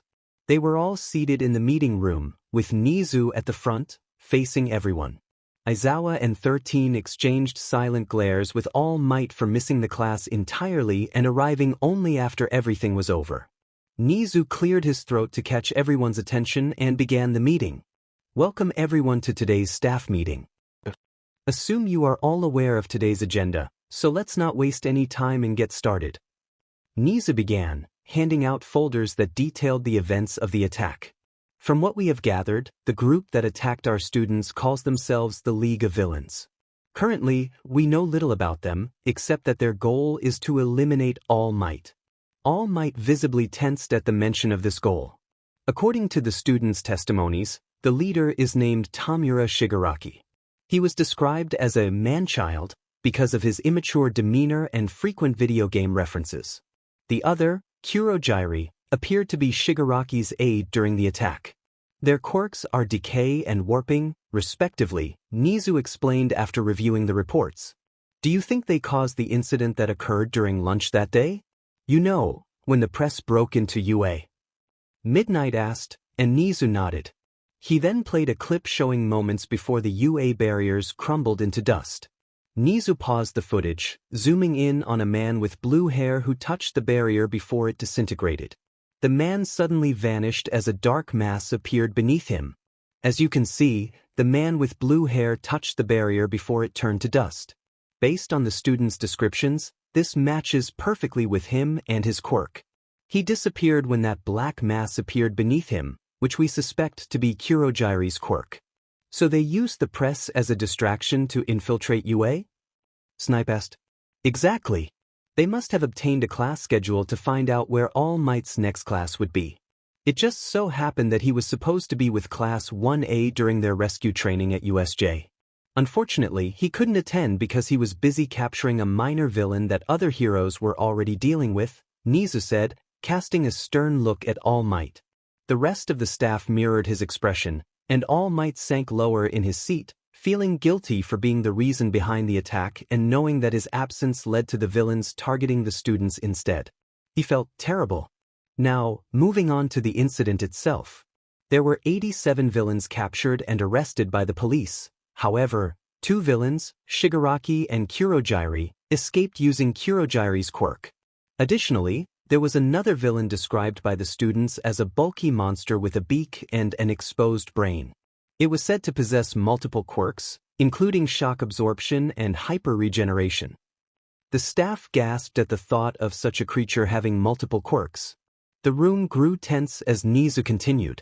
This creature, referred to as Nomo by the villains, was intended to be capable of defeating All Might.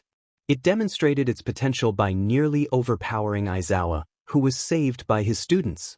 It was also the reason Mr. Kirishima and Mr. Tetsu almost lost their chances of becoming heroes. Fortunately, Mr. Izuku Aizawa was able to defeat it. How was he able to defeat that creature designed to overpower me? All Might exclaimed in disbelief, while others rolled their eyes. What? Can't accept that he overpowered the creature meant to defeat you? Aizawa questioned, noticing All Might sweating nervously. That's not what I meant. If it weren't for MY's son, I wouldn't be here right now, and there would certainly be more casualties if not for him defeating that creature. It just goes to show how much potential he has. So much potential that he might just take that #1 spot from you when he goes pro, Aizawa said with a smirk, locking eyes with All Might. All Might began to sweat profusely as he found himself at a loss for words, while some staff members groaned at Aizawa's remarks. Okay, enough of that. Continuing with the meeting, many parents have expressed doubts about us because of that incident, especially considering that 2 students almost lost their lives without Mr. Izuku Aizawa's healing. We have received significant backlash from the public, especially given that we are supposed to be one of the most secure places in Japan, yet we were infiltrated by a villain organization. So, what are we going to do? The sports festival is just around the corner. Are we going to have to cancel it? Present Mike asked, noticing the staff's somber expressions. No. In fact, we are not postponing the event, we will hold it as we always do every year. This event is crucial for our students, particularly those in the hero course. It's their opportunity to showcase their skills to other heroes and demonstrate what they are capable of. This is also vital for their future internships at hero agencies. We will simply need to enhance our security significantly to ensure everything runs smoothly. This will also show that UA is not intimidated and that our crisis management is as outstanding as ever. The staff nodded, taking note of his words to announce to their classes. However, Nizu had another proposal to further ensure the safety of UA students. I would also like to propose the idea of transforming UA into a boarding school to better protect our students from threats, Nizu suggested, and the teachers nodded in agreement. But we won't have time to build the dormitories due to the workload from the upcoming sports festival, Cementos expressed with concern, and Nizu acknowledged this. I have considered that. We will begin construction of the dorm buildings after the sports festival. We will give our students a rest week, which will be the perfect time for immediate construction. Please make sure to inform your classes about this proposal. The teachers nodded, jotting down notes or committing the information to memory. Nizu concluded the meeting, and as everyone left the room, he remained behind, gazing out the window at the setting sun. I'm afraid there might be a mole among the students. It's best to keep this theory to myself for now until I have evidence to support it, Nizu murmured to himself, worry and concern evident in his eyes. Monday arrived, and all the students returned to school. Many parents felt uneasy about their children returning to a school that had recently been attacked by a villain organization, but they still encouraged them to pursue their dreams. Izuku and Hitoshi entered their classroom, with Hitoshi yawning, still a bit sleepy. Izuku was excited to see Kirishima and Tetsu, whom he hadn't seen since he had fallen asleep from overexerting his powers. They opened the door, and Izuku was immediately bombarded with questions. They ranged from, "Are you okay?" to, "You were so awesome," and, "I can't believe you beat that thing." He reassured them that he was fine and quickly searched for Kirishima and Tetsu. Kirishima, Tetsu. Izuku called out, and they both turned to face him. "Dude, we didn't get to thank you properly after you helped us. We really owe you one. You're so manly." Tetsu exclaimed, wiping away tears of gratitude. "Yeah, Izubro. You are totally my bro for life. The manliest man I will ever know. Thank you so much for helping us." Kirishima added, his emotions spilling over. No, it's okay. You guys are my friends. Remember, I'll always have your back whenever you need me," Izuku said, smiling brightly. The class shared a collective thought upon seeing his smile. It's too bright and too pure. They squinted, as if to shield themselves from the light. "We will also have your back, dude." "Thank you," they both said in unison, performing a perfect 90-degree bow that made Ida proud. Izuku told them to stop and insisted they didn't need to do that. They rushed to hug him tightly, their tears staining his uniform. He patted their backs gently, feeling a bit awkward. The rest of the class captured the wholesome moment on their phones. "Everyone settle down and get back to your seats," a voice commanded. They all turned to see Aizawa, and immediately returned to their seats. Sir, aren't you supposed to still be recovering? Your body looked pretty banged up after that incident last week," Uraraka said, concern etched on her face. "I am fine. Thanks to Izuku's help, my wounds have healed, so no need to worry about me. What you all need to focus on is the next challenge you will face," Aizawa said seriously, causing the class to gulp at the thought of another villain attack. "The sports festival is coming up," he announced, and everyone sighed in relief. The class erupted in cheers of excitement for the upcoming event, but some questioned the safety of holding it. Sir, is it really safe to have the sports festival this year?" Jiro asked. "Yeah, isn't it going to be a prime target for villains?" Ojiro added. "Nope, the sports festival will continue. This is an important event broadcast live all over the world. It holds the same significance as the Olympic Games during the pre-Quirk era. This is also a time for you to showcase your skills to pro heroes for internships and work studies, which are essential. Don't worry about villain attacks. The sports festival will have 5 times the security compared to previous years," Aizawa reassured them, and they all nodded in understanding. Now that's settled, Umei has also proposed the idea of transitioning to a boarding school, Aizawa mentioned, surprising everyone with the sudden change. Is this to ensure the safety of all students during their time here at UA?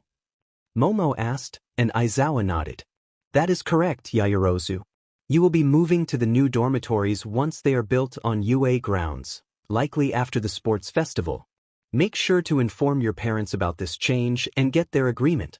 Now, train hard for the remaining weeks before the sports festival and make sure to shine on national television. Now that will be all. Aizawa concluded as he settled back into his sleeping bag. He anticipated more questions but was too tired to engage. The class exchanged bewildered glances before deciding to discuss among themselves.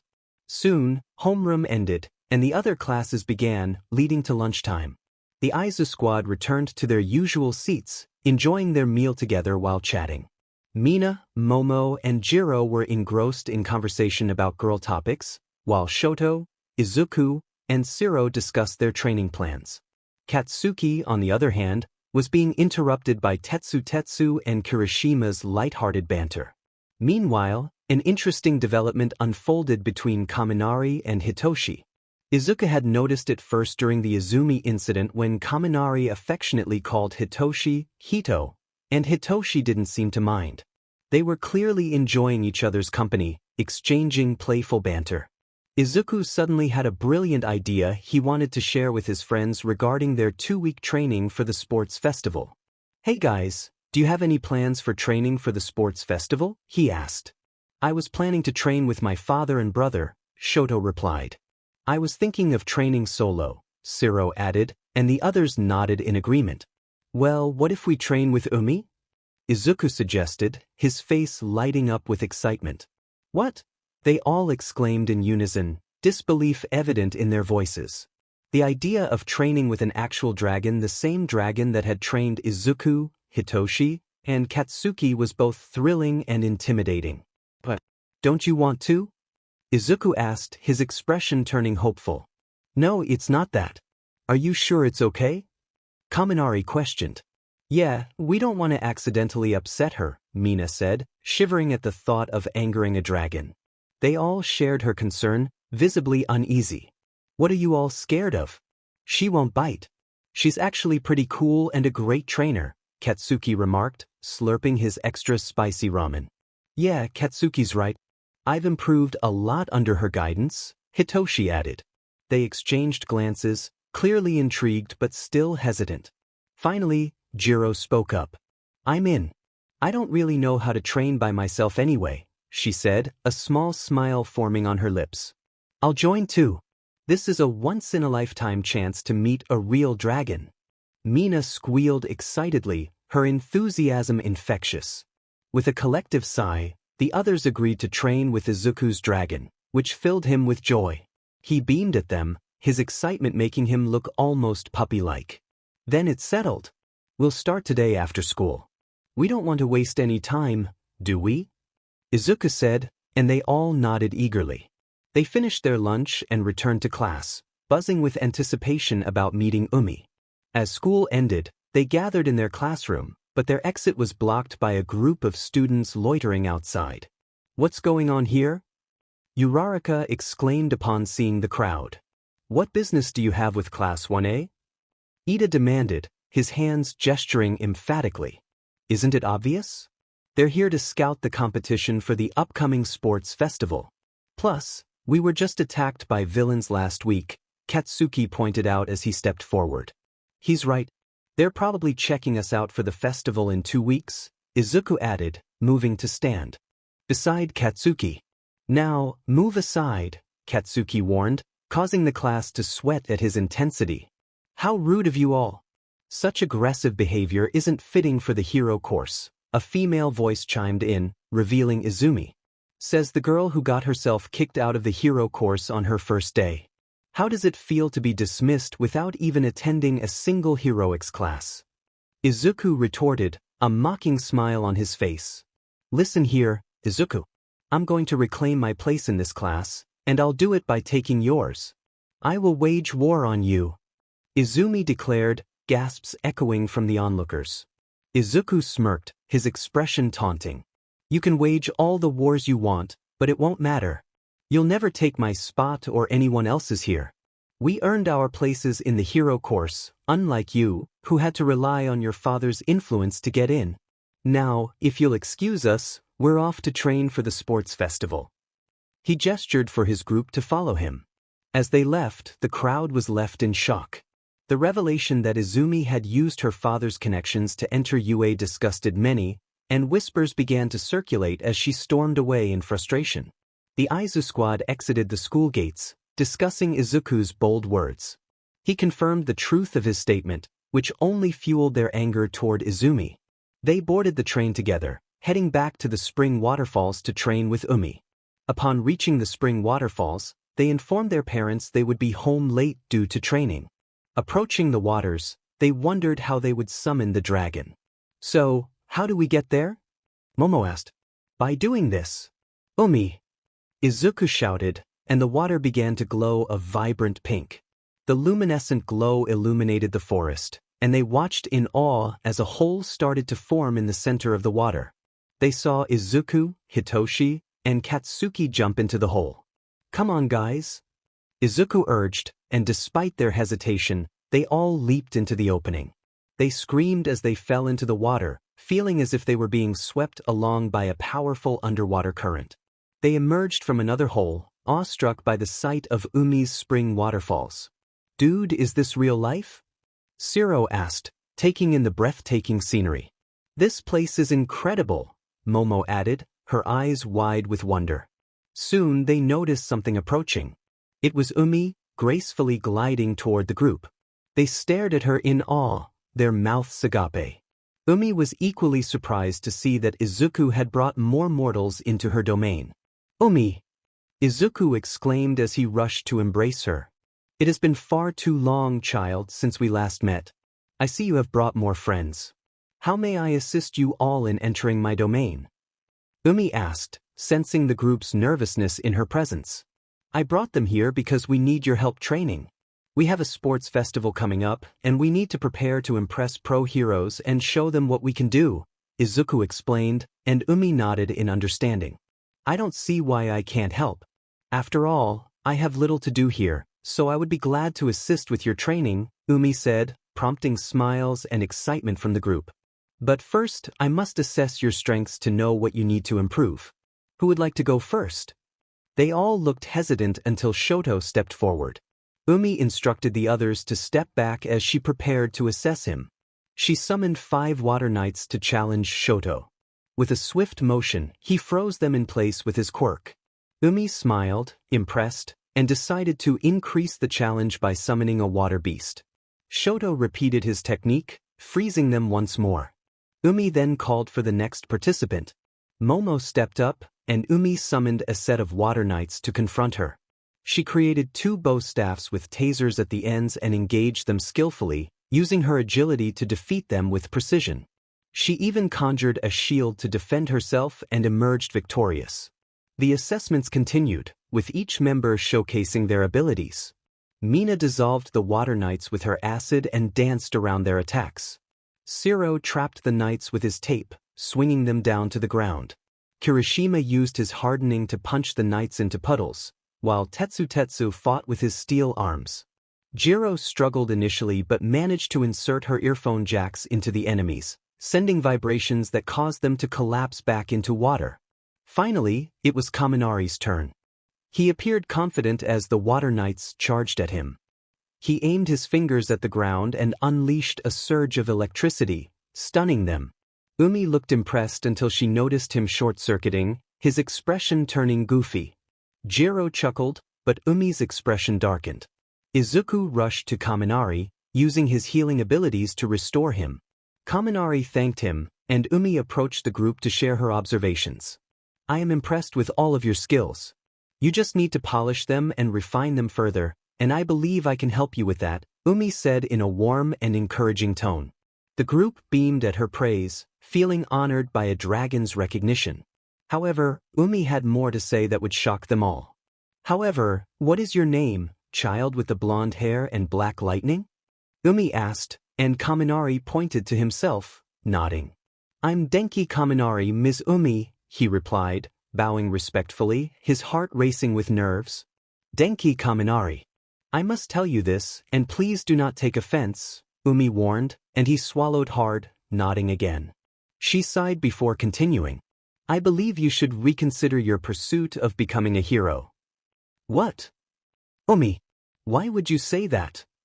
Izuku exclaimed, disbelief etched on his face. Kaminari is one of the most likely students to become a hero in our class. Didn't you see how he handled your water knights during the assessment? That is precisely why I advise him to reconsider. The way he uses his quirk could lead to serious consequences, Umei replied, shocking everyone as Kaminari cowered beside Hitoshi. What do you mean it could lead to my death? Kaminari stammered, his heart racing. From my observations, when you overuse your quirk, it temporarily short-circuits your brain, correct? Kaminari nodded, and Umei continued. If you keep short-circuiting your brain, it could cause permanent damage or even destroy brain cells, which could ultimately lead to your demise. I predict you won't live past your 20s if this continues. Gasps filled the air at her grim prediction, and Kaminari's eyes filled with tears as Hitoshi comforted him. His tears fell into the water, creating ripples as the others looked on with sympathy. Wait, isn't there a way to resolve this? Every problem has a solution, right? Izuku pleaded, desperate to help his friend. There is no solution I can think of other than limiting his quirk to prevent him from short-circuiting. But limiting one's power can become a liability in a fight, hence, that is not a favorable solution. So, Kaminari has to give up being a hero? Jiro asked, her expression filled with sadness. If he desperately wants to become a hero, then he may, but that decision will surely lead to him reducing his lifespan, bringing him closer to death's door compared to the rest of you, Umei stated plainly, not wanting to sugarcoat the reality of the situation. I do have another idea for this problem, Umei said, gathering everyone's attention. What is it? I'll do anything if it means I won't die early and can still be a hero. Kaminari exclaimed, determination shining in his eyes as he wiped away the tears on his cheeks. First, let me ask you a question. What is your deepest and truest desire in life? Speak truthfully and tell me what your heart desires the most, Umei explained, watching Kaminari's surprised reaction. Kaminari pondered for a moment before answering. He had always been inspired by heroes since he was young. A hero he once saw as a child had saved everyone and defeated villains. What he desired most was to become a hero himself. Since I was a kid, I always wanted to be a hero. Even if I'm not the smartest or the strongest, I still want to be a hero, and I will do everything I can to become one.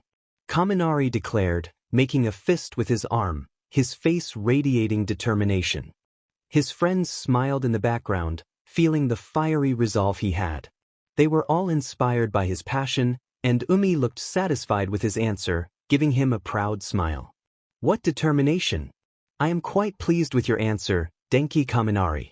What I am about to offer you as a way to solve your problem is called a Wish Orb, Umei said, her tone suddenly serious. A Wish Orb? Like what you gave Izuku to gain his powers? Kaminari questioned, and Umei nodded. You're correct, child. This is what granted Izuku his powers. The Wish Orb grants the person what they wish for, if they are deemed worthy. It is known as the Wish Orb, but also the Orb of Judgment. If the orb determines that your wish is selfish or greedy, it will destroy your body and soul. Gasps filled the air at the thought of Kaminari potentially facing such a fate. They looked at him, waiting for his response, and he wore a shocked expression. Kaminari began to weigh the odds, considering the pros and cons, deep in thought. I am not forcing you, child. This is a matter of life and death. Granting a wish comes at a great price, so I understand if you want to think about it more. She was suddenly interrupted by Kaminari's resolute answer. I'll do it. I'll take the chance. Kaminari stated, causing everyone to gasp. Dude, you can't just decide this on a whim. It's about your life. Zero said, concern evident in his voice. Yes, Zero is right. You don't need to rush your answer. If you take the orb, you could possibly die. Jiro added, echoing the same worry. We're not sure if the orb will actually grant your wish or just lead to disaster, Mina said, her tone serious. Denki, are you really sure about this? You could die, and you know that, Hitoshi began, but Kaminari covered his mouth with his hand. I'm sure about this, Hito. I really, really want to become a hero. I want to be a hero alongside you and all our friends. I'm taking this chance. If it means not dying before I even reach 30 and becoming a hero, then I would take it in a heartbeat. Kaminari declared, a sincere smile on his face that showed no fear or regrets. Hitoshi sighed but smiled back at him. I'll support you then. His words gave Kaminari the courage he needed, and they shared a warm hug. The others watched with sparkling eyes, touched by the moment between them. Izuku had small tears in his eyes as he dramatically wiped them away, witnessing his brother's blossoming love life.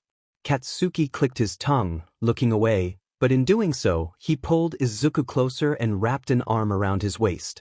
The girls took out their phones, capturing the moment and officially shipping their relationship. The guys in the group gave them thumbs up, approving of their bond as they snapped pictures. Well then, child, are you going to accept the Wish Orb? Umei asked, and Kaminari nodded. Then follow me. She began moving along the spring waterfall, and Kaminari followed closely behind, with the others trailing out of curiosity. They were eventually led to a cave adorned with sparkling pink crystals that illuminated the space brightly. Umei coiled around herself in the innermost part of the cave and faced Kaminari. Then let us begin, child. I wish you the best of luck, Umei said, and he nodded. I present to you the Wish Orb, also known as the Orb of Judgment. A glowing gold orb manifested above her, shining brilliantly in front of him. He and his classmates squinted their eyes as the light was almost blinding. Kaminari reached for the orb with his right hand, touching it gently with his finger. His eyes and mouth began to glow with a golden light, enveloping his entire body. When Kaminari opened his eyes, he found himself no longer in the cave but standing in a vast field of green grass. He looked around, seeing the grass stretch endlessly, with no trees or life in sight. He was merely standing in an open expanse. Looking up, he noticed dark thunderclouds swirling above, rumbling ominously and casting shadows over the area. Suddenly, something glowing with a golden light descended from the sky. As Kaminari focused, he realized it was the Wish Orb, now hovering in front of him. He felt the orb calling to him as he touched it with both hands. The orb began to shine brighter than ever before, radiating a warm light that enveloped the land. A gust of wind swept through Kaminari's golden locks and rustled the grass beneath him. The orb pulled back slightly before rushing forward and gently colliding with his forehead. Kaminari stumbled back as he absorbed the orb's energy. He was stunned by the sudden change, and the world around him fell silent. Suddenly, the sound of roaring thunder echoed in the distance, and Kaminari looked up to see clouds crackling with lightning. One bolt struck him, sending a surge of electricity coursing through his body. He cried out in pain and fell to his knees, the lightning continuing until it finally ceased. Gasping for breath, his eyes fluttered shut as he lost consciousness. When he opened his eyes again, he was met with Hitoshi's worried face. As he looked around, he realized he was surrounded by his friends, blinking to adjust to the light. "Oh my gosh, he's back! He's alive!" Mina exclaimed, and everyone sighed in relief, pulling him into a warm embrace. "Dude, we were all so worried about you," Tetsu said. "Yeah. You started glowing and then fell down, looking like you were out for good," Kirishima added, hugging him tightly. "It was indeed worrisome," Shoto commented. "I'm glad you're okay, Denki. I thought you were a goner," Hitoshi said, wrapping his arms around him. "I'm fine, Hito. You need to let me breathe," Kaminari managed to say, feeling a bit crushed by the hug. He quickly apologized and was released. "It seems the orb has deemed you worthy of your wish. Now the question is, what has changed?" Umei said as Kaminari examined his hands. "Why don't we test it out?" Izuku suggested, and they all nodded, making their way out of Umei's cave. "Previously, your quirk only allowed you to emit electricity around you, making it difficult to control. Let's see what has changed," Momo explained as Kaminari nodded. He stepped forward into an open area near the waterfall, took a deep breath, and focused his power. He felt a surge of electricity spreading throughout his body, and sparks danced across his skin. With a swift motion, he moved his arms forward, releasing a powerful surge of electricity that struck a nearby tree, splitting it in half and igniting the trunk. Kaminari's eyes widened in amazement as he jumped up and down in excitement. His friends watched in awe, their mouths agape at the display of power. It looks like you can now control the flow of your electricity throughout your body, rather than just emitting it in an uncontrolled manner. You can essentially manipulate electricity now, Momo explained, observing the results. Well done, child. I can confidently say that you can now pursue your dream of becoming a hero without complications, Umei said, her motherly smile radiating warmth. Kaminari felt ecstatic. He was now one step closer to his dreams, supported by friends who would stand by him no matter what. Together, they would become heroes, but first, they needed to overcome the challenge of the sports festival event. Thus, Umei's training began. The Aizawa squad's training under Umei's guidance commenced with a clear plan based on her assessment of the students. She aimed for them to learn and improve as much as possible in the short time before the sports festival. With only 2 weeks to prepare, they would train after school at the spring waterfall. Their parents had given permission, though they hadn't mentioned that their trainer was a dragon. This became their routine leading up to the festival. Exhaustion set in as Umei's rigorous training pushed them to their limits each day. She monitored their progress closely, ensuring they were doing their best to become the heroes they aspired to be. After Kaminari's transformation, they returned home, ready for the official start of their training the next day. When morning came, they boarded the train after school and headed to the spring waterfall. Izuku opened the portal to Umei's domain, where she awaited them. The squad prepared their belongings, dressed in workout clothes, and brought extra outfits and swimsuits as Izuku had advised. Umei's training officially began. First, she outlined what each of them needed to improve. In Umei's eyes, Shoto was already powerful with his ability to control both ice and fire. She wanted him to enhance the intensity of his flames and reach even lower temperatures with his ice, as well as improve his hand-to-hand combat skills. Momo, being intelligent and observant, caught Umei's attention with her quirk that allowed her to create any non-living item. Umei wanted her to work on the speed of her creations, as time was crucial in battle. She also encouraged Momo to learn to create a variety of weapons beyond her bow staff to expand her combat options. Umei appreciated Mina's bright personality, which lifted her teammates' spirits during tough times. For Mina, Umei focused on enhancing her quirk's solubility and viscosity to unlock its full potential. Umei discovered her remarkable dancing skills and suggested integrating them into her fighting style. Siro possessed an excellent quirk for support in combat. His tapes were invaluable for creating traps and enhancing mobility. Umei observed that his quirk excelled at capturing enemies, and she encouraged him to strengthen his tapes so they wouldn't break easily and to increase their length for greater reach. She also wanted him to incorporate his quirk into his fighting style, similar to how Mina utilized her dancing. Kirishima and Tetsu had similar quirks, with only minor differences. Umei aimed to help Kirishima enhance his hardening quirk by having him spar with Tetsu. This would also benefit Tetsu's steel quirk, making them both more durable and resistant. They needed to improve their hand-to-hand combat skills, as their quirks were designed for close-range battles. Jiro's quirk was ideal for scouting enemies and their movements, as she could hear micro sounds that would escape the average human ear, thanks to her headphone jack earlobes. Umei wanted her to refine her hearing ability to detect even the faintest sounds over a wide area.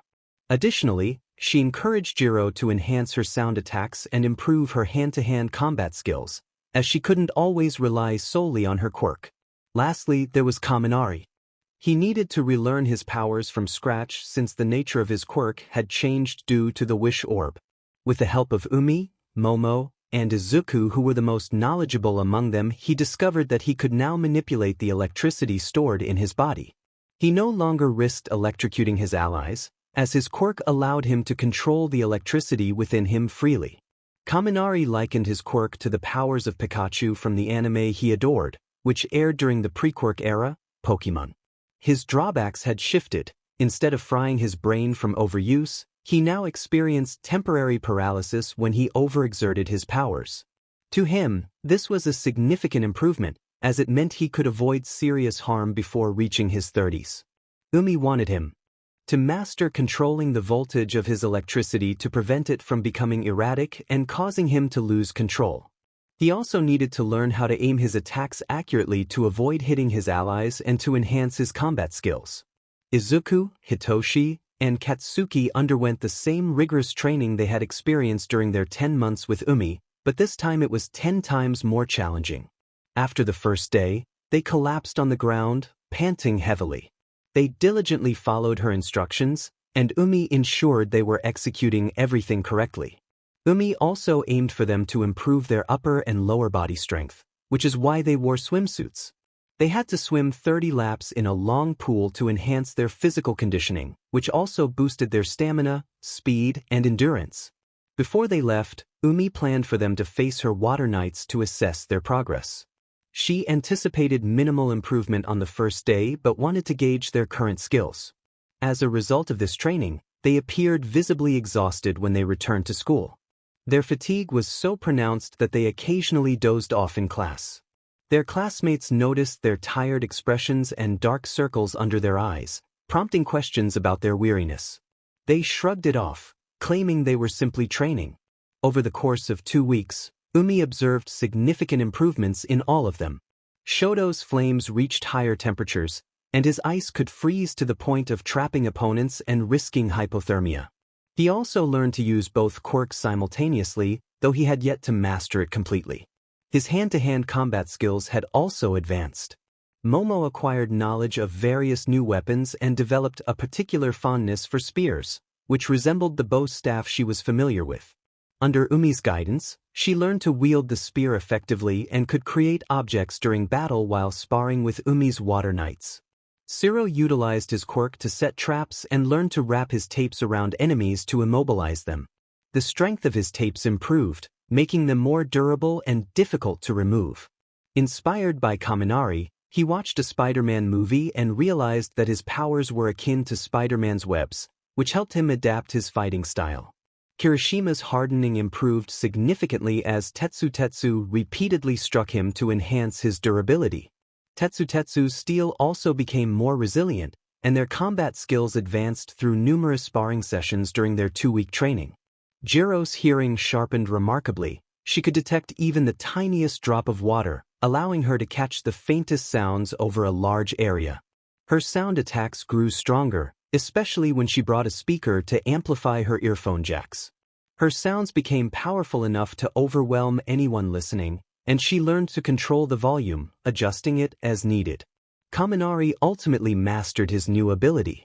They informed the school about his quirk's evolution, which was accepted.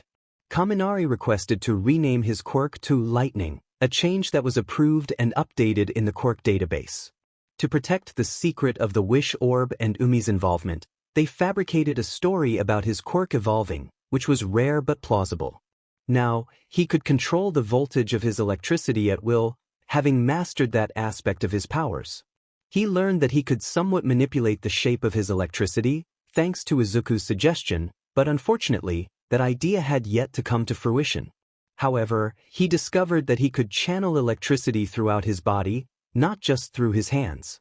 With this newfound ability, he incorporated it into his hand-to-hand combat. Every strike he made could now deliver a shocking surprise to his opponent, as he enveloped his hands and feet in electricity for added impact. After 2 weeks, Umei could finally see that they had all vastly improved compared to when they first started training. Their quirks had developed, their physical abilities had been enhanced, and most importantly, they had bonded and grown closer than ever before. This was significant for Umei, as she believed that no one could face the challenges ahead alone. Sometimes, the support of close friends and allies was essential to overcoming obstacles. Umei was delighted to see their bond strengthen, as they learned to trust and understand one another deeply. It was now the day before the sports festival, and everyone had just finished their training. They all looked worn out, but they had grown accustomed to the exhaustion. The confidence on their faces and the determination radiating from each of them showed their progress. Congratulations, everyone. You have all survived and conquered my training regimen. From what I have seen, you all now possess the capabilities to excel at the festival in 2 days. I am proud to call you my students. Umei praised them with a noble bow. They felt a mix of embarrassment and pride at her compliments, their cheeks slightly flushed. No. We should be the ones thanking you for your training, Umei, Izuku said, rubbing his scales and offering her a warm smile. Yes, we all owe you our gratitude. We wouldn't have reached this level of strength without your guidance and wisdom, Momo added with a gentle smile. We have gained a greater understanding of our quirks and abilities, and for that we thank you, Shoto said, bowing respectfully. Everyone followed suit except for Katsuki, who frowned and clicked his teeth in annoyance before turning away. Hitoshi playfully smacked his head and pushed him down, forcing him to bow before Umei while Katsuki struggled to stand. The others laughed at his antics, and Izuku's giggle made him blush slightly. I appreciate your kind words. I wish you all the best of luck at the upcoming festival, and remember to give it your all, Umei encouraged them, inspiring them further. But our training isn't over yet, everyone, Umei said with a playful glint in her icy blue eyes, making them feel a bit intimidated. What do you mean, you dragon? You said we could go home after training. We're done now and ready to rest tomorrow. What do you mean the training isn't finished yet? Katsuki demanded, growling in annoyance. Well, my dear child, we need to see if you truly improved or if it was all just a waste of time, Umei replied, causing them to stiffen slightly. It's time for an exam. Everyone looked surprised at what Umei had just told them. They were unaware of any exam and confused about why there was one. Exam? What do you mean, exam, Umei? Izuku asked, mirroring the thoughts of the others. This is an exam to see what you all have learned during your training with me. Have you brought your hero costumes like I asked? Umei inquired, and they all nodded.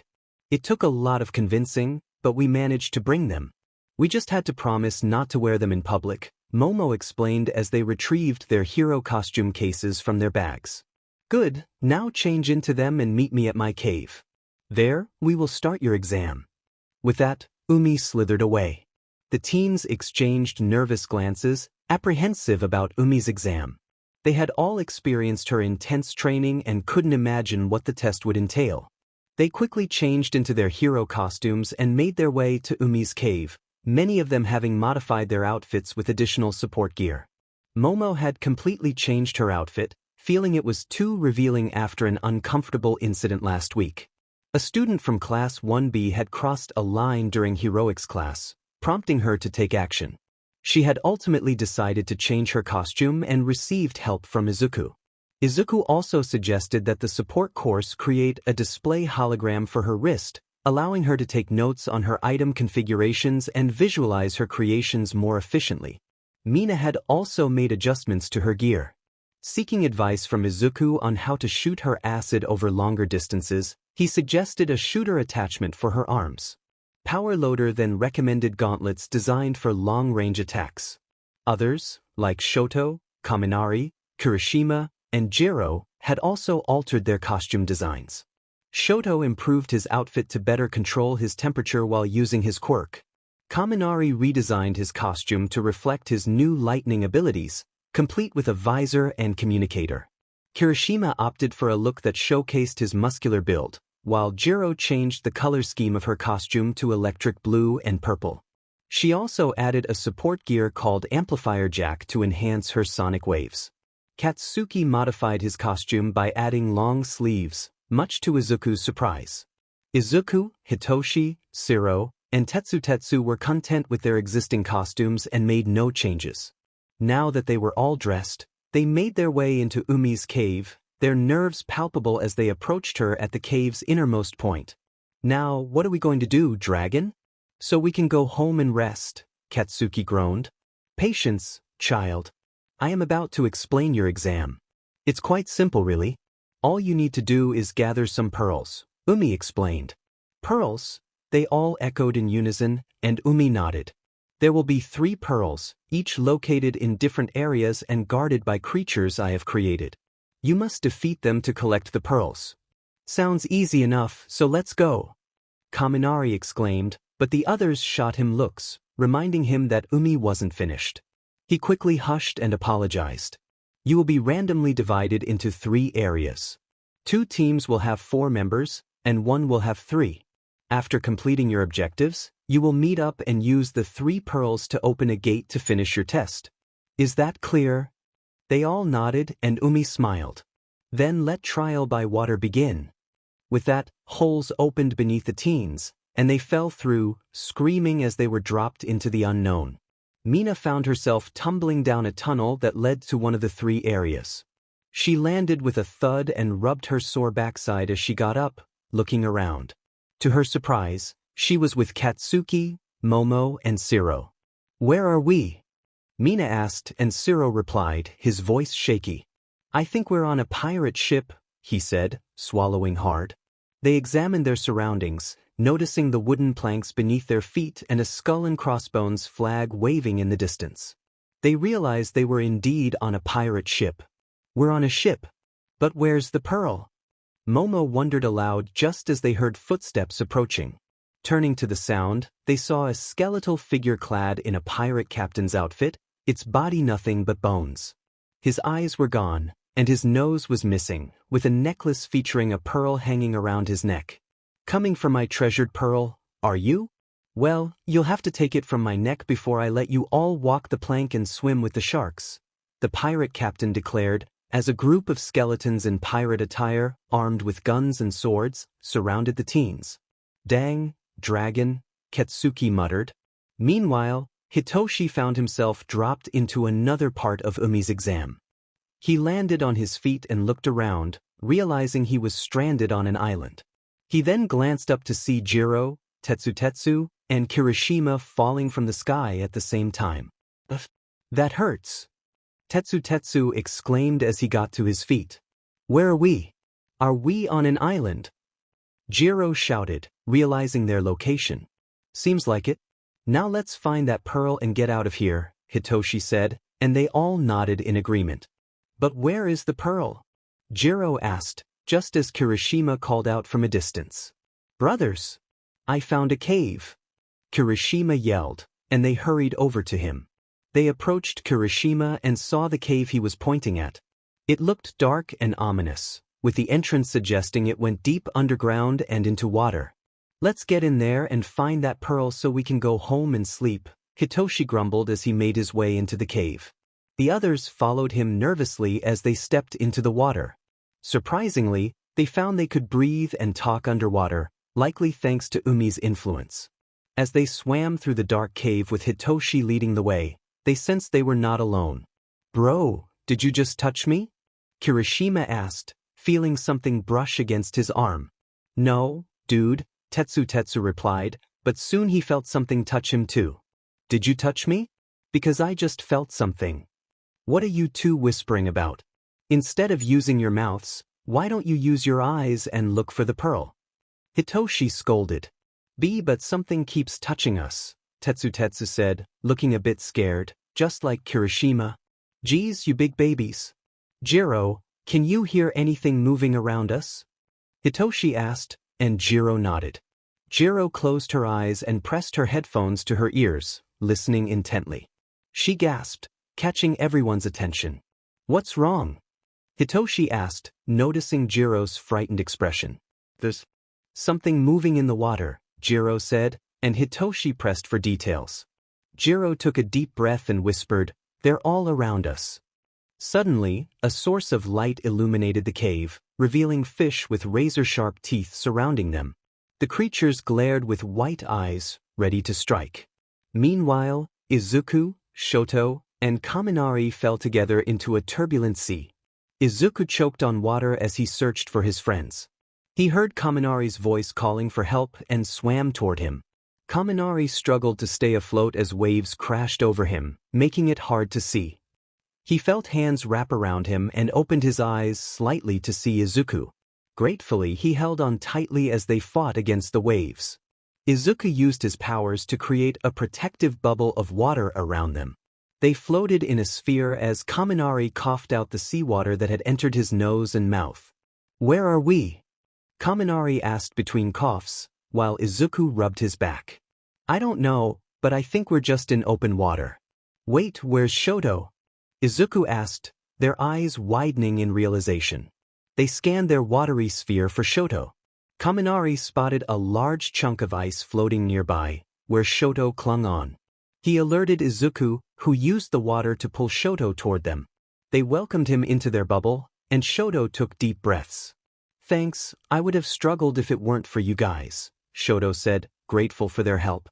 Izuku patted Shoto on the back. "That's what friends are for. Now let's go find that pearl." He was interrupted when Kaminari suddenly screamed in fear. "What's wrong, Kaminari?" Shoto asked, noticing Kaminari was trembling and pointing behind them. Izuku and Shoto turned slowly to see a massive eye staring at them. It blinked before vanishing into the depths. Suddenly, they were propelled into the air as a powerful surge of water erupted from below. They soared hundreds of feet into the air, screaming as Izuku's protective sphere shattered. They fell toward the water, but Shoto quickly created a giant iceberg, allowing them to land safely. "What was that?" Kaminari shouted as he stood up. "That was like a sea monster. Its eye was huge." "Whatever that is, it must have the pearl," Shoto concluded. Just then they heard a howl from below the surface. A massive whale leaped from the water, creating a giant ripple that pushed Shoto's iceberg back several feet. "Are we fighting Moby D-?" Izuku asked, bewildered. Thus began Umei's exam, the trial by water. The trial by water commenced, with all our protagonists submerged in deep waters, striving to prove their growth under Umei, the serpentine dragon. The trial required them to gather pearls hidden in 3 areas, each guarded by creatures of Umei's design that would challenge her students. They were separated into 3 groups, battling the sea's guardians. Stranded on a ship, surrounded by nothing but the endless sea, Katsuki, Momo, Mina, and Shiro fought their way to retrieve the pearl. The creatures clinging to the pearl were nothing more than skeletal pirates. Armed with swords and guns, they were determined to protect their treasure. The skeleton crew was commanded by a pirate captain who wore the pearl necklace with pride. If they lost the battle, they would be forced to walk the plank and face the sharks below. On an island, a cave led to an underground cavern filled with seawater, completely shrouded in darkness. Hitoshi, Jiro, Kirishima, and Tetsu swam into the cavern, searching for the pearl they were meant to retrieve. Breathing easily and even able to converse underwater, they suspected Umei was responsible for this unusual ability. Their dive was peaceful until they realized they were not alone. Fish with blue and white scales surrounded them, their razor-sharp teeth glinting ominously. Jiro heard their movements as an unknown light source illuminated the cavern, revealing the fish ready to strike. Meanwhile, Izuku, Kaminari, and Shoto found themselves lost at sea, battling the furious waves that threatened to pull them under. Izuku spotted Kaminari struggling and saved him, creating a protective sphere of water against the storm. Soon, they discovered Shoto floating on an ice formation he had conjured, trying to avoid being swept away. They felt safe for a moment, but that quickly changed. A massive eye appeared, launching them into the air and shattering Izuku's protective sphere. Fortunately, Shoto created a giant iceberg, allowing them to land safely. They soon faced their adversary, a colossal blue whale adorned with luminescent white lines, measuring an impressive 90 feet in length. Would they be able to defeat such a creature and retrieve the pearl? Umei watched from her cave, overseeing the various areas where the heroes had landed. She ensured that no one would be harmed during the trial by water she had devised. With a smile, she encouraged them, "Show me what you can do, young heroes in training." Katsuki, Momo, Mina, and Shiro found themselves surrounded by the skeleton pirates, armed and ready for battle. Momo scanned their surroundings and realized they were outnumbered and unprepared. She had an idea for their escape. "Everyone, gather close," she whispered, and they complied. "Mina, melt the wooden planks beneath us so we can drop to the lower deck." Mina nodded in agreement. The pirates noticed their movement and closed in, weapons at the ready. Tension filled the air until Mina melted the planks, causing them to fall to the ship's lower level. "Get them!" the pirate captain shouted as his crew pursued. The four heroes dashed through the ship, with the skeleton crew jumping down after them. Momo quickly created a bulletproof shield from her exposed back, protecting her friends from the incoming fire. "What are we going to do?" Mina exclaimed as they ran. Mina turned back and unleashed acid from her body, targeting the skeletons. Some managed to dodge, but those who didn't began to dissolve. "We need to regroup and devise a plan, we can't take them all at once," Momo urged, shielding them from the bullets. "I'll buy us some time," Zero declared, turning to face the skeletons. He began to cover the area with his tape traps, effectively immobilizing the skeletons. His plan worked, and the pirates struggled to break free. "Good job, soy sauce," Katsuki remarked, causing Zero to look astonished. "Did you just compliment me?" Zero asked, incredulous. Katsuki rolled his eyes and playfully smacked Zero's head. "So what? It's just a compliment, you idiot." He pointed to a door ahead. "You extras. Let's get in there and figure this out." They opened the door and hurried inside, locking it behind them as they collapsed onto the floor, panting from their escape. "What do we do now?" Mina started, but Momo quickly covered her mouth, placing a finger to her lips to signal silence. They listened intently as footsteps approached, followed by the pirate captain's voice, barking orders to his crew to search for them. "He's right above us," Momo whispered, pointing to the ceiling. "What's our plan?" Zero asked. "Let's blow the ceiling and surprise that pirate," Katsuki suggested, grinning widely. "Isn't that a bit reckless?" Mina raised an eyebrow at Katsuki's idea. "No, I agree with Bakugo. It'll catch them off guard, and we can grab the pearl from the pirate's necklace," Momo stated confidently. "I'll handle close-range combat, and Mina, you provide ranged support with your new gear." Mina winked and gave Momo a thumbs up. "Zero, trap as many as you can with your tape and support us if needed." Zero nodded in agreement. "And Bakugo, just be yourself and create some explosions," Momo added, and Katsuki grinned. "Then let's bust this joint," Katsuki declared, placing his palms together and creating a blast. The pirates turned at the sound of the explosion, just in time to see the four heroes leap out of the hole it had created. They were all caught off guard. Mina activated her acid shooter gauntlets, unleashing a barrage of acid bullets that struck multiple skeleton pirates, causing their bones to weaken. She coated her feet with acid to enhance her agility, using her dancing skills to twirl gracefully while firing at enemies around her. Momo stepped to the front lines, conjuring a silver spear and skillfully overpowering the sword-wielding foes. She twisted and dodged their attacks, slicing through them with her spear. Spotting a skeleton about to shoot Mina, she hurled her spear like a javelin, striking the creature down. Next, she utilized her 3D hologram display to design and create two handguns, dual-wielding them as she stylishly rolled across the ground, taking aim and shooting the skeleton pirates with precision. Zero cleverly taped several skeletons together, trapping them before swinging them around and launching them at a group of their comrades, causing a chaotic crash. He set up tape traps on the ship's deck, capturing some of the skeletons, while others dangled from the flagpole, caught in his tape. The pirate captain watched in shock and disbelief, trembling with rage. Just as he prepared to join the fray, a sudden explosion erupted in front of him, sending him tumbling backward. He looked up to see that the explosion had come from Katsuki. "It's over," Katsuki declared. The pirate captain glanced behind him, realizing his entire crew had been defeated. Some were ensnared by tape, hanging helplessly, while others had succumbed to Mina's acid, leaving only remnants of their bones. Many bore bullet wounds, their bodies battered and broken. With a defeated expression, the pirate captain felt a tug on his necklace, realizing Katsuki had snatched it from him. Katsuki grinned before unleashing a powerful blast, sending the captain sprawling across the navigation deck. In the underground caverns, Hitoshi, Jiro, Kirishima, and Tetsutetsu found themselves surrounded by fish beasts with razor-sharp teeth. They stood back to back, ready to defend against the imminent attack. One fish beast lunged at Jiro, but Hitoshi quickly used his capture bands to pull it back, wrapping it up before slamming it against a rock, rendering it lifeless. "Thanks, I was about to be fish food," Jiro said, grateful for Hitoshi's quick thinking. As the other fish beasts launched their assault, Kirishima faced one head-on. It opened its mouth wide to bite him, but he hardened his body and punched it back.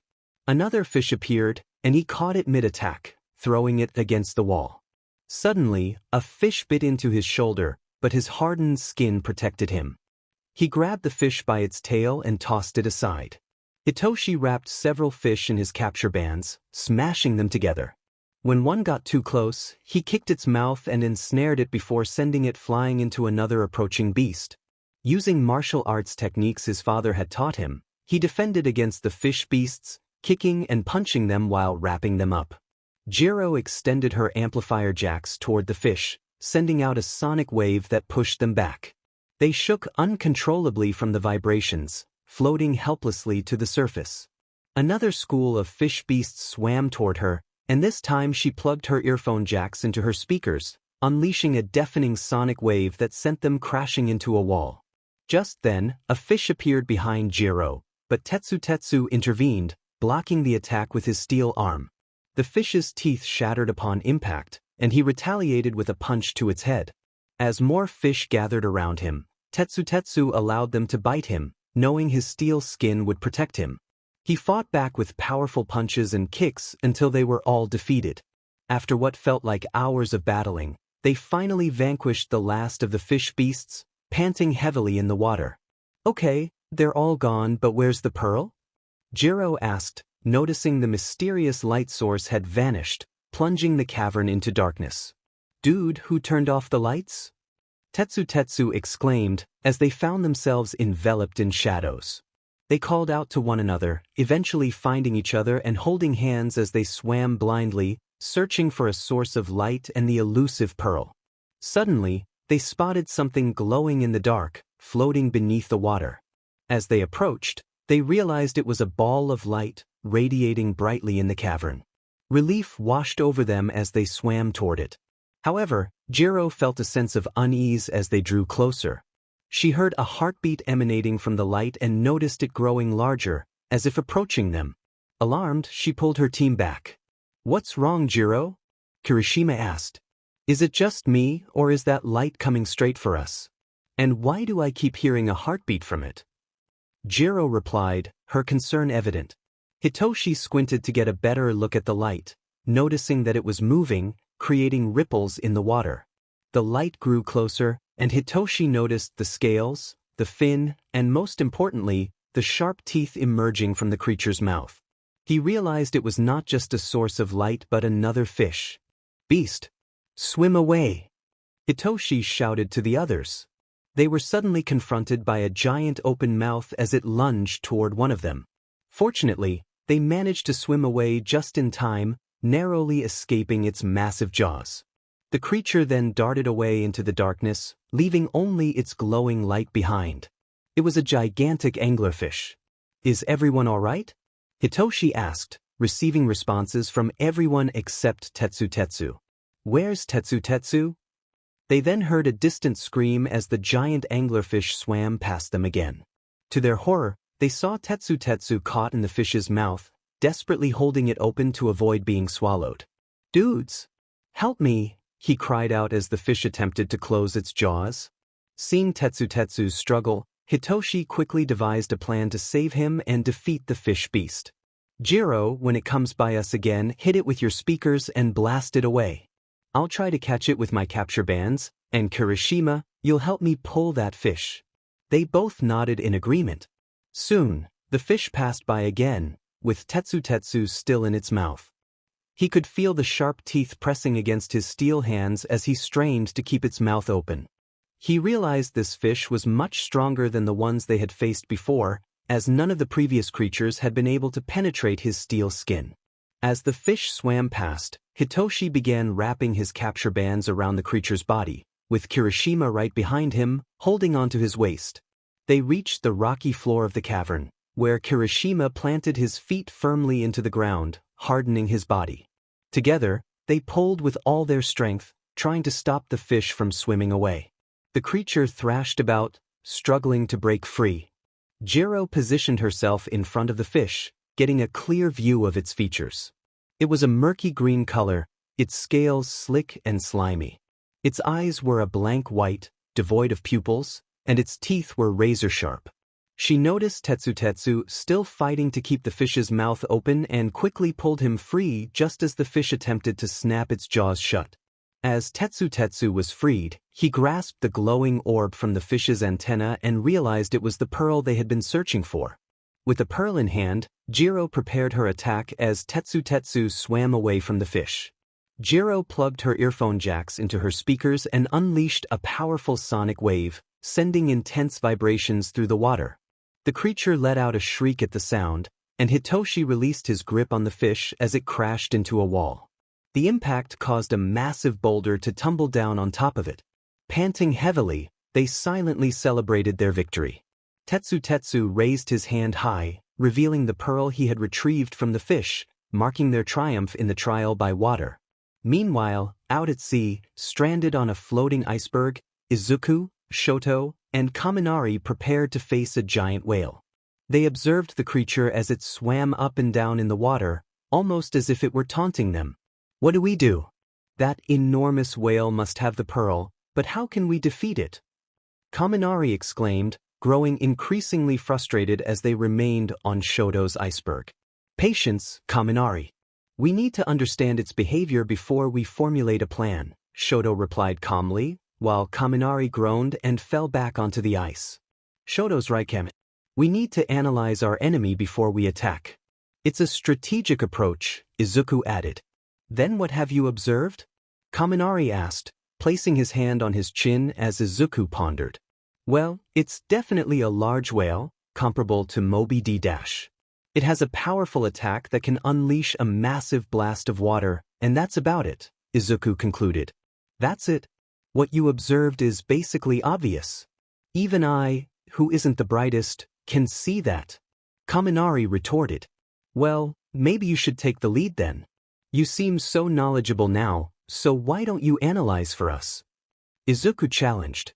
"Are you seriously arguing with me while also mocking me?" Kaminari shot back. "I don't know. I thought you knew everything, so you would already know that yes, I am arguing and mocking you." The two began to butt heads, gritting their teeth in frustration.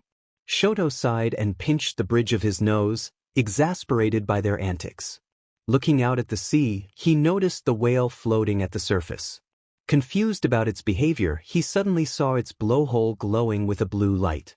His eyes widened as a sphere of energy shot out, heading straight for them. "Get down!" Shoto yelled. He pushed Kaminari and Izuku aside just as the blue sphere crashed into the iceberg, exploding it into chunks of ice. Izuku quickly conjured a water sphere around the three of them to shield them from the resulting waves. "What was that?" Kaminari asked, his voice trembling. "I don't know, but that blue sphere must be one of the whale's abilities," Shoto speculated. "We need to take that thing down before it attacks again," Izuku said, and they both nodded in agreement. Izuku released them from his water sphere, and they charged toward the whale. Izuku walked on the water, using his water arms to carry Kaminari, while Shoto created an ice path on his right side, sliding across the surface. They rushed forward, determined to defeat the whale. The whale noticed their approach and slapped its tail against the water, creating a massive wave that surged toward them, blocking their path. Shoto quickly acted a giant ice wall to stop the wave, but it overpowered his defense, cracking the ice. He lost his footing as the ice beneath him shattered into pieces. He was about to fall into the water, but fortunately, Izuku's water arm caught him just in time. Izuku was now carrying both Shoto and Kaminari as massive waves surged toward them. He began absorbing water from the sea, growing 2 additional water arms that he used to claw at the waves, creating water claws to carve through the tumultuous surf. Suddenly, a giant blue sphere landed nearby, exploding and separating the three of them in the water. Shoto and Kaminari struggled to stay afloat as the waves crashed over them, making it difficult to breathe. Just when it seemed all hope was lost, a magnificent dragon erupted from the ocean's surface, roaring into the sky. The dragon, made entirely of water, was Izuku. In his dragon form, Izuku searched for his friends drifting in the sea. Spotting them, he used his talons to lift them one by one, saving them from the depths. They soared into the air, relief washing over them. As they flew, they spotted a whale floating on the water's surface. Izuku seized the opportunity and unleashed a hydro-vortex blast at the whale, striking it with a powerful force. Kaminari and Shoto quickly followed suit. Kaminari unleashed a surge of electricity into the water, shocking the creature, while Shoto sent forth a wave of intense flames from his left side, scorching the whale's skin. The whale let out a pained cry before retreating into the depths. Izuku, Shoto, and Kaminari circled the sea in search of the creature. Suddenly, Izuku was struck by another blue sphere, which exploded upon impact, causing him to struggle to maintain flight as it hit one of his wings. Izuku, we should stay down for a bit, you're hurt. Kaminari shouted as they descended back into the water. Shoto created a massive iceberg for them to land on safely. Izuku transformed back into his human form, revealing a significant burn on the right side of his arm. His friends looked concerned, but he reassured them he was fine, using some water from his gourd, which had miraculously survived, to heal his arm. So what now? I don't have any ideas to beat this thing, Shoto said. Kaminari raised his hand, eager to share his idea. Since neither Izuku nor Shoto had a plan, they listened to him. He explained his strategy, which seemed odd and risky, but with no better options, they decided to go along with it. Izuku dove back into the water, transforming into his dragon form once more. He swam through the waves, searching for the whale. When he finally spotted it, he pursued the creature, which was trying to escape. They engaged in a game of cat and mouse until Izuku caught up with it. Using all his strength, he lifted the whale and began swimming toward the surface, enduring the creature's tail slaps as it tried to break free. When he reached the surface, he hurled the whale high into the air. Shoto and Kaminari prepared to attack. Izuku unleashed a hydro-vortex blast at the whale, while Kaminari sent a surge of electricity, and Shoto unleashed a torrent of flames. The combined attacks struck the whale, creating a massive explosion as they collided. When the chaos subsided, they saw the whale floating on its back, defeated. Kaminari and Shoto exchanged fist bumps and cheered, standing triumphantly on the iceberg. Meanwhile, Izuku, feeling a bit extra, climbed atop the whale and roared in victory. He then opened the whale's mouth and discovered a pearl hidden inside. He took it out and proudly showed it to his friends. Back in Umei's cave, she observed their success. She noted that they had all passed their trials, proving their growth during their training. You all have survived, heroes in training. From what I can see, as long as you support one another, nothing will stand in your way, she said to herself, a gentle smile spreading across her face. She felt a sense of pride, knowing her students had grown strong enough to withstand even the harshest challenges. The trial by water has ended. You all have passed. Since we last saw our protagonists, they had been undergoing the trial by water exam that Umei had created for them. This exam was designed to test their improvements during training. They faced a pirate captain and his skeleton crew, survived encounters with enormous fish beasts with razor-sharp teeth, and ultimately defeated a whale capable of summoning storms and massive waves. They had all proven their strength. After retrieving the pearls, the exam concluded, and a door appeared, adorned in blue and white hues. They placed the pearl in the doorknob's keyhole, and it opened, revealing Umei's cave where she awaited them. It was a surprise that they had all defeated their challenges simultaneously, entering Umei's cave together. Exhausted and panting, some of them had torn costumes, while others bore scratches and bruises. Umei congratulated them with a warm smile, praising their efforts, to which they groaned in response. She encouraged them to go home and rest, reminding them that the sports festival was approaching. With that, she opened a portal leading them back home. Umei bid them farewell as they waved tiredly and stepped through the portal. Upon their return, no one spoke. They simply walked quietly along the pathway out of the forest. They exchanged goodbyes as they reached the station. When Izuku and Hitoshi arrived home, their two dads were visibly worried since it was nearly 7 in the evening. As soon as they heard the front door open, They rushed to their kids, ready to scold them for being late. The sight of their exhausted children shocked them. Both looked worn out, especially Hitoshi, whose dark circles under his eyes were more pronounced than usual. Hisashi and Shoyuta quickly enveloped them in hugs after closing the door. "What happened? You look like you've battled monsters. And why are you in your costumes? What happened to them?" Hisashi asked in a rapid-fire manner, inadvertently activating his quirk until Shoyuta covered his mouth to erase it. "Explain what happened, you problem children," Shoyuta said, glaring at them with an intimidating expression. "We had to complete Umei's exam to prove that we really improved after 2 weeks of training with her," Izuku replied slowly, his exhaustion evident. They recounted their experiences, from battling sea creatures to gathering pearls. They explained that Umei had instructed them to wear their costumes specifically for the exam. Hisashi and Shoyuta nodded in understanding, feeling a mix of pride and concern for their sons. Fortunately, Hisashi had prepared katsudon for dinner, which brought a smile to Izuku's face after such a tiring day. The two Aizawas devoured their meals as if it were their last, finishing in mere minutes and leaving them both with satisfied stomachs. Afterward, they fell asleep almost instantly after lying down in their beds. The next day, the day before the sports festival, everyone was still extremely tired. The Aizawa squad arrived at school looking sleep-deprived as they settled into their seats in the classroom. Class 1A noticed their condition and inquired about it, but they shrugged it off as a result of training. As class began, most of them succumbed to sleep, unable to keep their eyes open. One by one, they drifted off, leaving Momo to fend for herself. She struggled to stay awake and take notes but eventually dozed off during ectoplasm's math class. In heroics class, they were required to wear their PE uniforms since their hero costumes were significantly damaged, leaving them with only their support gear. Power Loader was furious, reminding them of their promise not to destroy their costumes, which they had clearly broken. After class, they were summoned to Nizu's office.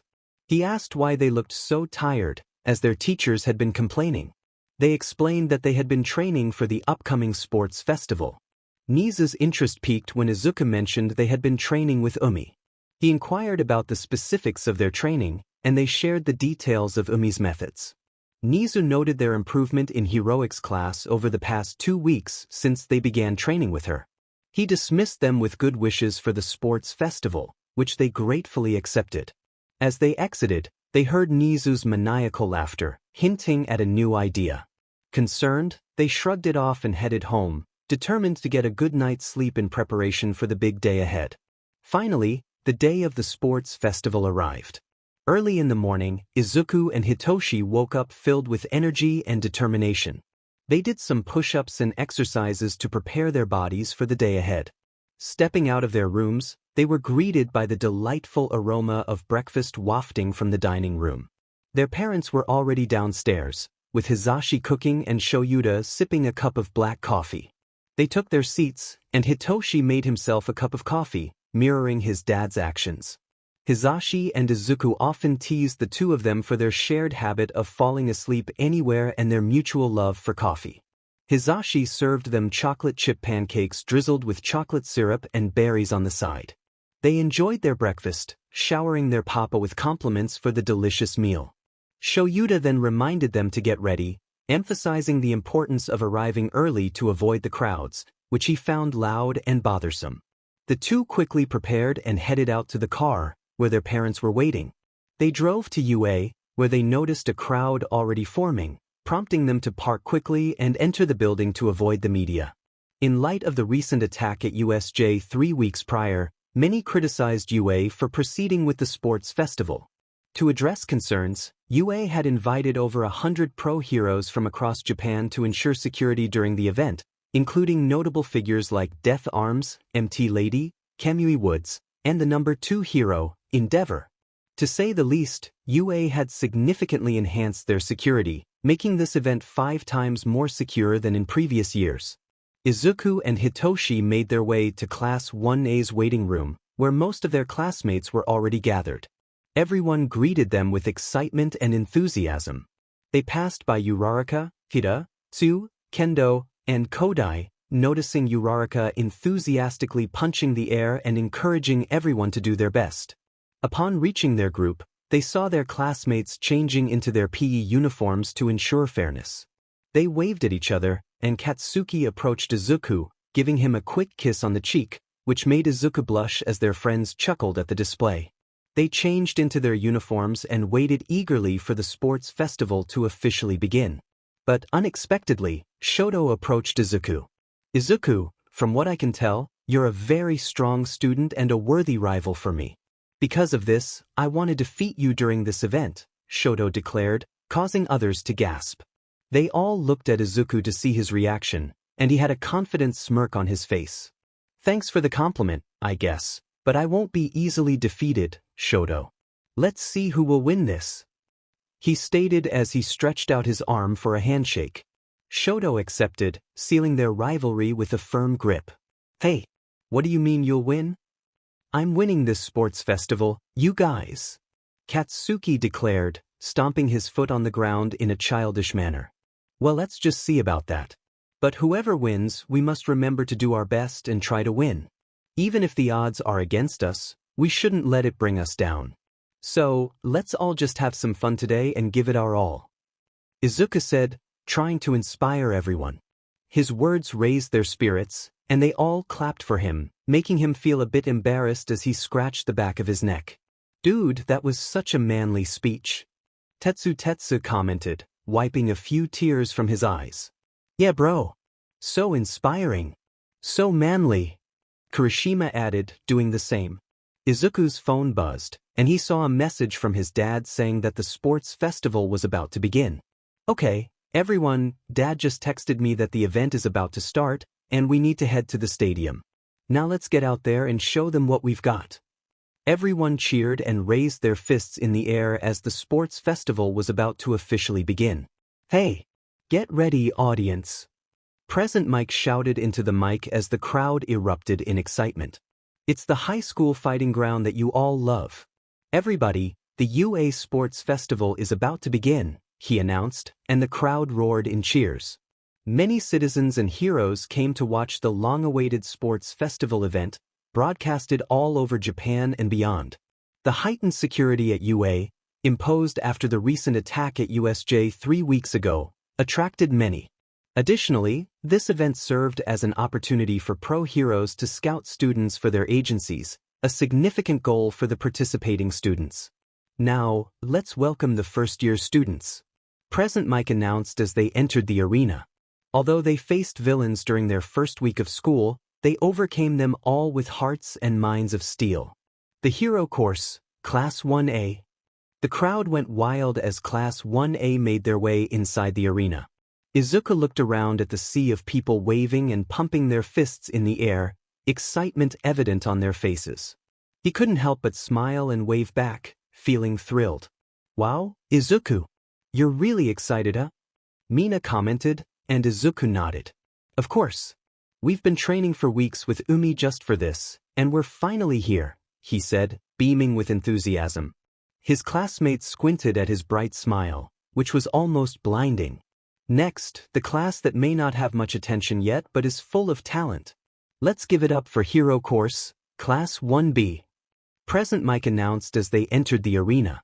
And next are the General Course, Classes C, D, and E.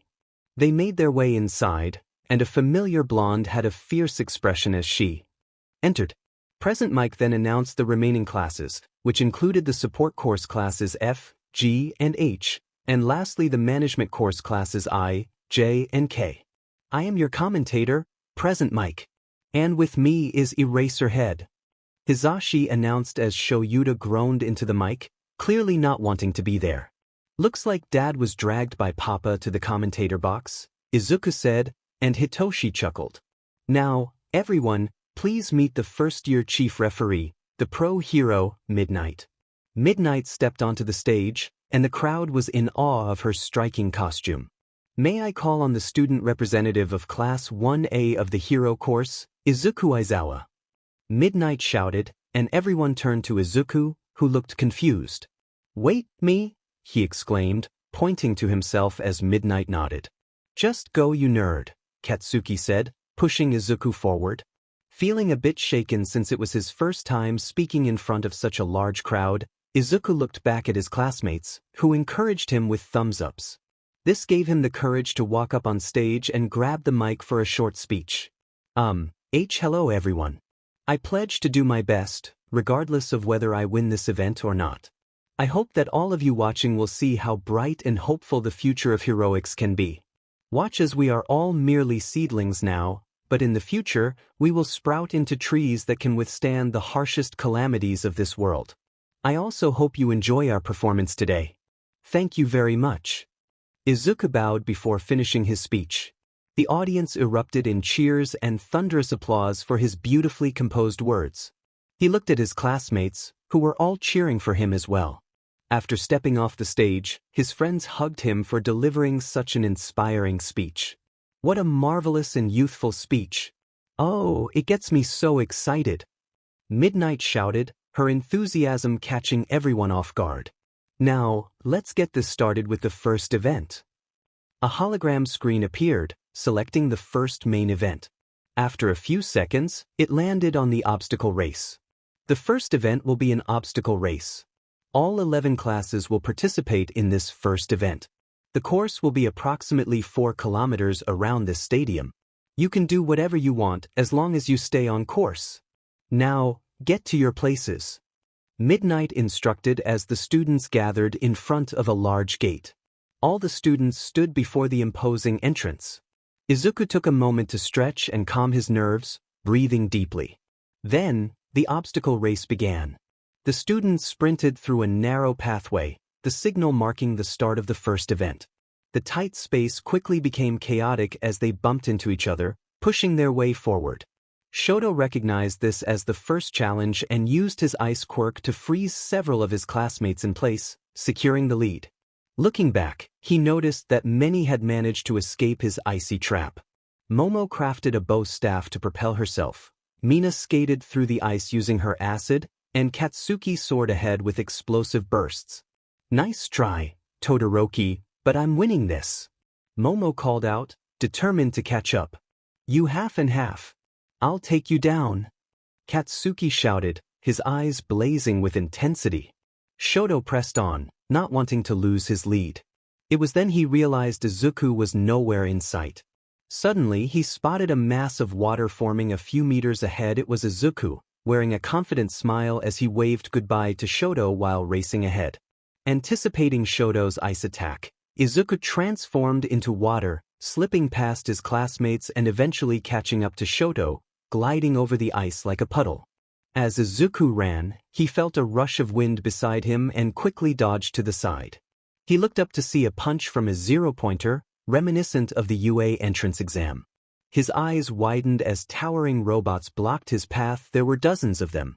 Now, this is what you call an obstacle. We call this the Robo Inferno. Present Mike announced, the crowd cheering wildly for the competitors. Izuku grinned at the sight of the giant robots. He transformed his arms into water and dashed toward them, skillfully avoiding their fists and missiles. With a leap, he shaped his arms into drills and spun around the robot's head, creating an opening that sent the machine crashing to the ground. Did you all see that? As expected of the student representative. Hisashi exclaimed proudly as the crowd erupted in cheers. Shoto used his ice quirk again, freezing several robots in place as he continued on his path. Katsuki propelled himself toward the machines, blasting them with explosions while closing the gap. Kaminari rubbed his hands together, sparks flying, before unleashing a high-voltage shock that short-circuited one of the robots. By this time, the leading students had reached the next obstacle. Now, time for the next course, the pit. If you fall, you're out. Hisashi shouted, prompting Shoyuta to tell him to tone it down. As Izuku approached the pit, he noted its depth. Realizing others were catching up, he made a bold move and jumped at the edge, plummeting down. Izuku! Katsuki shouted, watching in shock. But then, Izuku began running up in the air, as if ascending invisible stairs. His eyes widened in disbelief as he noticed the ripples in the air with each step he took. How is this possible? How can he walk on air? Hisashi questioned through the mic. Izuku can control water, even the moisture in the air. He's manipulating it to create platforms just for him, making it look like he's walking on air, Shoyuta explained, leaving the audience in awe. What a brilliant strategy. But wait, it looks like others are catching up to Izuku. Hisashi announced as the crowd leaned in, eyes glued to the hologram screen. Izuku glanced back to see Katsuki and Shoto closing in. Katsuki was flying with explosive bursts, while Shoto skated on ice. Not just them, but the rest of the Izu squad was also in pursuit. Mina adjusted her acid to use the tightrope as a zipline, Siro utilized his tape to navigate, and Momo fashioned a grappling hook. Hitoshi amazed everyone by running along the tightrope like a ninja. "Don't think you'll beat me, Izuku," Shoto said, now beside him. "Don't forget about me, you nerd." Katsuki shouted, explosions echoing around them. "I'm winning this, you too," Izuku declared, picking up speed. Soon, they reached the final obstacle before the finish line. "And folks, we have reached the last challenge. Be careful, as this is a minefield," Hisashi shouted. Izuku surveyed the ground littered with mines. Drawing on his Tai Chi skills, he prepared to navigate the obstacle. He heard explosions behind him and saw Katsuki and Shoto gaining on him, prompting him to hurry. The two caught up, and a friendly rivalry ensued. Katsuki unleashed his quirk, creating explosions that both Izuku and Shoto dodged while retaliating with their own attacks. They were all in the lead, vying for first place. Amidst their playful brawl, the sounds of mines detonating echoed behind them. Tetsu and Kirishima boldly charged through the course, unaffected by the explosions due to their quirks. Meanwhile, Momo devised a clever plan to hinder her classmates and take the lead. "Sorry everyone, but I want to win," Momo declared confidently as she created multiple smoke bombs. She threw them across the course, and as they exploded, thick black smoke enveloped the area, blinding the other students. She was wearing goggles that allowed her to see heat signatures, navigate through smoke, and detect the mines hidden underground. With determination, she made her way through the minefield. While others struggled with the smoke, Jiro remained unfazed. She inserted her earphone jacks into the ground, sending out small vibrations to locate all the mines in her path. With a clear mental map, she dashed through the minefield, memorizing the locations of the obstacles ahead. Izuku, Katsuki, and Shoto were nearing the finish line, engaged in a fierce battle for the top spot. "Look here, folks. Our top 3 contenders are approaching the finish line. Izuku Aizawa, Shoto Todoroki, and Katsuki Bakugo. Who will take the win?" Hisashi announced, igniting excitement in the crowd. Izuku found himself sandwiched between Shoto and Katsuki, both of whom were targeting him with their quirks. Aware of his vulnerability to heat and fire, Shoto unleashed flames to create a barrier, while Katsuki followed suit with explosive blasts. Izuku struggled to keep pace, falling behind the two. As Katsuki and Shoto began to focus on each other, Izuku refused to give up. He gathered moisture from the air, replenishing his strength. Transforming his arms into water claws, he stretched them toward the two leaders. Suddenly, Katsuki and Shoto felt a force tugging at them from behind, sending them crashing against the tunnel walls. Water splashed around them, quickly freezing and trapping them in place. Izuku surged past them, determined to reach the finish line. Katsuki quickly broke free from the ice and propelled himself toward Izuku with explosive bursts, while Shoto melted his icy prison and skated forward on his own ice. Izuku pressed on, using his water arms to enhance his speed, clawing at the ground as he raced toward the finish line. The sounds of explosions and ice cracking echoed behind him as Shoto and Katsuki closed in. "Look at this, folks. They're neck and neck. Who will win this event? Will it be Izuku, Shoto, or Katsuki?" Hisashi shouted, the crowd holding its breath in anticipation. "And the winner is..." The crowd was on the edge of their seats, eagerly awaiting the announcement. Finally, a student with deep blue hair and clear ocean eyes crossed the finish line. "Izuku Aizawa," Hisashi declared, leaping to his feet with a proud smile, mirroring Shota's reaction. The crowd erupted in cheers as Izuku crossed the finish line, joy flooding over him and washing away the fatigue he had felt moments before. And in second place, we have Katsuki Bakugo. And in third, Shoto Todoroki. Hizashi continued as the others crossed the line. Katsuki and Shoto accepted their placements with a sigh, acknowledging Izuku's fair victory. They approached him, offering handshakes and warm hugs. Katsuki even playfully pecked him on the cheek. The crowd adored their sportsmanship as other participants crossed the finish line. Momo secured fourth place with her clever smoke bomb strategy, while Kirishima and Tetsutetsu took fifth and sixth, respectively, after bravely enduring the mine explosions. Hitoshi followed closely behind, skillfully avoiding the mines but slowed down by Momo's smoke. Jiro came in eighth, having used her quirk to navigate the minefield with ease. Mina danced her way to ninth place, utilizing her agility and acid to evade the mines, while Siro used his tape to secure a solid 10th. Kaminari finished 11th after overexerting his quirk during the first obstacle. Overall, they all performed admirably. They congratulated Izuku on his victory, showering him with compliments that made him blush, though he couldn't help but smile widely. His happiness radiated like sunshine, brightening the atmosphere around him. Soon, the remaining students crossed the finish line as midnight concluded the first event. Only 42 students will advance to the second event. For those who did not make the cut, do not be discouraged, there will be more opportunities to shine. Midnight announced. Now, let's move on to the next event, a cavalry battle, she declared, causing a wave of nervousness among the students. Participants will form teams of 2 to 4 members. The rules are the same as a regular cavalry battle, but there's a twist based on the results of the last race. Each player will be assigned points.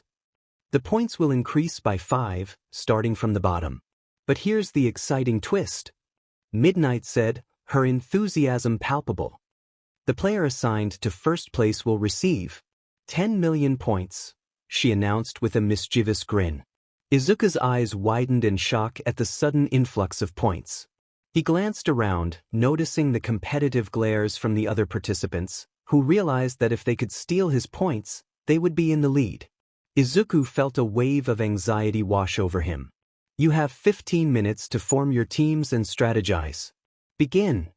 The countdown timer started, and students scrambled to form their alliances. Izuku found himself alone, as no one wanted to be burdened by his 10 million points. He began to strategize on his own until he felt a tap on his shoulder. He turned to see that it was his brother, Hitoshi. Toshi? You'll join my team? Izuku asked as Hitoshi nodded. I'm not letting you go alone. Plus, we just need to defend your points, and we'll reach the main event. So it's kind of okay for me, you know? Hitoshi replied, and Izuku smiled. Soon, another person tapped his shoulder, and he turned to see Jiro.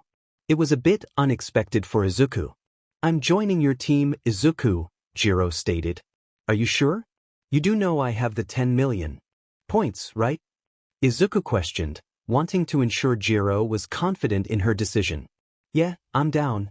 Just like Hitoshi said, we need to play defense, and we'll win regardless of the other team's points, Jiro said, and Izuku nodded. Well, I already have a plan, but I need to address a flaw for everything to be successful, Izuku said, and the other two looked at him in confusion. He then set out to find the flaw and soon discovered it was Kaminari. He brought him over to the others, and Jiro and Hitoshi were surprised. Wait, why Denki? Hitoshi asked. Well, he's my weakness since water and electricity don't mix well. That's why we're going to work together instead of against each other, right? Izuku reasoned, and they all nodded in agreement. Guess I'm on your team then, Kaminari said. Now, for my plan, Izuku began to explain, and they all nodded, agreeing with his strategy. 15 minutes are up, now get to your places. Present Mike announced, waking his sleeping husband beside him. Team Izuku started to position themselves. Izuku became the rider for their plan, with Jiro in front, Kaminari on the right, and Hitoshi on the left. The cavalry match began. Start! With that, Team Izuku started running through the arena as all the teams aimed to steal their 10 million points. Suddenly, They began sinking into the ground, realizing it was due to a student from Class 1B who had softened the ground beneath them. "Oh no, you won't!" Kaminari shouted as he fired a lightning bolt at the enemy team, stunning them momentarily. Jiro then inserted her earphone jacks into the ground and sent a massive vibration that cracked the surface, freeing them. Izuku transformed his arms into water, grabbing their headbands as they made their escape. The enemy team grumbled as they lost their points. "Good work, Jiro Kaminari," Izuku praised, and they shrugged it off. An enemy team began closing in on their left side, reaching for Izuku. Hitoshi asked a random question, and when the writer answered, Hitoshi used his quirk to brainwash him. He instructed the student to give them their points, and the enemy handed over his headband to Izuku. Izuku took it and splashed them with his water arms, freezing the water into ice and trapping them in place. He then started gathering a large amount of water from the air as they continued to navigate the match. Suddenly, they heard explosions above as a flying Katsuki headed straight for them, intent on claiming the 10 million points. Izuku had to use some of the gathered water to create a shield against Katsuki's explosions. He then delivered a water punch that sent Katsuki reeling. Katsuki was about to fall but was saved by Shiro and his tape. Izuku noticed that Katsuki's team consisted of Kirishima, Shiro, and Mina. "Katsuki, you need to be careful," Shiro called out as he pulled him back onto their horse. Yeah, I know. Just gotta get that 10 million. Katsuki replied, but suddenly, another team passed them and snatched their headband. They were shocked to see it was Izumi's team, who wore smug expressions. Enraged, they charged after her team. "You can't get away with this," Katsuki shouted as Izumi continued to taunt them. Mina adjusted her acid to increase her team's mobility, while Katsuki used his explosions as launchers, and Kirishima hardened his body as they pursued Izumi. Meanwhile, Izuku's team was still defending themselves and stealing points until they were halted by a wall of ice. This could only mean one thing. They turned to see Shoto's team, consisting of Momo, Ida, and Tetsu, speeding toward them. "Damn it, it's Shoto." "Kaminari!" Izuku shouted, and Kaminari nodded. He rubbed his hands together, sparks flying as he shot a lightning bolt at Shoto's team. "Yaoyorozu-san," Shoto called as Momo unleashed a large insulation sheet that covered their entire team. The lightning dissipated upon contact, leaving them unharmed. Izuku groaned as he continued to gather water from the air. Hitoshi began rattling Shoto's team with psychological questions, trying to provoke a response, but they remained silent, which frustrated him. "I'm done," Izuku exclaimed, brightening his team's spirits. "Sorry, Shoto, but it's time for us to fly," he declared, and Shoto's team looked confused. Izuku transformed his arms into water, wrapping them around his team before freezing them to secure everyone tightly. He arched his back, and a pair of water wings emerged. It took some time to gather the needed water, but it's worth it. "Jiro!" Izuku called. "Hi!" Jiro responded, plugging her earphone jacks into the ground once more and sending a powerful vibration that shattered the ground, causing the surrounding teams to lose their footing. Izuku flapped his water wings, lifting his team into the air, away from danger. "Look at this, folks. Team Izuku is now flying in midair. What do you think, Eraserhead?" Present Mike asked, eager for his husband's commentary. He groaned before sharing his thoughts. "I think it's a great plan for them since they'll be safe in the air with their 10 million points," he said with an expressionless face and monotone voice. "Hear that, audience? Looks like Team Izuku will be safe, but there are still 8 minutes left, so anything can happen," Present Mike announced as the crowd began cheering and yelling. "Damn it, Izuku's smart," Shoto stated. "I agree. He knew that no one can fly in the air, so his team will be safe up there," Momo added. "Then what are we going to do, guys?" Tetsu asked as Shoto's right side began to form ice.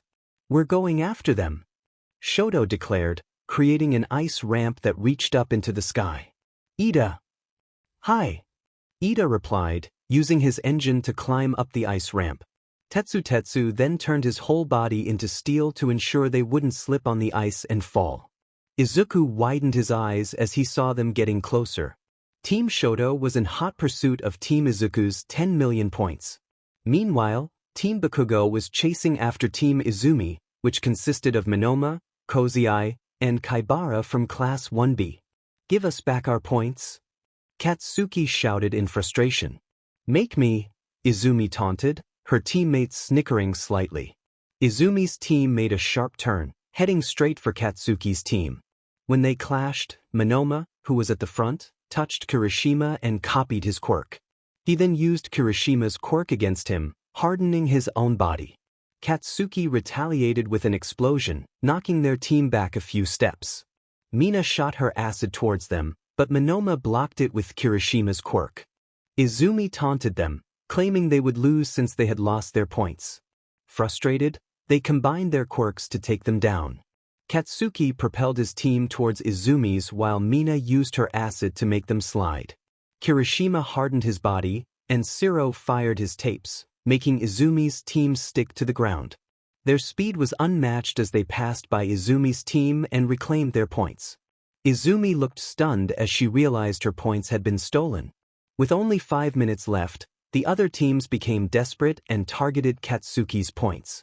However, they were all defeated as Katsuki's team defended their points while stealing some along the way. Katsuki then remembered Izuku's 10 million points and ordered his team to go after him. Izuku's team was flying in the air as Team Shoto began to catch up, using Shoto's ice to create a ramp toward them. Kaminari tried to defend them by shooting a bolt of lightning, but Momo deflected it with an insulation sheet she created. Jiro stretched her earphone jacks towards the ice ramp and sent a vibration that made the ice crack, only for it to be repaired by Shoto's ice. Hitoshi attempted to provoke them into answering his questions, but they remained quiet. Izuku sent Water Ball using his wings, but they were blocked by Tetsu's steel quirk. Ida then activated his Recipro Burst, propelling them forward as they soared momentarily in the air. Shoto tried to grab Izuku's headband while airborne but was unsuccessful. Instead, he fired a wave of flames towards Izuku's wings, causing them to evaporate. Shoto then created a landing ramp for his team to prevent them from falling. "Izuku, we need to land since Shoto evaporated my wings," he said. They slowly descended to the ground as Shoto's team also landed. Both teams eyed each other warily. Suddenly, Ida sprinted at full speed toward Izuku's team. Jiro plugged her earphone jacks into the ground, sending vibrations that cracked the surface. Ida pushed through the rocky terrain to reach Izuku. They soon heard explosions from above and saw Katsuki flying in the air, determined to reach Izuku's 10 million points.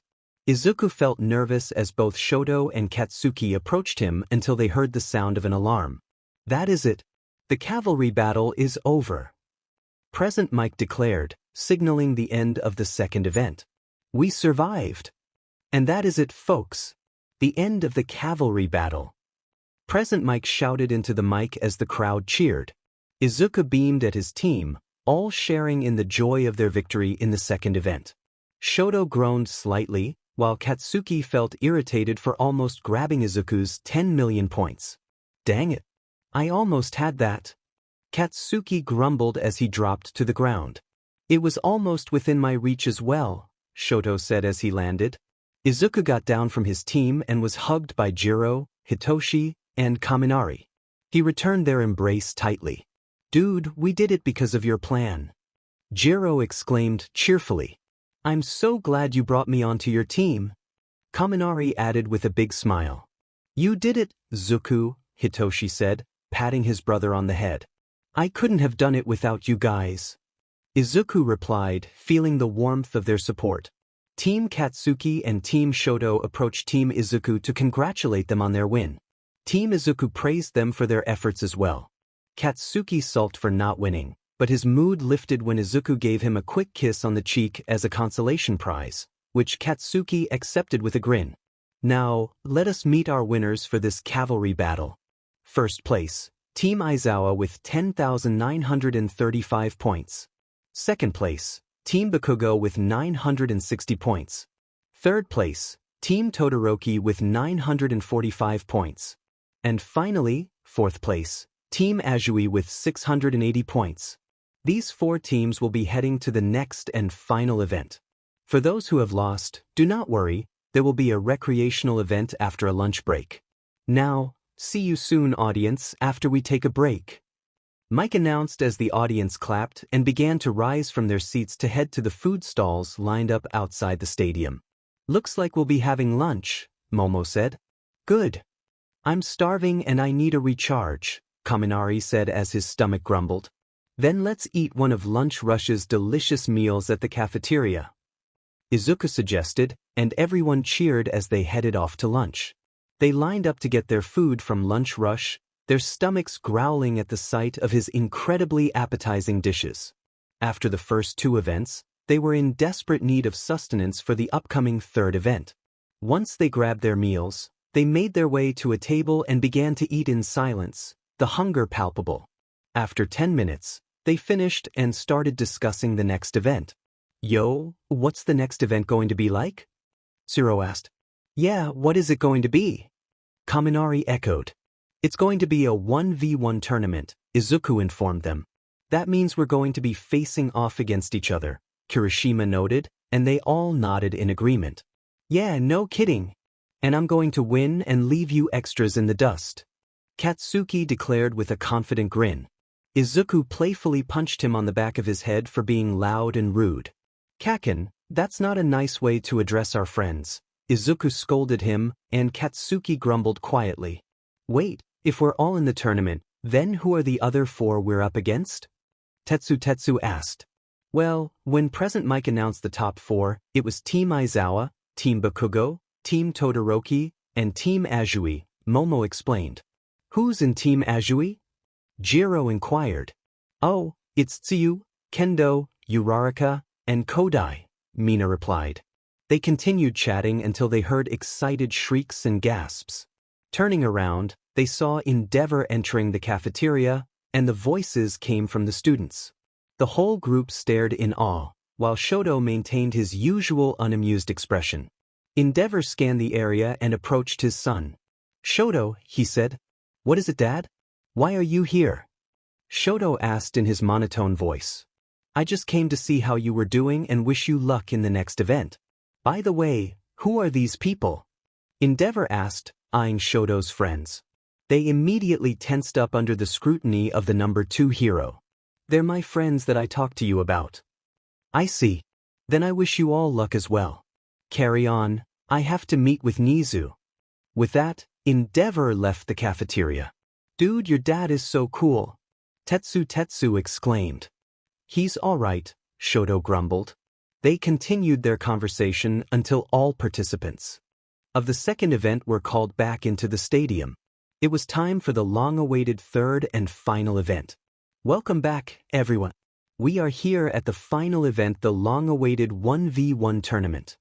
Present Mike announced, his voice booming as the crowd erupted in cheers. As per tradition, the third event will be a 1v1 tournament. The top 4 teams from the Cavalry battle will participate in this final event. Now, let's get to the pairings for the first round. Present Mike declared, swinging his fan dramatically. The giant UA screen displayed the pairings for everyone to see as the crowd roared with excitement. Izuku Aizawa vs Tenya Ida. Mina Ishido vs Yui Kodai. Momo Yaoyorozu vs Itsuka Kendo. Hantas Siro vs Hitoshi Aizawa. Denki Kaminari vs Tsuyu Azui. Tetsu vs Ijiro Kirishima. Katsuki Bakugo vs Ochako Uraraka. Now that the pairings are set, let us begin the tournament. For those in the tournament, please rest in your waiting rooms until it's your match. Now let's begin. Midnight announced. The recreational events, which were a series of minigames for students eliminated during the first and second events, started. While they had fun, those in the tournament prepared, doing last-minute exercises to get their blood pumping. After the recreational activities, Cementos created a battle platform for the tournament using his cement quirk. Midnight informed everyone that she and Cementos would step in if the battles became too destructive. Soon, the tournament began. May I call on the first match? Izuku Izawa and Tenya Ida. Midnight announced as the two competitors entered the arena. Izuku stood on one side while Ida took his position on the opposite side. The audience watched eagerly, excitement buzzing in the air. "Let the battle begin," Midnight declared as the two clashed. Izuku charged toward Ida, but to his surprise, Ida began circling him at blinding speed, thanks to his engine quirk, making it difficult to predict his movements. Izuku's eyes darted around, trying to track Ida's rapid movements. He transformed his arms into water and moved them toward Ida, but missed as Ida zipped past him.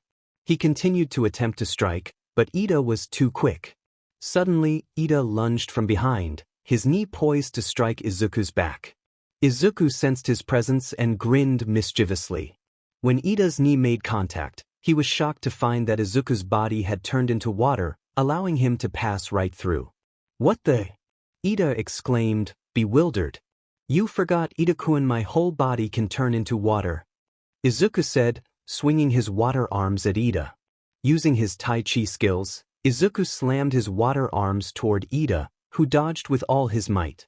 Izuku even transformed his water hands into frozen claws, stretching them to catch Ida, but Ida countered with his engine-enhanced kicks. The crowd roared as they witnessed the intense battle. Izuku's friends cheered loudly, urging him to win. Hearing their encouragement, Izuku felt a surge of motivation. He gathered water from the air, forming it into water ball and launching them at Ida. One struck Ida in the face, pushing him back. Ida wiped the water from his eyes, only to be met with Izuku's flying kick that landed solidly on his chest, sending him reeling backward. Izuku then stretched his arms into frozen claws, grabbing Ida by the waist while avoiding his engines to prevent burns. He spun with Ida in his grasp before launching him out of the platform and against the wall. "Tenya Ida is out of bounds. Izuku Aizawa is the winner," Midnight announced, and the crowd erupted in cheers. Izuku panted heavily, raising his head and waving at the crowd with his signature bright smile. He looked up at his friends and gave them a thumbs up as they continued to cheer him on. He then approached Ida, helping him to his feet and expressing his gratitude. Together, they made their way to the recovery room, and the crowd erupted in applause for his sportsmanship. What a fantastic display of sportsmanship. It really keeps the excitement alive. But let's not delay the matches any longer. May I call upon the next participants, Mina Ishido and Yui Kodai? Midnight announced as the next contestants entered the stadium. Mina entered with a cheerful wave to the crowd, her smile bright, while Kodai maintained an expressionless face, her eyes filled with determination. They took their positions, with Mina on the left and Kodai on the right. "Now, let the second match begin," Midnight shouted. Mina coated her feet with her acid, increasing its viscosity as she slid toward Kodai. She attempted to deliver a punch, but Kodai skillfully dodged to the side. Mina then formed acid in her hands and shot it toward Kodai, who evaded the attack once more. Kodai noticed some rubble from Mina's acid shots and picked them up. She touched them with all 5 fingers and hurled them toward Mina, enlarging them to the size of large rocks. Mina showcased her agility, performing a side flip with remarkable flexibility and leaning backward effortlessly as a rock flew past her. She then produced acid from her arms, creating a wall that melted the rocks upon contact. The crowd went wild, their excitement echoing throughout the stadium, with cheers predominantly coming from Mina's friends in the Aizawa squad. Kodai threw another piece of rubble, altering its size to that of a boulder. The massive rock obscured her view of Mina, but she soon watched it dissolve into nothingness. Mina unleashed her highly corrosive acid, which quickly dissolved the boulder. Coating her feet with acid once more, she slid at high speed toward Kodai and launched an uppercut to her jaw. Kodai was propelled upward slightly, and Mina seized the opportunity, catching her leg and spinning rapidly. The acid on the bottom of her shoes melted the surface of the ground, allowing her to spin with ease. With a powerful throw, she sent Kodai out of bounds. Yui Kodai is out of bounds. Mina Ishido wins the second match, Midnight announced, and the crowd erupted in cheers.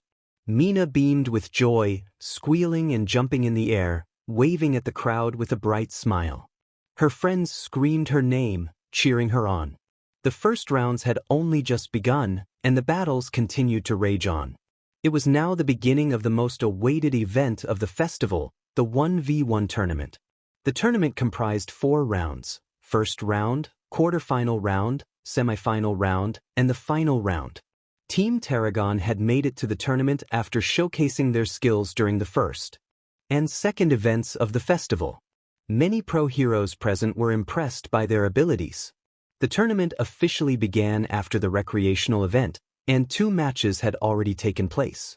The first match was between Izuku Aizawa and Tenya Ida, with Izuku winning after throwing Ida out of bounds and into a wall.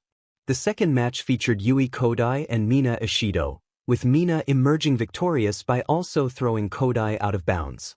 More matches were yet to come, as it was only the beginning of the first round.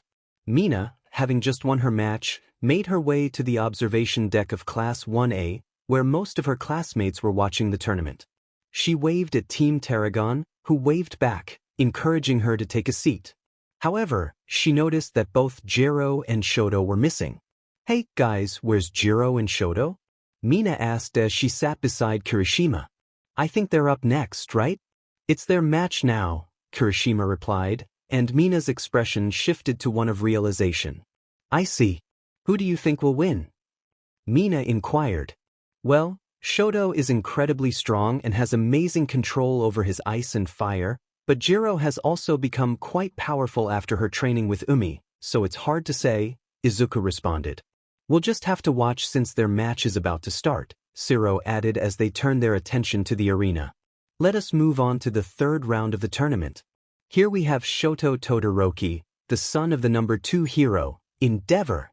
And we have the rock star student of Class 1A, Kyoka Jiro. Present Mike introduced them, and the crowd cheered loudly for both competitors. Shoto and Jiro faced each other on opposite sides, their eyes filled with determination and a fierce desire to win. Let the third match begin. Midnight declared as the two engaged in battle for a chance to advance to the quarterfinals. Jiro sprinted toward Shoto, extending her earphone jacks to reach him. She used them like whips, attempting to strike Shoto. However, he skillfully dodged her attacks, twisting his body and even flipping backward to create distance. Determined to end the match quickly, Shoto stomped his right foot and raised his hand, summoning a giant wall of ice shaped like spikes that shot up toward the sky. Jiro found herself trapped inside the ice, with only her head and limbs free. The audience watched with concern as Midnight prepared to call the match. It looks like Kyoka Jiro is unable to move in the ice. "I will declare the winner to be..." Her words were interrupted by the sound of ice cracking echoing throughout the stadium. What is going on?" a pro hero in the audience exclaimed. Shoto's eyes widened in shock as he noticed a smirk on Jiro's face. He felt a low vibration beneath him, emanating from where Jiro stood trapped in the ice. "I'm not done yet, Shoto. I'm not giving up," she shouted as the ice wall shattered into chunks, raining down on the stadium. Shoto quickly melted the falling ice with his left side. He looked to where Jiro had been and saw she was no longer there. Turning, he spotted her inserting her earphone jacks into the platform, which began to crack beneath him. He started to lose his balance, nearly falling to his knees. Looking up, he saw chunks of ice being hurled at him as Jiro used her earphone jacks to lift them. He melted the ice, knowing he had to end this before it escalated further. Shoto sprinted toward Jiro, passing through the remnants of the battle arena, now littered with heaps of ice and cracked ground. He unleashed flames from his left side as he raced toward her. Jiro dodged the flames and retaliated by sending vibrations through the ground, cracking Shoto's path. However, she was caught off guard when Shoto evaded the cracks and created an ice platform to slide toward her. He unleashed wave after wave of flames, and Jiro barely managed to avoid them due to the rough terrain. Finally, he caught her and froze her body from the neck down. She struggled to break free as he slid her out of bounds. "I declare the third match over. The winner is Shoto Todoroki," Midnight announced, and the crowd erupted in cheers for the thrilling match. "I can't believe this. Did you see their match? What incredible skills they displayed. What do you think, Eraserhead? What have you been doing to them?" Present Mike exclaimed through the microphone. "I didn't do anything. What they showed today are their own skills, honed during their time at UA. Their abilities come from the training they've put in, Eraserhead replied in his usual monotone voice, though a hint of pride shone through as he recognized his student's potential. Did you hear that, audience? Eraserhead is a bad teacher. What did you say? Shoto shot back, an annoyed expression crossing his face as he playfully tugged at Hisashi's capture scarf. The audience laughed at their entertaining banter. We will be having a 5-minute break to clean up and repair the arena. Midnight announced as Cementos began the cleanup. Shoto melted the ice covering Jiro and apologized for freezing her. She assured him it was all right and congratulated him on his victory, which he returned, telling her she had done incredibly well. She smiled warmly and thanked him for the compliment. They both exited the stadium and returned to the observation deck, where their classmates ambushed them with praise. They expressed their admiration for the match, and soon they made their way back to their original seats with Team Tarragon. Dude, you guys were amazing. Zero exclaimed, giving both of them high fives. Yeah, that ice wall Shoto created was as tall as the stadium. Kaminari exaggerated, spreading his arms wide. I'm most impressed with how Jiro cracked that wall of ice with her heartbeat vibrations. That was quite impressive, Momo complimented, making Jiro blush as she fiddled with her earphone jacks and thanked her. They did great, right, Kaken? Izuku asked Katsuki with a smile. They're all right, Katsuki muttered, barely audible but still heard by them. After a few minutes of repair and cleanup, the platform was ready for the next match. Momo stood up from her seat and waved goodbye as it was her turn next. Now, let us move on to the fourth match. We have the versatile creation Quirk user and a recommended student of the hero course, Momo Yaoyorozu. Present Mike announced as Momo stepped onto the platform with a fierce expression. The next contestant is the martial arts expert of Class 1A, a girl with fists of fury. We have Itsuka Kendo. Kendo entered the battlefield, exuding confidence. Let the fourth match begin. Midnight declared as Kendo advanced first. She enlarged her hands and punched Momo in the chest, surprised when she struck something solid. Momo had opened her PE uniform shirt to reveal a shield formed from her creation. Kendo stepped back as Momo created a steel shield that blocked her attack. Rolling up her sleeves, Momo extended her arms, and two bow staffs emerged. Gripping them tightly, she dashed forward toward Kendo. Momo struck repeatedly with her dual-wielded bow staffs, spinning elegantly as the audience watched in awe. Kendo realized she was being pushed back toward the white line and needed to escape the onslaught. She retaliated with a few powerful punches, forcing Momo back. Momo planted her bow staffs into the ground, halting her momentum just shy of the white line. Taking a moment to breathe, Kendo devised a new plan as she noticed Momo extending her right hand, a pink glow signaling her creation process. Momo finished her creation, and the item popped into her hands. She threw the grenade-shaped object towards Kendo, where it landed in front of her. It was a stun grenade. A loud bang echoed through the stadium, and a blinding light emerged from the grenade, causing Kendo to stumble back. Momo seized the opportunity to dash towards Kendo to finally end their battle. Momo planted her bow staff on the ground and used it to propel herself towards Kendo with a flying kick. She struck Kendo in the chest, sending her crashing to the ground, completely unconscious. The winner has been decided for the fourth round, and it is Momo Yaoyorozu. Midnight declared as the crowd erupted in cheers. Momo panted heavily as she dropped to her knees, feeling a mix of exhaustion and pride from her victory. Kendo was taken to Recovery Girl's office for treatment. Momo exited the stadium and returned to the observation deck, where her friends tackled her in a joyful hug.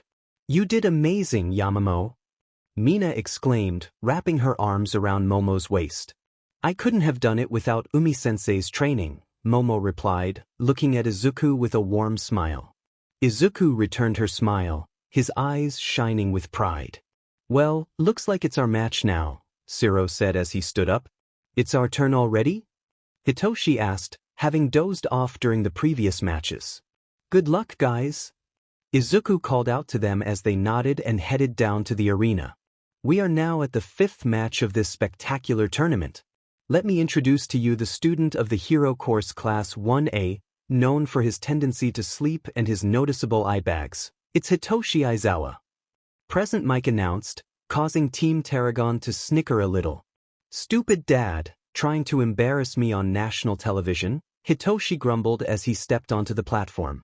We also have the student who can wrap you up like a present with his endless supply of tape. It's Hanta Siro. Siro entered the stadium, doing a few arm stretches. Let the fifth match begin. Midnight declared. Hitoshi advanced first, dashing towards Siro. Siro shot out strips of tape from his elbow, attempting to ensnare Hitoshi. Hitoshi skillfully dodged, knowing he would be in serious trouble if caught. Hey Siro, why are you so simple and basic? Why so bland? Hitoshi taunted, trying to provoke him. Siro responded with a smile, taping his own mouth to prevent any accidental slip-ups.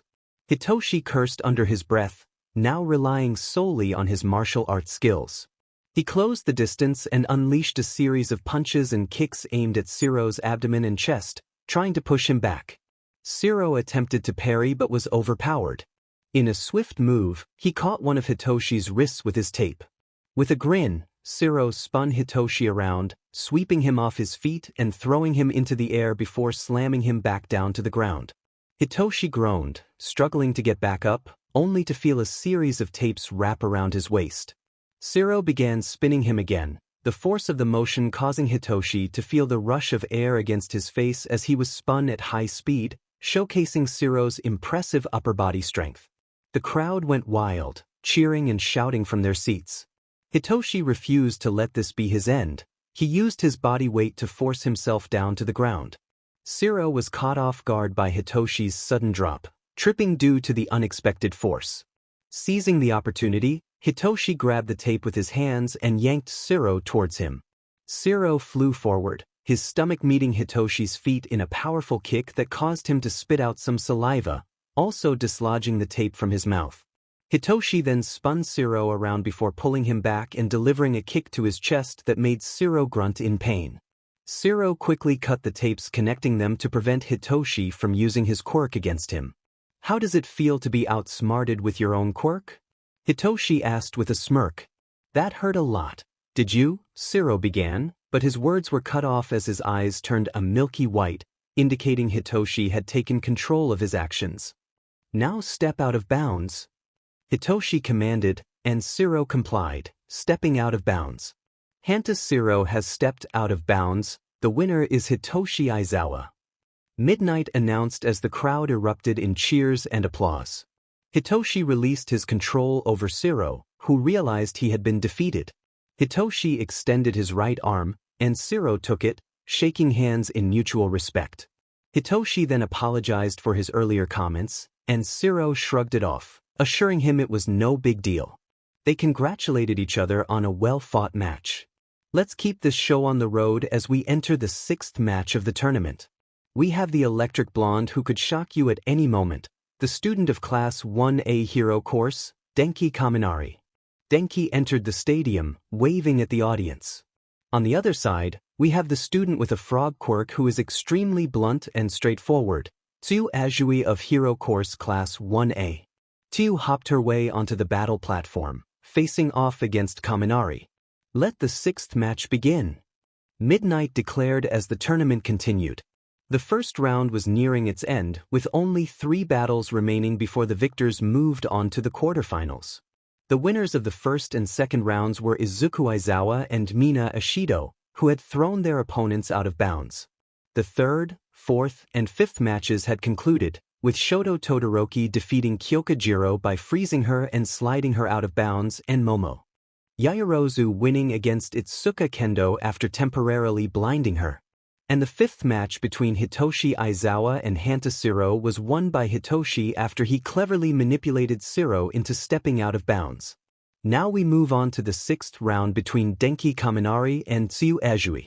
Let the sixth match begin. Midnight announced as the crowd cheered loudly. Kaminari rubbed his hands together, sparks of electricity dancing around them. With a confident smile, he unleashed a bolt of electricity that shot towards Tsuyu, resembling a lightning strike from the sky. Tsuyu dodged the bolt just in time, narrowly avoiding a hit to her side. She leaped high into the air, skillfully evading Kaminari's relentless barrage of lightning bolts. Realizing that running alone wouldn't secure her victory, she decided it was time to go on the offensive. She sprang towards Kaminari and delivered a swift kick to his arm, pushing him back slightly. Then, with a flick of her tongue, she struck him on the other arm. Kaminari winced and retaliated with another jolt of electricity, catching Tsuyu off guard. She grunted in pain but quickly adapted, running on all fours towards him. To keep her at bay, Kaminari unleashed a powerful surge of electricity that spread across the ground, creating an electrified terrain. Each step Tsuyu took sent volts coursing through her. Despite the pain, Tsuyu extended her long tongue to reach him, slamming it against his side. Kaminari stumbled to the ground, struggling to rise as he found himself unable to move. "Why can't I move? I haven't short-circuited yet," Kaminari exclaimed, trying to will his body into action. "I can secrete a paralyzing mucus," Tsuyu explained, "and I coated it on my legs and tongue to immobilize you, Karo." Kaminari gasped in realization. Tsuyu wrapped her tongue around the paralyzed Kaminari, preparing to throw him out of bounds. However, a sudden surge of electricity coursed through her tongue, causing her to let go in pain. "I may not be able to move, but I can still use my quirk," Kaminari declared, a confident smirk on his face. He concentrated, spreading the electricity within him until it enveloped his entire body. A massive surge of electricity erupted from him, crackling throughout the arena. The electric wave reached Tsuyu, surrounding her in intense energy. She screamed as the electricity overwhelmed her, and when the surge dissipated, she collapsed to the ground, unconscious. "The winner of the sixth match is Denki Kaminari," Midnight announced, and the crowd erupted in cheers. Kaminari sighed in relief, still paralyzed and lying on the ground as recovery bots entered the arena to assist both him and the unconscious Tsuyu. "Let us move on to the seventh match, folks. We have the student who is as hard as a rock and an unbreakable wall, Eijiro Kirishima," Present Mike announced as Kirishima stepped into the arena. "The next student has a heart and mind of steel, as well as the ability to turn his entire body into steel. Tetsu. Tetsu entered the arena, standing across from Kirishima. "Who do you think will win?" Mina asked. "They have pretty similar quirks. It's hard to tell who'll come out on top," Jiro replied. "It will be a battle of endurance," Momo concluded as the match was about to begin. "Let the seventh match begin," Midnight declared, waving her fan. The two rushed towards each other, activating their quirks and letting out battle cries as their fists collided. A burst of wind pressure erupted from the impact, pushing them both back slightly. They charged at each other again, with Tetsu landing the first punch to Kirishima's face, sending him back. Kirishima quickly retaliated, punching Tetsu in return. Their strengths were evenly matched. The crowd was on the edge of their seats as the two quirked fighters exchanged blows, cheering them on. Kirishima landed punches to Tetsu's head and chest, while Tetsu responded in kind, both fighters mirroring each other's movements. They unleashed a flurry of punches, parrying each other's attacks at high speed, roaring with determination as they fought. Both fighters took a step back, panting, before charging at each other once more.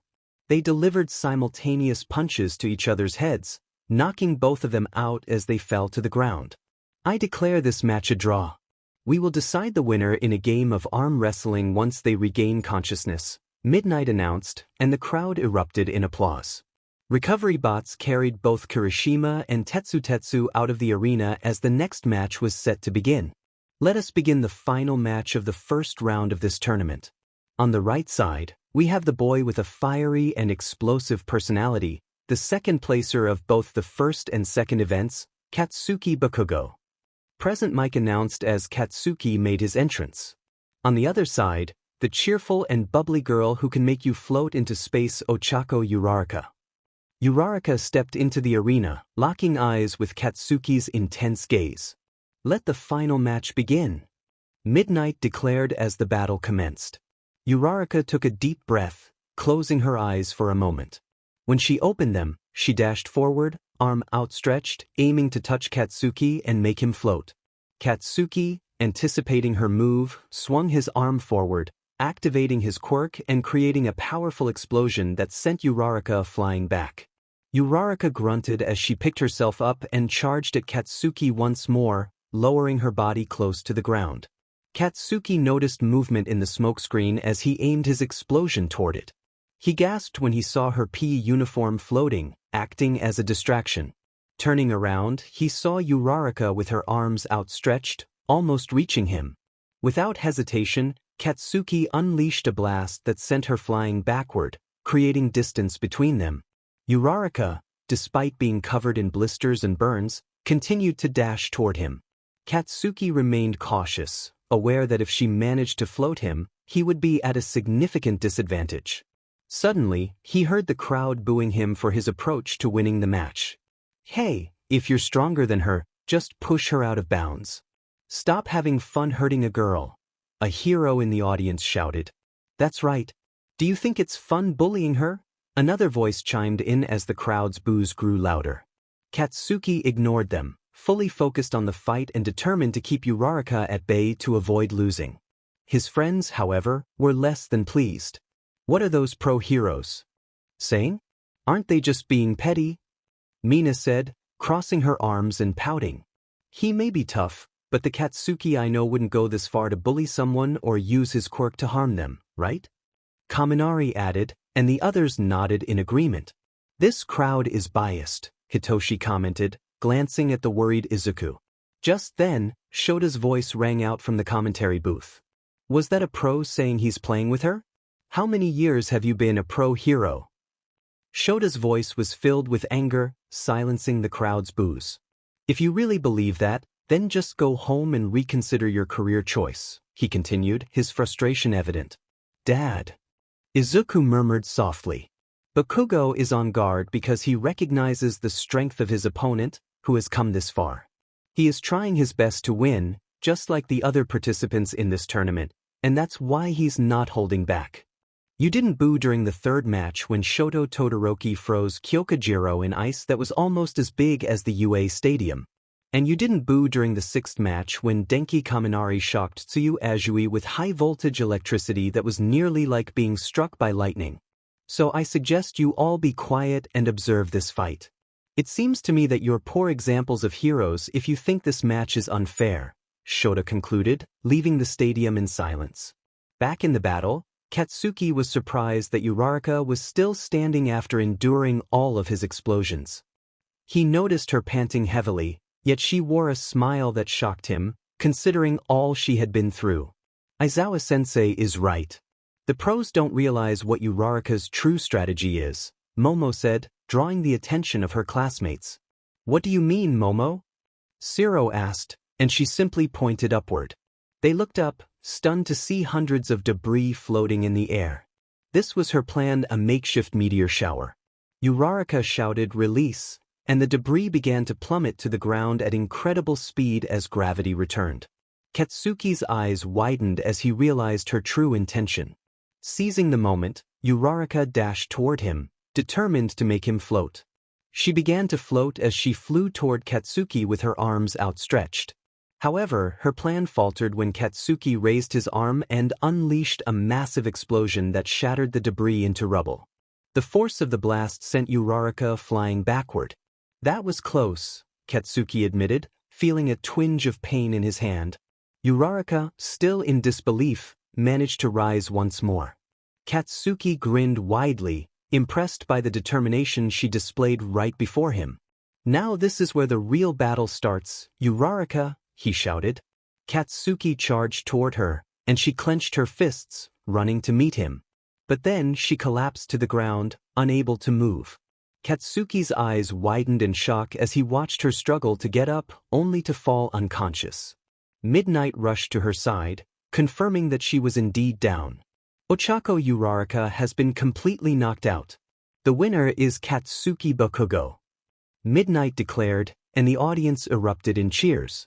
Katsuki, still wide-eyed, approached Uraraka's unconscious form and gently picked her up, carrying her to Recovery Girl's office. The crowd applauded his chivalrous act, pleased with the outcome. In the Class 1A section, Izuku clapped for his boyfriend, a proud smile spreading across his face. He was happy to see that Katsuki, despite his rough exterior, was actually gentle and kind inside. That was the Katsuki he knew and loved. What a display of a true gentleman. Whoever he is with is surely being well taken care of. Present Mike announced with a smirk, causing Izuku to blush. His classmates began teasing him as he covered his reddened face. But the first round isn't over yet, as we still have a draw match between Eijiro Kirishima and Tetsu in the 7th match. Present Mike continued as the two competitors entered the arena. Cementos created a small platform for their arm wrestling competition, and both he and Midnight watched closely to determine the winner. They raised their right arms and the match began. Using their quirks, they struggled to overpower one another. Their strength was evident as Cementos's platform began to crack under the pressure. The two grunted, each determined to win. In the end, Kirishima barely emerged victorious, having overpowered Tetsu at the last moment as his opponent lost his grip. Kirishima then defeated Tetsu in the arm wrestling match, showcasing his strength. The winner of the arm wrestling is Eijiro Kirishima. Midnight announced as the crowd erupted in cheers. Tetsu, feeling a bit down, lowered his head. Suddenly, he felt a reassuring grip on his shoulders and looked up to see Kirishima. That was an amazing match. You did great. Kirishima encouraged him. Kirishima stretched his arms, and Tetsu couldn't help but smile back, his spirits lifted. And there we have it, folks. That concludes the first rounds. Stay tuned for the quarterfinals, which will begin after a 30-minute break. Present Mike concluded as the screen displayed the upcoming match brackets. Izuku Aizawa vs Mina Ishido. Shoto Todoroki vs Momo Yaoyorozu. Hitoshi Aizawa vs Denki Kaminari. Eijiro Kirishima vs Katsuki Bakugo. The quarterfinals were just around the corner. Who would win and advance to the semifinals? The first rounds of the tournament had concluded, and the victors were set to move on to the quarterfinals. The winners would eventually face off in the semifinals and then the finals, where one would be crowned the champion of this year's sports festival for the first years. A brief 30-minute break was scheduled to prepare for the next rounds. Team Tarragon stepped outside the stadium, wandering through the various food stalls. Their eyes gleamed at the sight of numerous delectable treats. After the intense battles, they were hungry and eager to recharge with delicious food. After a few minutes of exploring and indulging in tasty snacks, they felt satisfied and ready for the quarterfinals. Soon, Mina and Izuku's phones buzzed with a message from Umei, reminding them to get ready for the upcoming matches. "Oh my gosh, it's finally time!" Mina exclaimed, bouncing with excitement. "Looks like it's starting. See you guys later," Izuku said as he and Mina dashed back to the stadium. "Where are they going?" Katsuki asked, raising an eyebrow. "It's probably time for the quarterfinals. Let's head back before it gets too crowded," Hitoshi suggested. They all agreed and made their way back to the stadium to catch the first match of the quarterfinal rounds. As they took their seats, the sounds of UA signaled the beginning of the quarterfinals of the sports festival tournament. Welcome back, audience and viewers at home. We are now entering the quarterfinals of this incredible sports festival tournament. Present Mike announced, and the crowd cheered enthusiastically. Let's not delay any longer and start the first match. On the right side, we have the blue-haired contender who can control water and even transform into it, Izuku Aizawa. Izuku walked confidently through the stadium, waving to the crowd with a bright smile. On the other side, the cheerful and lively Mina Ishido, who can melt you away with her acids. Mina waved to the crowd with both hands, skipping her way to the arena. Let the first match of the quarterfinals begin. Midnight declared as the battle commenced. Izuku transformed his arms into water while Mina coated her feet with acid. He charged at her, using Tai Chi to twist and slam his water arms toward her. Mina skillfully dodged his attacks, showcasing her flexibility and speed. Mina formed acid shots and fired them at Izuku, who countered with water ball. Their attacks collided, creating steam as they neutralized each other. As Mina continued to unleash acid shots, Izuku rolled to the side, dodging and countering with water ball. In a flash, Mina closed the distance, preparing to strike, but her punch went right through him as he transformed into water. Seizing the moment, Izuku grabbed her with icy claws and tossed her aside. She rolled on the ground but quickly regained her footing. Izuku shot a barrage of water ball at her feet, freezing them upon contact and trapping Mina in place. She struggled to dissolve the ice but was met with more water ball that transformed into spikes. However, she managed to create a veil of acid that dissolved the spikes and melted the ice, freeing her. Mina skated around Izuku, firing acid shots, while he parried them with his water ball. Despite his efforts, she rapidly fired her acids, forcing him to dodge with flips and rolls.